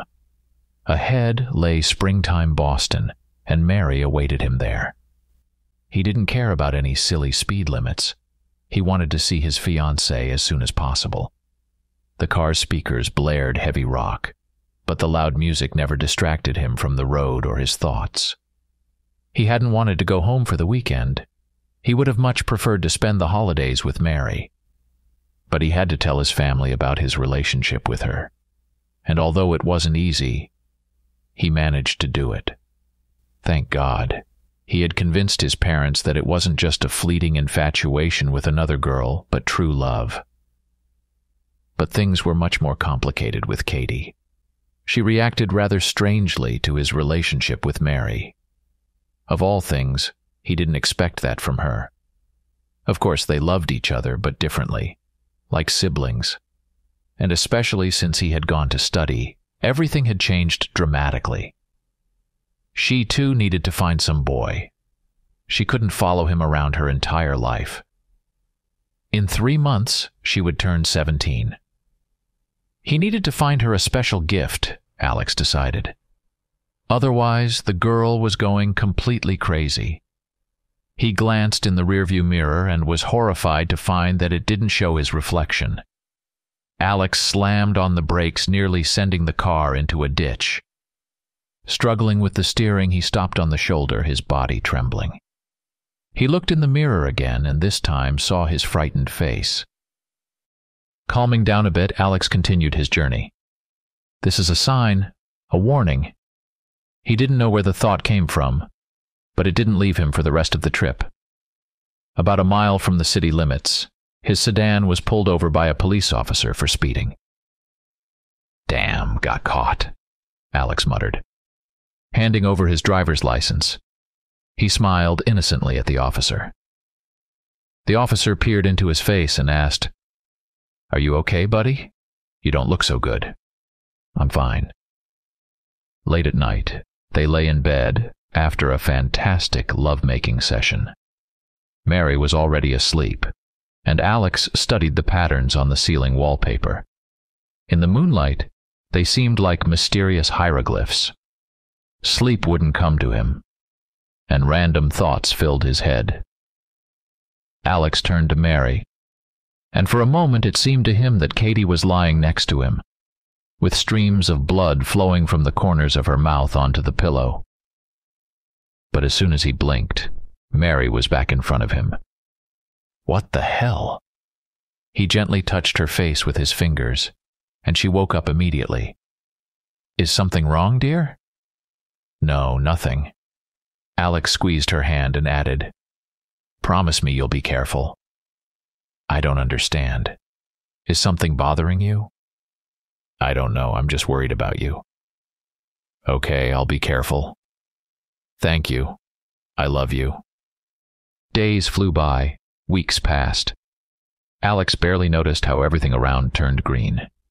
All his free time was spent studying. That's the nature of studying at Harvard. One day he decided to call home to check on his family. Dialing the home number, he was suddenly overwhelmed by an inexplicable panic, imagining for a moment that he would be hit with terrible news, that someone in the family had died, or... Alex was about to hang up when Grace's voice came from the receiver. "Hello, I'm listening." "Hi, Mom. It's me, Alex." "Hi, Alex. How are you? You haven't called for so long. Did something happen?" "No, Mom. Everything is fine with me, and with my health and my studies. And if you're interested, Mary is fine too." Alex tried to determine his mother's state by her voice, but it was in vain. "That's good. Very good, but here, not everything is okay." Her voice broke off, and Alex suddenly realized she was struggling to hold back tears. His vision darkened. "What happened, Mom?" "It's about Katie, son. After you left, she got very sick. It's like a paradox. Nature is blooming, but she's withering like a flower without water." "What's wrong with her?" Alex barely held back from shouting. "We don't know for sure. Our family doctor hasn't said anything definite yet. But poor Katie, she has changed so much. She barely eats, sleeps all day, and at night she becomes wild. And oh, Alex, we have to tie her to the bed rails to keep her down. And she snarls, shouting curses at us. God, it's so horrible. I don't understand, Mom. Why haven't you taken her to the hospital yet?" "The doctor says that in this situation, maybe only a priest or... Alex, she often calls for you in her sleep. Please come as soon as possible." And Alex heard bitter sobs. "Mom, don't worry, I'll come home this weekend. Everything will be okay." And unable to talk anymore, he hung up. Before leaving, Alex called his mother once more to clarify his sister Katie's symptoms. During their conversation, he learned that their family doctor, unsure of what to do next, had suggested consulting a priest, suspecting Katie might be possessed. Though Alex didn't believe it, he decided to research possession further. He delved into internet resources and libraries, studying everything he could about the symptoms of possession. After hours of reading and analysis, he decided not to waste any more time and headed to the nearest church. At the church, he was greeted by Father Henry, who listened attentively to his story. The priest explained to Alex about the nature of possession and suggested he acquire a silver cross, which he described as a powerful means of protection. Following Father Henry's advice, Alex purchased a silver cross and wore it around his neck. As he left the church, he felt a mix of skepticism and unease about the unknown ahead. It was harder to believe it all. "Well, Mary, it's time to go." They stood in the parking lot near their house. A piercing, cold wind played with their hair with desperate fury. "I really want to get there before dark." "Be careful, Alex." Mary looked at him cautiously, and Alex regretted once more telling her the whole story. She had enough of her own problems. He gently hugged her and kissed her. "Okay. I'll call you when I get there. Bye." He got in the car, and within minutes it was taking him home, where the unknown awaited him. He couldn't get the recent conversation with Priest Henry out of his mind. He had shown up at their apartment's door 2 days ago. Mary had gone to the movies with friends, and Alex decided to browse the internet. Lately he couldn't find peace and wanted to resolve everything as soon as possible. Focusing on various disease stories, he nearly screamed when the doorbell rang. It can't be said that he was particularly surprised by the priest standing at the door. Rather, he felt a certain inevitability of everything happening, as if he had been expecting his arrival. "Hello, Alex. I am Father Henry. You still remember me? We talked in church," he boomed, extending his massive hand. Alex shook it, his hand swallowed by the priest's. "You're here about Katie, aren't you?" Alex asked. The priest nodded silently, and Alex let him in.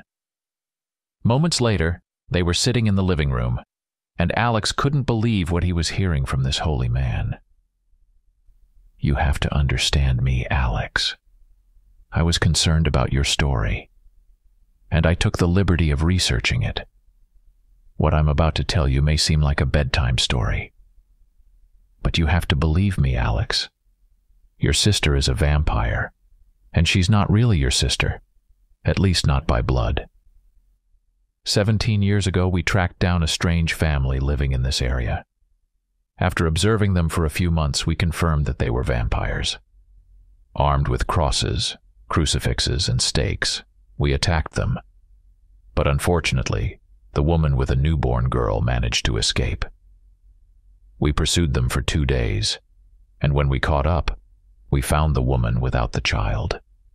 Later, we found out that she had hidden the girl in one of the nearby mansions, specifically in the house where you, Alex, and your parents lived. Are you saying that girl is Katie? You're out of your mind. It sounds terrible, I understand. But you just need to listen to me and then trust your heart. I hope it will tell you the right thing to do. Okay, go on, Alex said, his voice low. Father Henry pulled out old, decrepit manuscripts from his bag and continued. Their lineage goes back to a certain Gregory, a ruthless knight. These manuscripts say that Gregory was known for his exceptional cruelty, preying on innocent people. When his warlord found out that Gregory drank the blood of his victims, he banished him, and the church excommunicated him. There are many different legends and stories about vampires, but they all have one thing in common.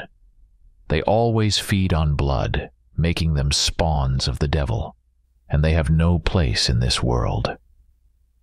I'm sorry, but I've lived with Katie for many years, and never once saw her drink anyone's blood. According to the legend of this vampire, before taking his own life, Gregory killed his 6 sons, leaving only his 17-year-old daughter alive, forcing her to drink the blood of her brothers. Thus, he passed on his curse to her by blood and lineage. Since then, only the girl became a vampire, and the transformation process began when she neared 17 years of age. But to continue the lineage, she needs a suitable mate, and this time, it's you, Alex. But we won't let that happen. So, you're suggesting that... Yes, Alex, You have to kill this devil's spawn before she turns 17 and gains full power." At this, Alex couldn't take it anymore, and jumping from the chair, ordered the priest to leave the apartment. "I won't listen to this madness anymore, and I certainly won't kill my sister. Go away before I report you to the police." "Okay, I'll leave, but think of your fiancé, your parents, they're in danger. If you need to find me, here's my phone number." The priest left, and Alex was alone with his crazy thoughts. He had a choice to make, but first he planned to go home and sort things out there. Blood for blood. Turning off the car engine in the driveway, Alex parked in front of his house. Although it wasn't dark yet, bright lights shone in almost all the windows. He found Katie's room's window and was suddenly seized by a chill. What if the priest is right? He thought, can I kill? Suddenly, fear gripped him, and he felt as if he were chained to the driver's seat. Later, he couldn't explain exactly what had happened to him or how long this paralysis had lasted. It had already grown dark outside the car, and Alex continued to sit, staring blankly at the light in the window. Only the blood-curdling scream of terror coming from the house snapped him out of it, and he realized that the scream belonged to his mother. If you had told Jonathan a few weeks ago that he would have to strap his daughter to the bed, he would have laughed and sent that lunatic packing. But now he wasn't laughing.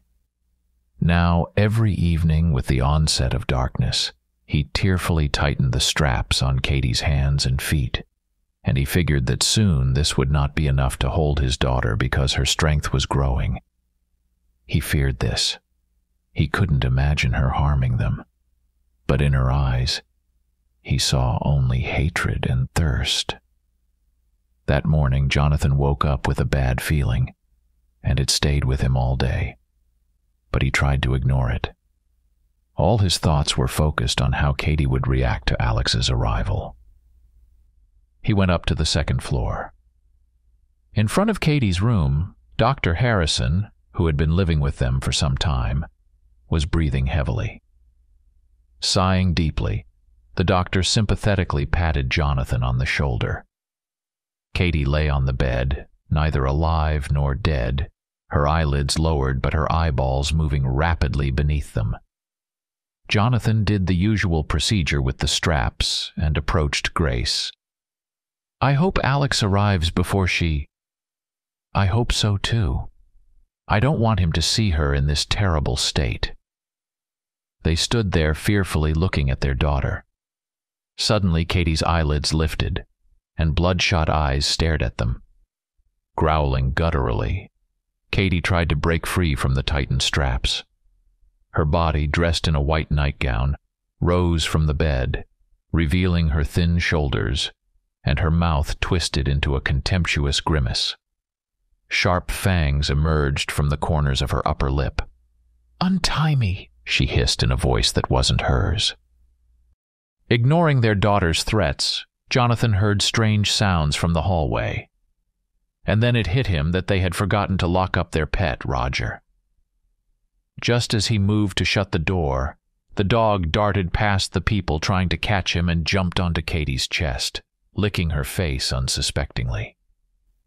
At this time, Katie made another attempt to free her hands, and this time she succeeded. What Jonathan had feared happened. The straps had given way. Greedily glancing at Roger, she grabbed the dog's neck with incredible cruelty and easily tore his head off. The head hit the wall with a dull thud, leaving a bloody mark, and a torrent of blood gushed from the convulsing body's neck. Katie greedily latched on to the monstrous fountain. Then Jonathan was deafened by his wife's piercing scream, and before his heart clamped in a vice and he collapsed to the floor, he saw the satisfaction in his daughter's eyes and understood what she had become. Getting out of the car, Alex glanced at the clock on the dashboard and was shocked to see that he had sat motionless for almost an hour. Trying not to trip over the hood, he rushed toward the house. Thank God the door was unlocked, and within seconds, confirming the scream came from the second floor, Alex sprinted upstairs. The scene before his eyes was unimaginable even in the worst nightmare. His father lay on the floor, clutching his heart, with Dr. Harrison trying to help him. His mother stood in another corner of the room. But seeing his sister, nausea instantly rose to his throat. Katie knelt with disheveled hair, a headless Roger in her left hand. Opening her blood-stained mouth where Alex noticed clumps of dog hair, she spoke in a barely audible voice. Opening her blood-stained mouth where Alex noticed clumps of dog hair, she spoke in a barely audible voice. "Alex, you—" and saying nothing more, fell unconscious onto the bed. "How is she, doctor?" "Sleeping. I gave her a double dose of sedative. How are you? Do you need help?" "No, I'm fine." They were in the living room. Alex stood with his back against the wall, having managed to calm down a bit, though his heart was still pounding in his chest. About an hour ago, an ambulance had taken his father to the hospital. Fortunately, he had only a minor heart attack and should recover soon. His mother had gone with him. Dr. Harrison had said they needed rest after everything they had gone through. "I know you've been talking to a priest named Henry," the doctor said suddenly. "You shouldn't be so surprised." "Yes, I know him. You know I've been your family's doctor for a very long time, and as you understand, I knew that Katie wasn't a biological child. About 6 months after your parents found the baby wrapped in dirty blankets at the doorstep, Father Henry found me and told me this crazy story about vampires. At first I didn't believe him, being a man of science. But over time, observing your sister, I began to notice some abnormalities in her development. Gradually I started to believe the priest's words, as horrible as they were. Yes, it's all horrible. Will you find him? I want him to come tomorrow. Maybe there's no other way." "Okay, Alex. I'll do everything I can." The next day turned into a mad nightmare for Alex. Later, he couldn't say with certainty what had been a dream and what had been reality. He woke up in the living room around 3 in the afternoon. Going to sleep, he had no doubt that he wouldn't be able to sleep that night. But as soon as he closed his eyes, he felt himself sinking into the depths of sleep, and within minutes, he was peacefully asleep, dreamless. Getting up from the couch, he felt unbearable pain in his head, as if it was splitting apart. Walking to the kitchen in hopes of finding some painkillers, he stopped by the window and looked outside. A real storm was raging there. The wind battered the window with incredible force, threatening to shatter it, and the sky was covered with dark storm clouds, promising nothing good. After swallowing a couple of aspirin tablets with a glass of warm water, he decided to call Dr. Harrison, but dialing his number, he only heard the operator's voice saying the subscriber was temporarily unavailable. Damned connection. Probably down because of the storm. Alex pressed the end button and lay back down on the couch. The pain in his head had subsided considerably, and before he knew it, he fell asleep again. He was woken by a thunderous knock on the door. He opened his eyes to pitch darkness. God, how long did I sleep? Staggering, he made his way to the door. On the doorstep stood the rain-soaked priest and doctor, and Alex immediately let them in. Father Henry had brought everything necessary for the vampire-killing ritual. First, he took a bottle from his worn bag and sprinkled everyone present with holy water. Removing the cross from his chest, he handed it to the doctor. Then he reached into the bag again and pulled out a sharpened wooden stake, handing it to Alex. "Take it. This is the weapon of our Lord." Alex reluctantly took the stake and almost whispered to the priest, "Before we go upstairs, I want to know one thing. Ask, my son. Tell me, Did Katie's biological parents ever kill people? Father Henry, lowering his eyes, hesitated for a moment, and Alex noticed some doubt on the priest's face. But then Dr. Harrison broke the silence. "We need to go. I'm afraid we're running out of time. And yet I must know." "Yes, Alex, they killed many people." As they climbed the stairs, no one spoke, and only the creaking floorboards broke the silence. Entering Katie's room, Alex turned on the light. Katie lay in the same position they had left her in the night before. Listening to her light breathing, he approached her right side of the bed with Dr. Harrison standing to the left, clutching the cross given by the priest. Father Henry stood opposite Katie and began to recite a prayer. Alex looked at his sister and suddenly noticed her face contorting. And then his whole life flashed before his eyes. He remembered all the joyful and sad moments associated with Katie and realized how much he loved his sister. He couldn't believe he was about to kill her. But he understood that Katie's soul was dead, and on the bed lay only her beautiful body with a monster inside that had no place in this world. And just as he raised the stake to strike her heart, the window behind him shattered, and he felt tiny shards of broken glass embed in his back and head. A sudden gust of wind burst into the room, scattering the pages of the prayer book in the priest's hands. But Father Henry continued to recite the prayer loudly. Suddenly the chandelier above them went out, and in the flash of lightning Alex saw Katie open her eyes and, with a blood-curdling scream, pounce on the priest. Her sharp fangs sank into the priest's neck, and Alex staggered back to the shattered window, unable to move, watching in horror. He saw the doctor trying to help the priest, but Katie easily pushed him back against the wall, and he collapsed unconscious to the floor. Father Henry tried to break free from the deadly grip of the vampire, but the struggle was unequal. Unable to bear the squelching sounds of blood being sucked any longer, Alex covered his ears with his hands and sat on the floor. Satiated, Katie pushed the lifeless body of the priest away from her, and Alex saw her blossom, like a night flower in full moonlight. She no longer seemed a young teenager to him. Before him stood a healthy, beautiful woman in full bloom. This is what human blood can do. "My blood parents are avenged." She smiled with a bloody smile and approached Alex. "Stay away from me," he said, trembling as he picked up the stake from the floor and held it out in front of him. Katie stopped and laughed loudly. "Do you really think I want to kill you, Alex? I love you." "I doubt you're capable of love." His voice trembled, and he couldn't help it. "Ha ha ha. That priest brainwashed you. I'm sure he told you a lot about creatures like us. But he didn't tell you that the line between good and evil is very thin, and it still needs to be determined who's on which side. Katie, I loved you too, but now I don't know who to believe, and I saw what you did to him. He got what he deserved."